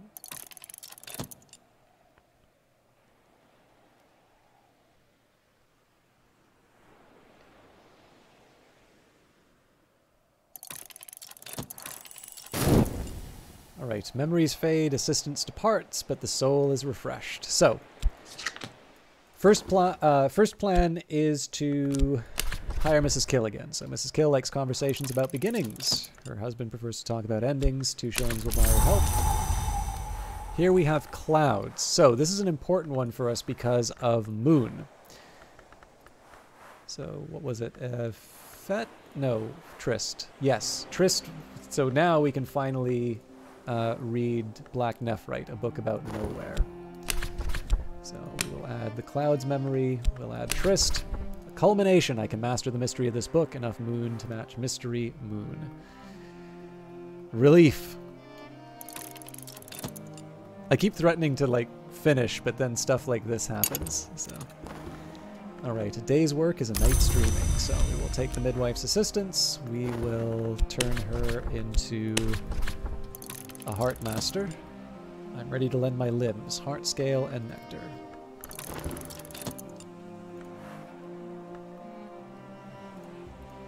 We'll see where we stand after we unlock a building. I'm surprised that we haven't seen any guests yet. It's possible that I've missed them.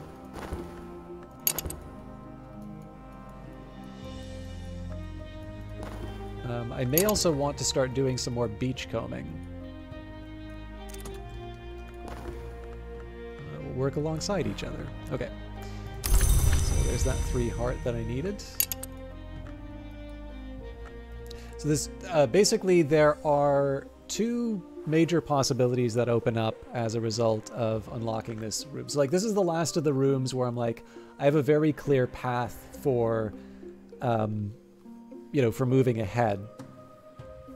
The 2 possibilities that I would take, I guess there's technically 3, but the third one's basically a duplication of the other. So first one is that I find books that I can work with inside of this room. That's a nice one. You know, books make me stronger. It's much like life. And, you know, some of them I've had to kind of keep off to the side because I don't think it's very realistic that I'm going to be able to make something of them. But for a number of them, they've sort of enabled me to do more things, particularly with skills. The second possibility is that it unlocks a room that I'm going to be able to unlock. Now, taking a look at the progression of difficulty, I'm gonna guess that we're hitting the limits of what we can count on from that. But still, it is definitely worth considering as a possibility. And obviously, because we're opening this, it'll open up 2 potential rooms for us there. So that's what I meant when I said 3. But we don't need to belabor the point. In this case, we'll just open up the visit garden and we'll see what we can find inside here. So first of all, the pugs. Now I kind of feel like I should be able to click on this stuff. So I'm guessing that some of these garden rooms are not working the way that they were intended. There's also a big green H. So visit garden. The Nuns of the Knot planted this garden of healing herbs in the dawn period. Natan of Regensburg and Gideon de Wolf both expanded it, and the Curia of the Isle tended it. Even Nocturnal Branch made use of it in the grim days that Brandkrug served as a prison. So yeah, there's definitely stuff in here that feels like I should be able to interact with it, but when I click on this stuff, it doesn't feel like any of that's working. So fortunately, there's no books, though. So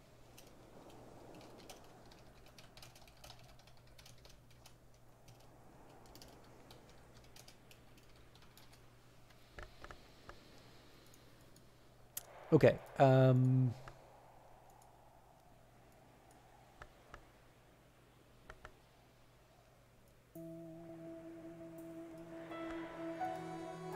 Let's take a look at what we've got. So the infirmary, 4 heart or 4 rose. We may actually be able to make the rose work.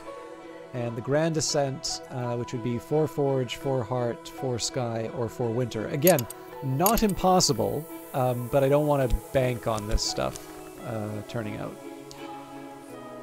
So kind of as suggested, there's no obvious step forward for these places. So what I want to start thinking about now is what I'm going to be getting from the books. And of course, when I'm going to wrap up the stream. But there's a couple things that we can do for starters. So number 1, we can restore some of my skills. So we'll take the Arab and health.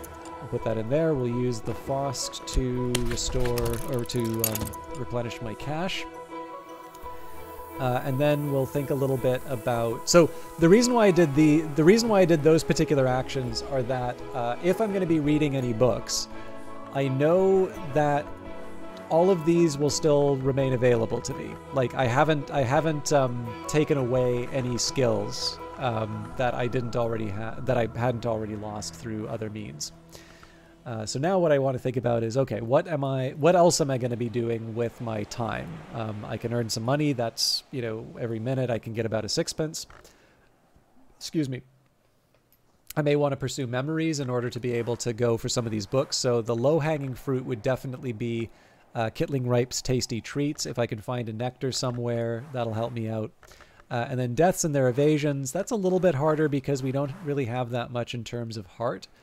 But I still sort of feel like it's something that maybe we might be able to, commit something for. I'm definitely feeling like there's a bit of an advantage to holding back. Hang on. Nectar. So if we take Coil and Chasm and Health, we can also study Kittling Ripe's Tasty Treats. So with that in mind, let's not worry about the rest. Oop. Skill?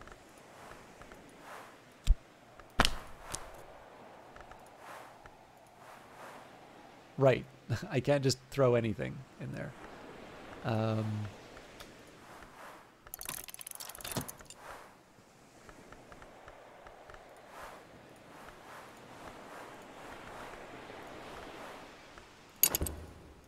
Okay, I'm definitely going to need to remember to dedicate the moon skill a little bit more often.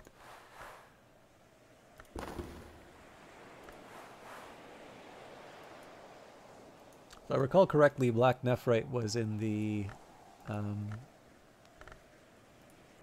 Keeper's Lodge. Okay, wolf stories. I've gained more understanding of wolf stories. Use this card with Consider or at a desk. We fatigued our tryst and we finished. Now I'm interested, it didn't have any text for this one, so. So let's read Kittling Ripe. No, hang on. I need to get my heart back first. So we can consider wolf stories. New skill, sometimes we eat the wolf and sometimes the wolf eats us. God damn, I meant to check.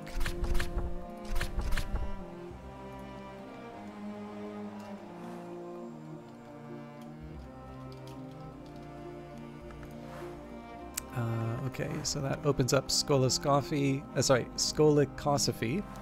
and Birdsong. Music, riddles, and miscellanea. Less a wisdom, more a body of gossip hallowed by accretion, a sniffy scholar once remarked.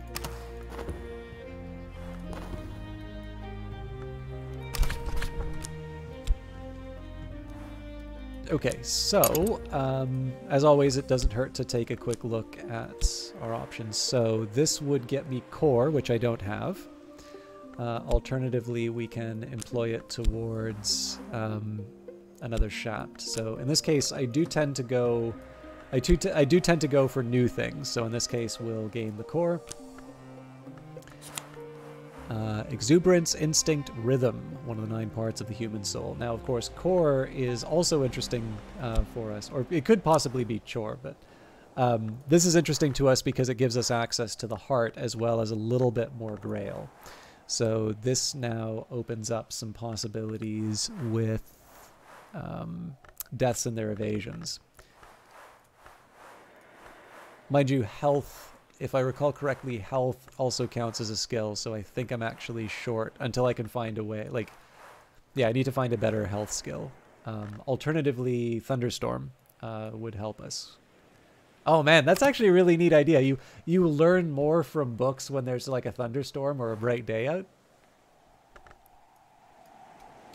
I like this game. Well, clearly I'm what, an hour over? An hour and a half, Jesus. Yeah, I need to wrap up pretty quick.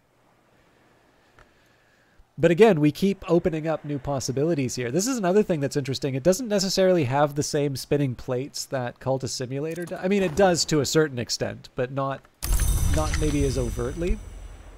And yet, I feel...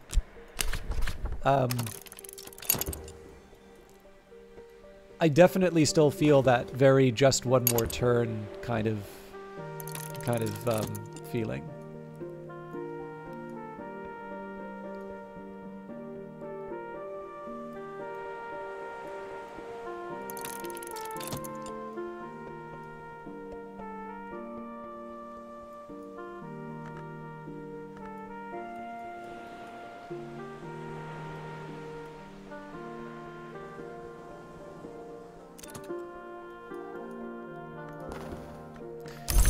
Okay, let's see what we can get done with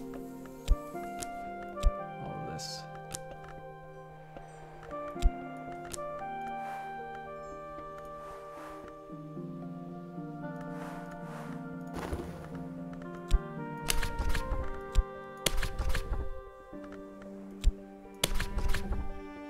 Nectar, full flower. I can master the mystery of this book. Enough nectar to match mystery nectar. Moving on.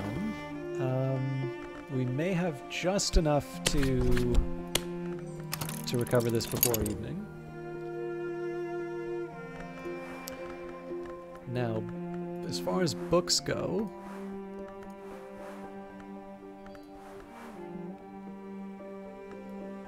I just want to make sure I haven't left anything unmastered.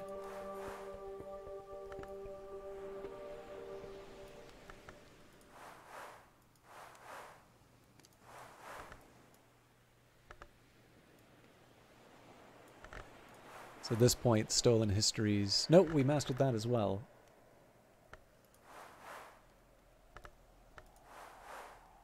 Right, but we said the Queen's Denial was going to be a hard one to learn.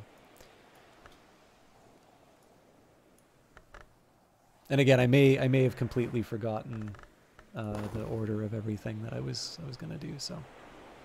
Or the order in which I found them.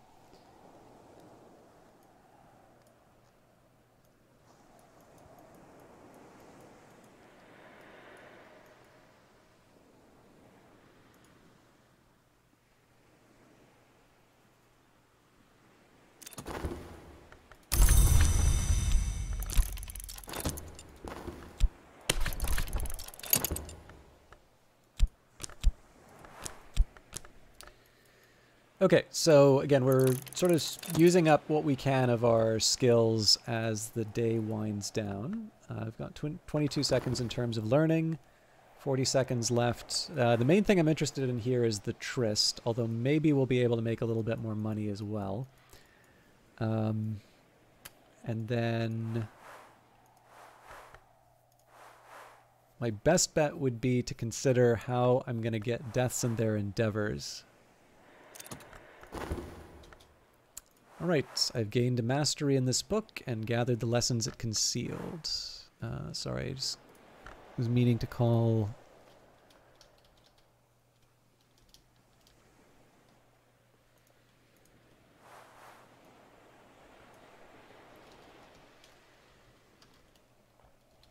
Okay. So this is one for us to consider. We'll put Kittling Ripes... Put that back on the shelf.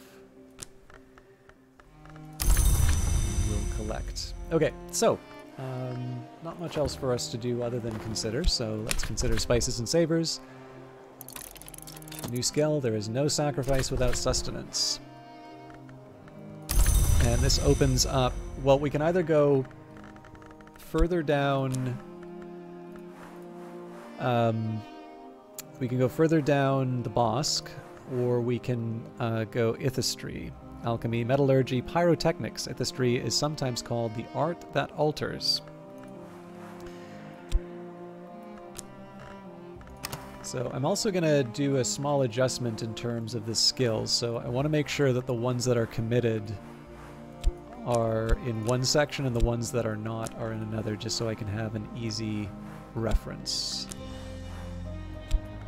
Yeah, so most of my stuff isn't actually committed. Now, some of that's just in terms of maybe wanting to go further down certain paths.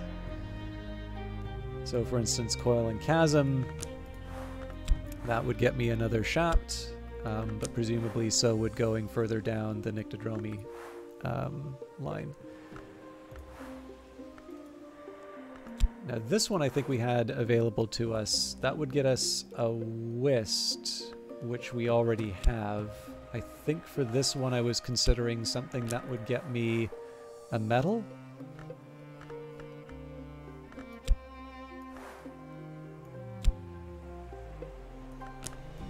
Oh no, hang on. So this would get me the Whist, but then there was also something that would get me a metal. Right. Okay. So we will commit to Horomachistry with bells and is it Braziris? Metal, will, self-discipline, the part of the soul which makes the right choice.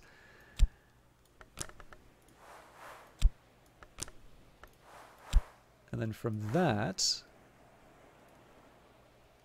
Ithastry will get us the Whist, which will give us winter. Name, memory, that part which remains. Most librarians know that books have souls. Most librarians hope for books with simple souls of whist and nothing else. So that gives us some winter. So should have 1, 2, 3, 4, 5, 6, 7, 8, 9 parts of the soul.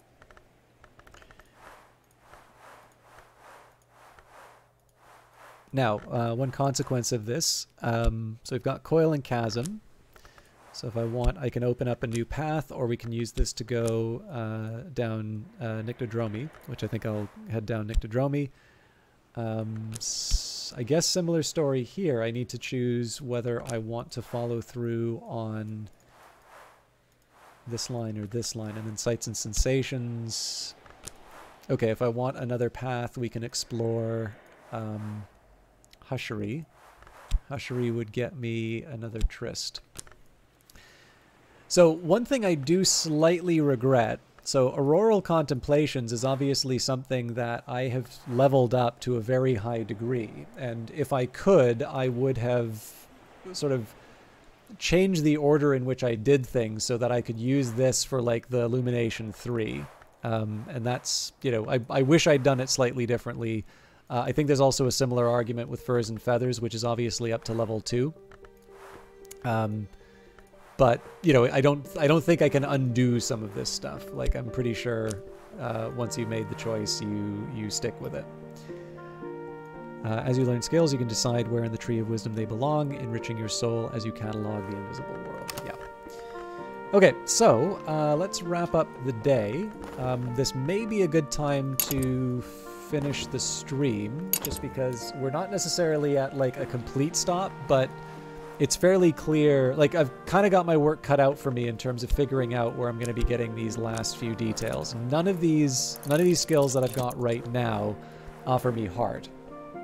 So what I'm going to have to do is I'm going to need to find heart through other means, probably through either the weather or through like, what am I trying to say? I'm trying to find it through beachcombing. Now, I'm also seem to be missing a Fost, so we've got one. Oh, hey, it's here. Hang on, did I mess up the numbers?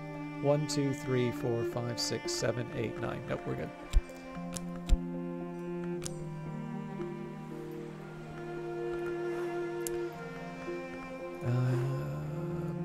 Which is my moon skill?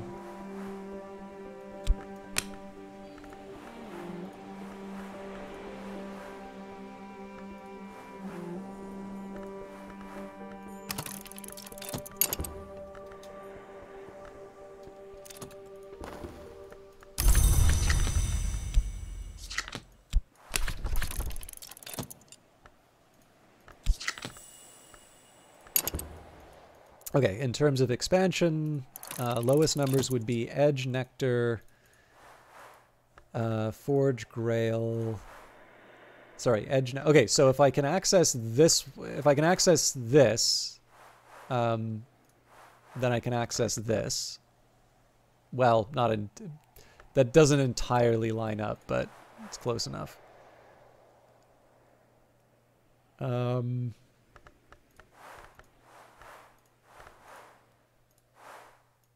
Yeah, if I can find someone who's strong in heart. We may even just rely on Mrs. Kill again. It's an expensive way of doing it, but... in fact, given what Core can do, we might even be able to just level up Reverend Timothy.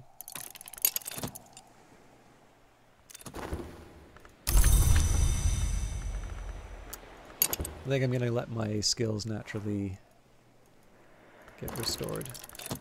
And we found a rose pearl.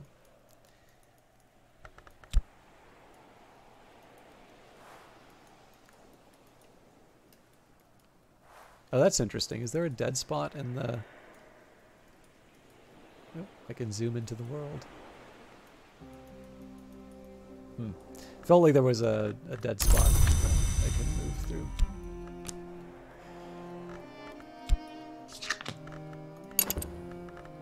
Okay, definitely don't want to keep the rose pearl.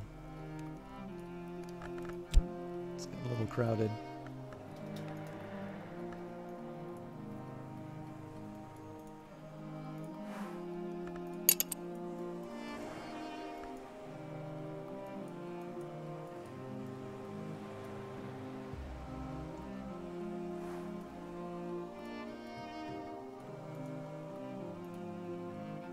I really like the feeling of this.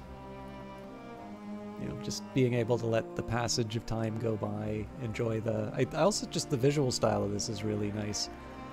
But just, you know, it's nice to just be able to have... Like, so if you think about Cultist Simulator and just this relentless ticking clock, you know, you're almost always feels like... It feels almost always like you're gonna die at any given moment.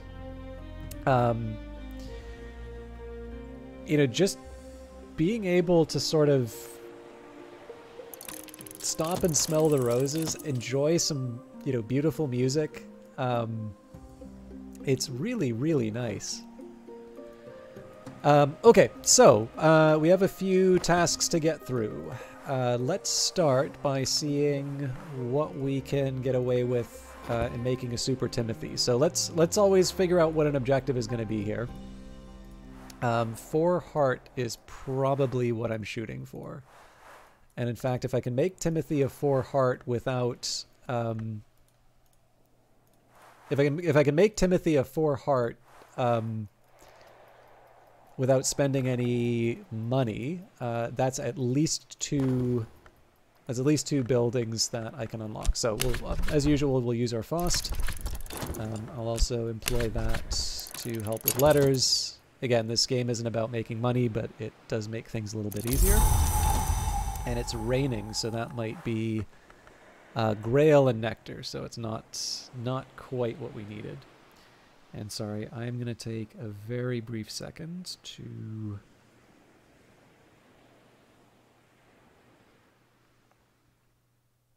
Just need to sort something out here.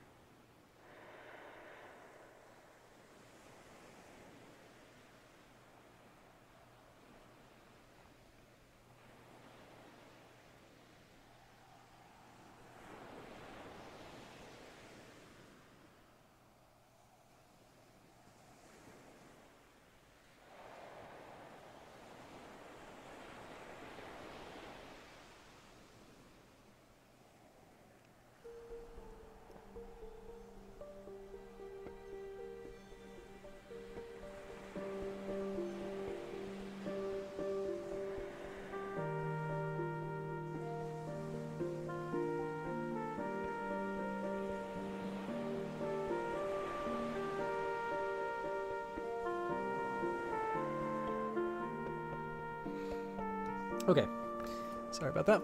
So, not much. I don't think there's all that much that we can do for the Grail and Nectar on its own.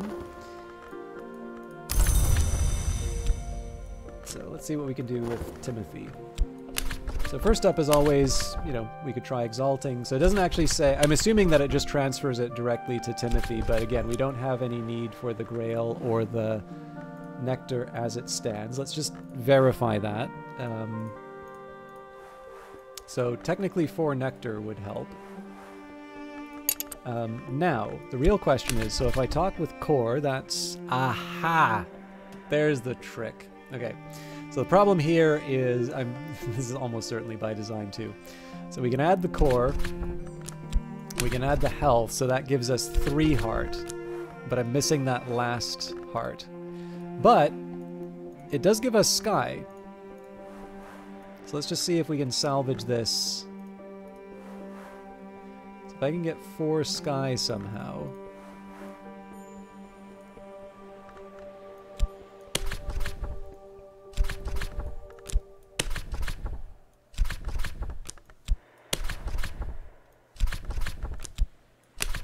Actually, what I'm most interested in is the fact that we get moth, moon, and nectar from the tryst. So I'm actually going to start with the tryst because I want that for beachcombing. I suspect we're going to have to wind up using Mrs. Kill, and we'll do that in another stream. But let's see. Let's go for the nectar with Reverend Timothy from the rain. And that should give me access to... I can never remember which room it is. One of these had nectar. Yeah, the Practic Garden. So why didn't that give nectar? Am I losing my mind here?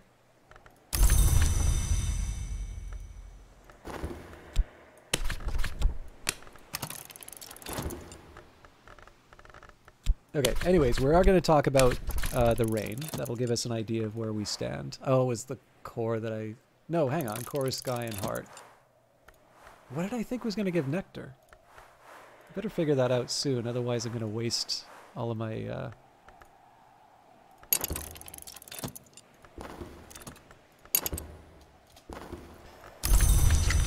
let's keep flogging the Fost in the Sweet Bones.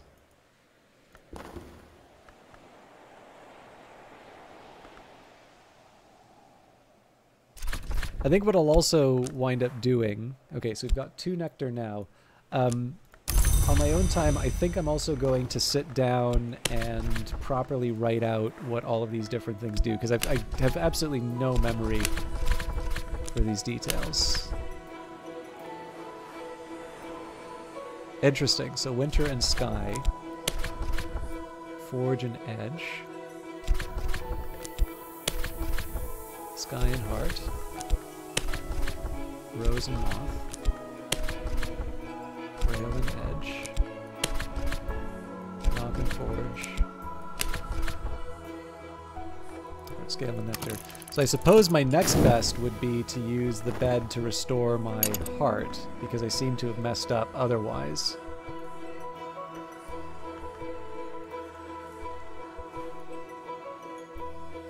Now, knowing what I know...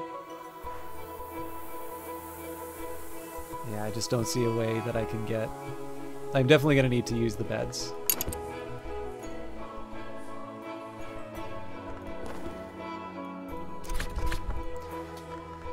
Okay, so I just need one more nectar from somewhere. And just to be clear, so yes, I can exalt through elements of the soul, memories, tools, beverages, and sus... Ah!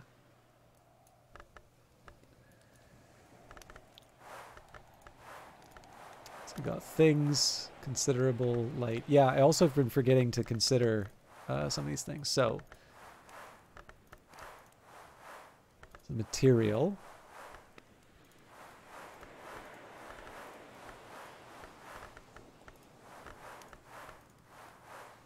So apparently this is not sustenance. Unbelievable. So you'd think the spring water is the sort of thing that you could give to Timothy.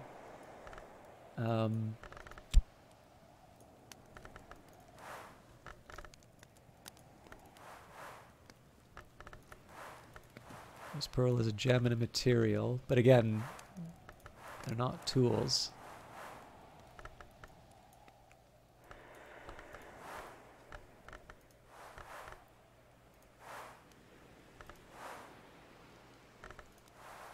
I'm thinking this is kind of a, like I'm thinking this probably is not not very useful. But the last thing I want to do is... Oh, you know what?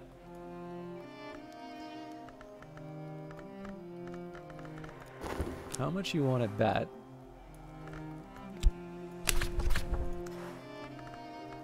So we'll examine this with fact.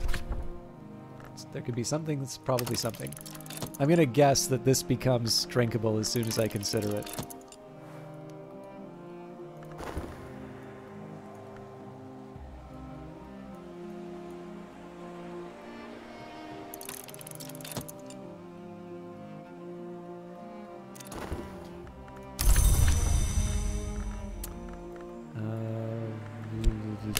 manual labor with my core. Maybe not the best idea to give up my heart quite yet. Metal?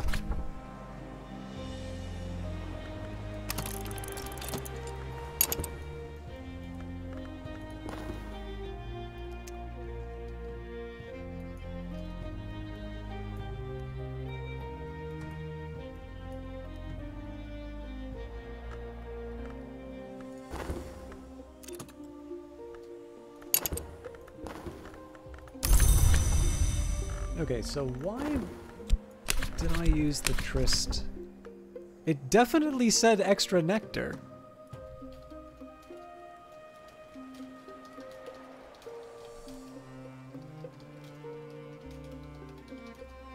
I'm probably doing something very stupid by going back to the well here, but I'm going to try, especially because if health is going to be the only way that I can get this back anyway.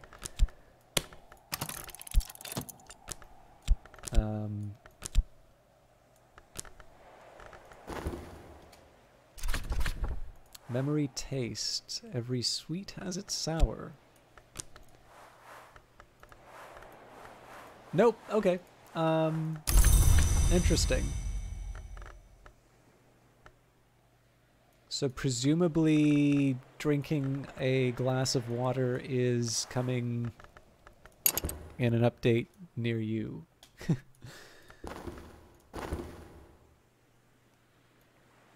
There's lots of other stuff I can consider, but I think right now we're going to wait for access to my heart, or my health, or... God, I better hope. So I better hope that this either delivers on the nectar...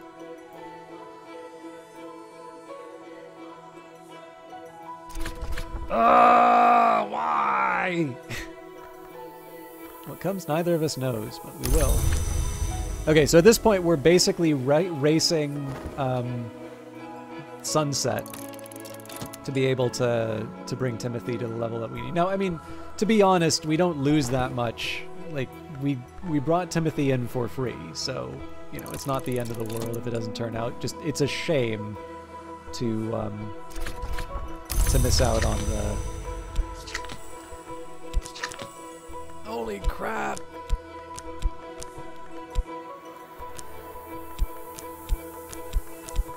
We're rich! We're rich! Does Arab get me a little respect? God, I really want to try that at some point, but let's do more manual labor for the money because we are going to be bringing Miss Killen. The other thing I probably should have been doing is reading some of the books to get memories. That would be helpful. But yeah, like I said, the race right now is for the remaining 30 seconds to see whether or not I'm going to be able to take advantage of the Rector's assistance. And it is a fairly unique situation we're in because it was the rain that let us... get to this level. If we're not able to upgrade Reverend Timothy, then we lose the opportunity.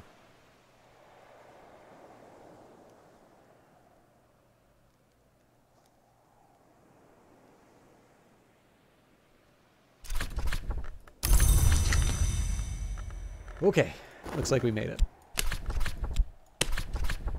I'm ready to lend my limbs, heart, scale, and nectar. So, amusingly enough, we actually also had access to improving, like, to the room that we were originally going for with heart, because we can refresh it, but it's not necessary. We can work with what we've been given here.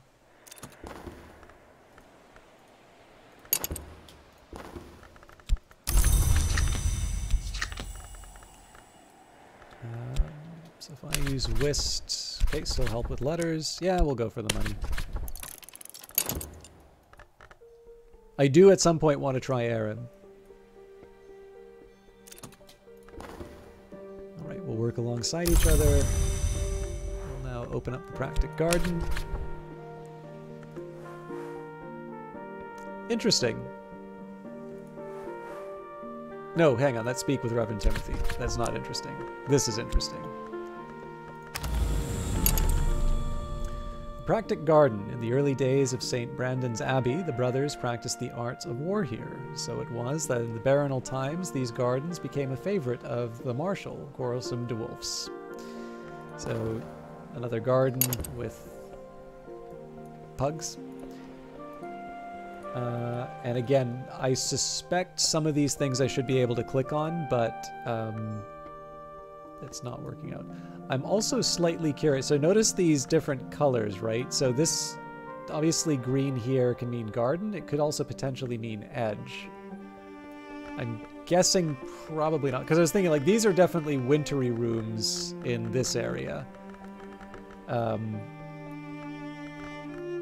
So the blue was a sort of a suggestion there, but the fact that it's green here is sort of suggesting to me that, yeah, it's a garden thing.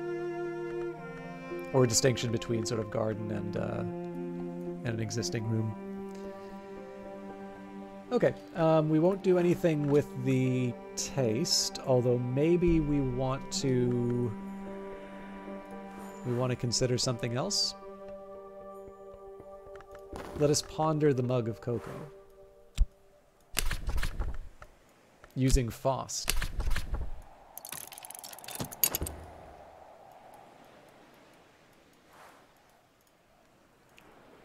I think this will be the last day. So I'm tremendously enjoying myself, but I'm pretty sure we're now close to 2 hours over. And I do actually have some stuff I needed to get through.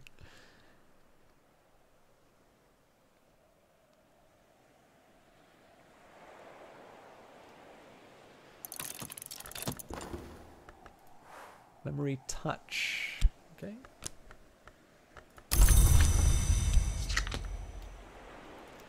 We're just going to leave that.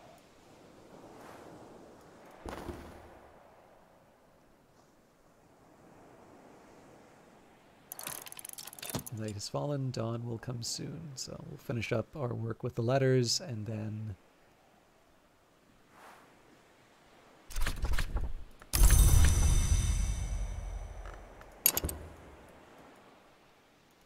we'll leave everything be. So we can go back to imagining what we might want to achieve. Now, if we're cheap, we can try and make the Super Timothy again. We actually have 3 rooms that can be accessed through Heart.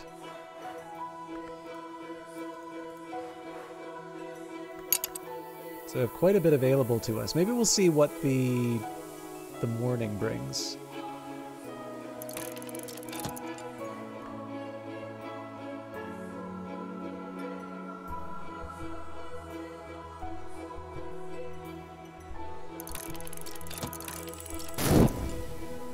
Okay, so this is actually kind of an interesting consideration. If you think, so I'm just trying to think a little bit about how I would interact with the game here. I can talk with Timothy. I know that I can boost his heart by 2 each time I sort of talk to him. And when when I do that,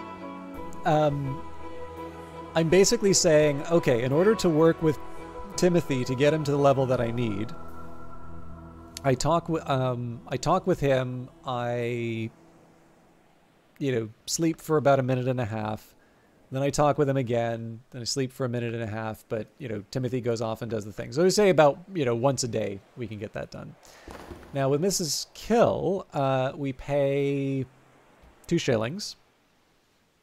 Once we pay 2 shillings, then we use the health and the core.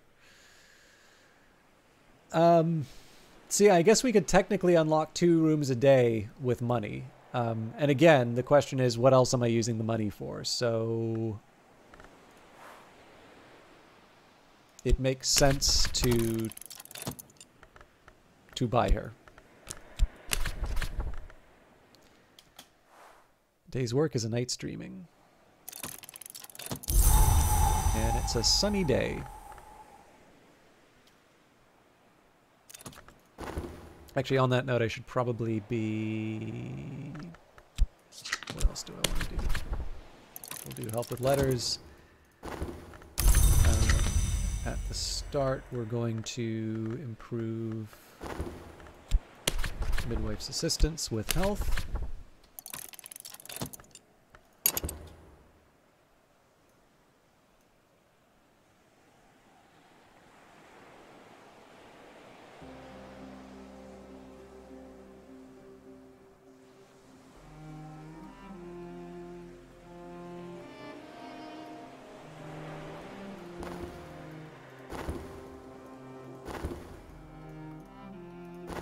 It's interesting, I still haven't seen a visitor yet.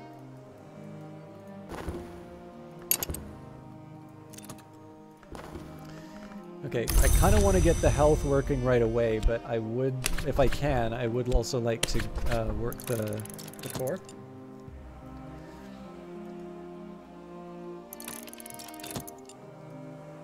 Like I said, that'll unlock a second room for us. And we might as well go searching for goodies.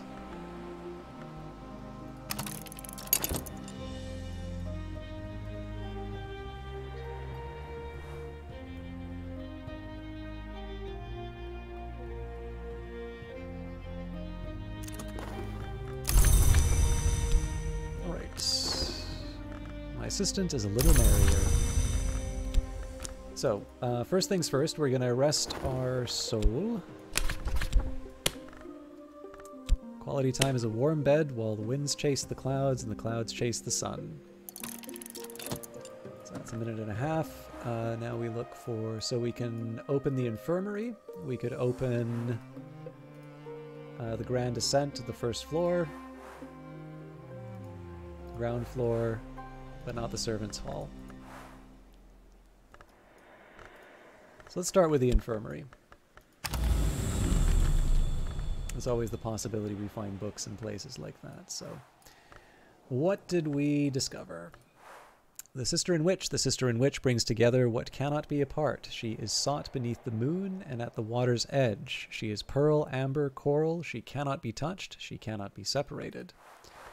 The velvet. The glory is a question. The moth always answers yes. The velvet's answer is no, and that is always her answer.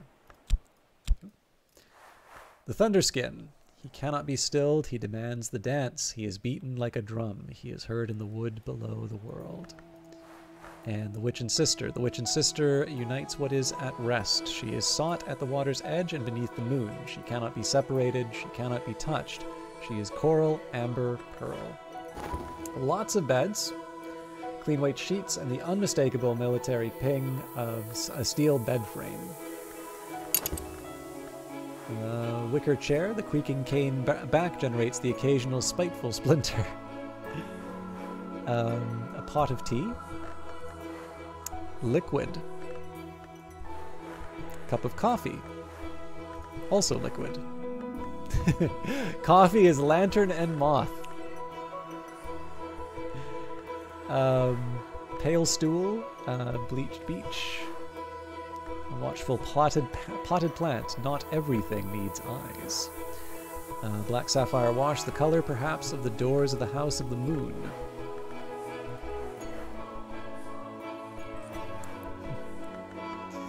Pitcher of water. Caution hot. I mean, really, this sign should be over my bed, I imagine. But all right. Patient's lounge. So that's 5 health or grail. All right. So I suspect we're going to have a little trouble with the operating theater and the patient's lounge, but we definitely should be able to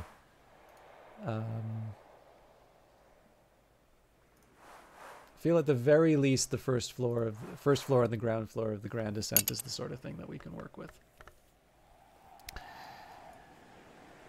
So no promises. I think we'll see where we can get. I'll maybe make an effort on the at least one of the grand ascent. Oh Lord, I should have been making money. But I may have to call it here. Actually, let's also see if there's something I can do with the sunny day. First thunderstorm we get, we'll be able to read Deaths in Their deaths in their evasions.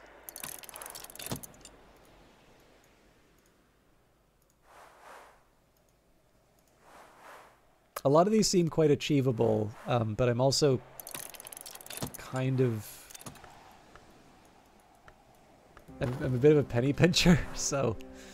Ava's locks. Okay, rose, leaf... Yeah, the tricky part here is it's not super clear what I can do with a lot of the items that I find.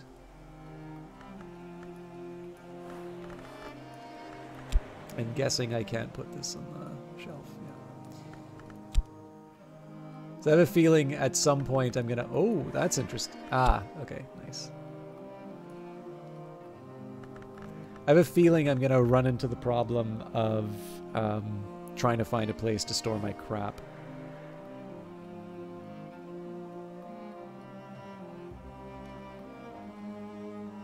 Sorry, I just need to send a message.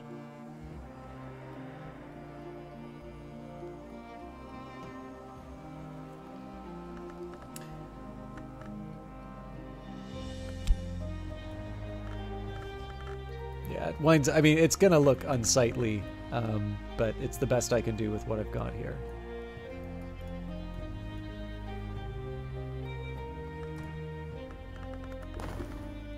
We got 32 seconds, so we should be able to... In fact, we can probably just pick up Mrs. Kill. Oh, I can't because I don't have the Arab! I did not think that through at all. I don't think we have Grail. Although we can actually talk with Mr. Kill, it just occurred to me. An afternoon spent profitably reading the newspapers to the curious, writing affectionate letters for the lonely, steering farmers through the requirements of the Ministry of Agriculture. Alright, yeah, I again, wasn't thinking at all. But, let's see, speak with Mr. Kill. Mr. Kill likes conversations about endings. His wife prefers to talk about beginnings. 2 shillings will buy his help for a day. So, there are a number of possibilities that have opened up there. I just wasn't thinking straight, so...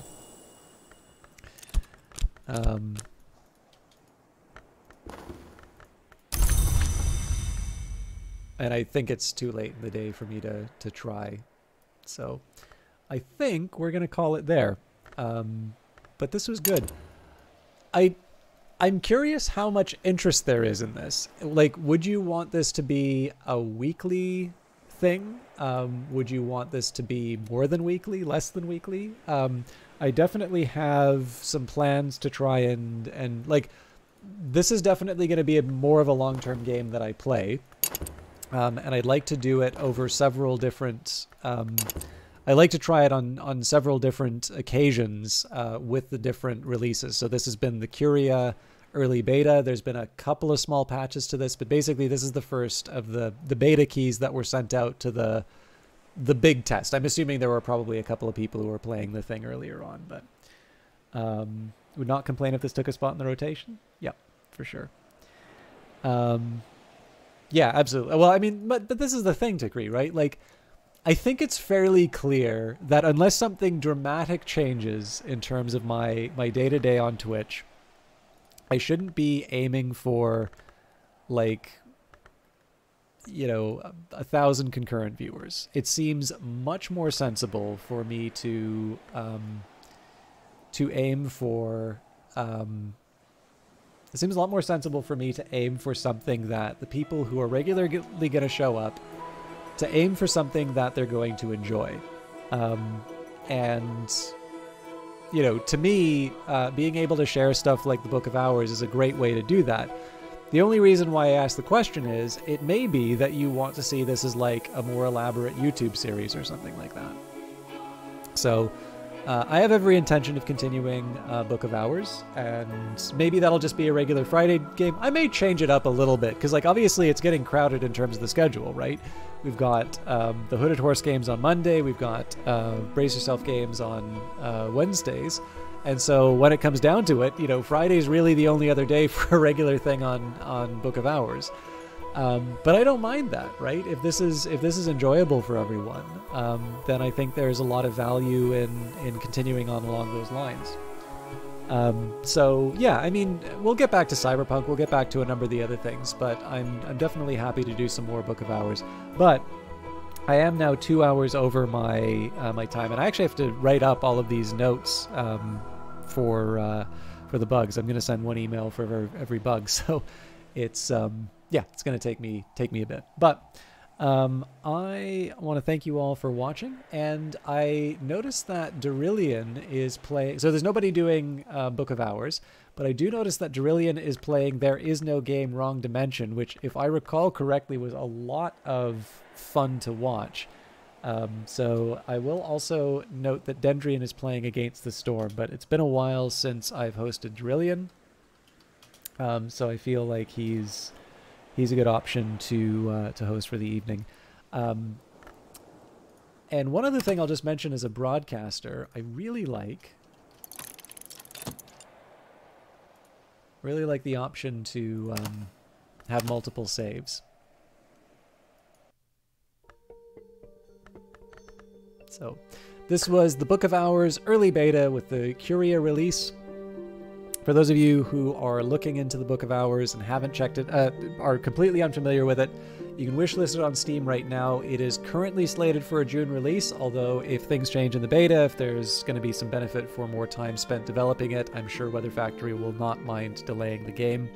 But also, if you are new to Book of Hours and you want to try something like the beta, I mean, even if you're familiar with it, I just say this because chances are if you're already familiar with Book of Hours, you've already put your name in for the beta. There will be additional draws for the beta, so don't feel like you've completely missed out if you didn't get in the first round. But if you've not played the game before, feel free to reach out however you want, and I'm happy to... Or anyway, if you didn't know how to get into the beta, or you want to be in the beta and you have not yet signed up, reach out. I will do my best to let you know. Anyways, I'll see you all Monday. Please enjoy Derillian and There Is No Game. I've got very little time left. See you later. Bye.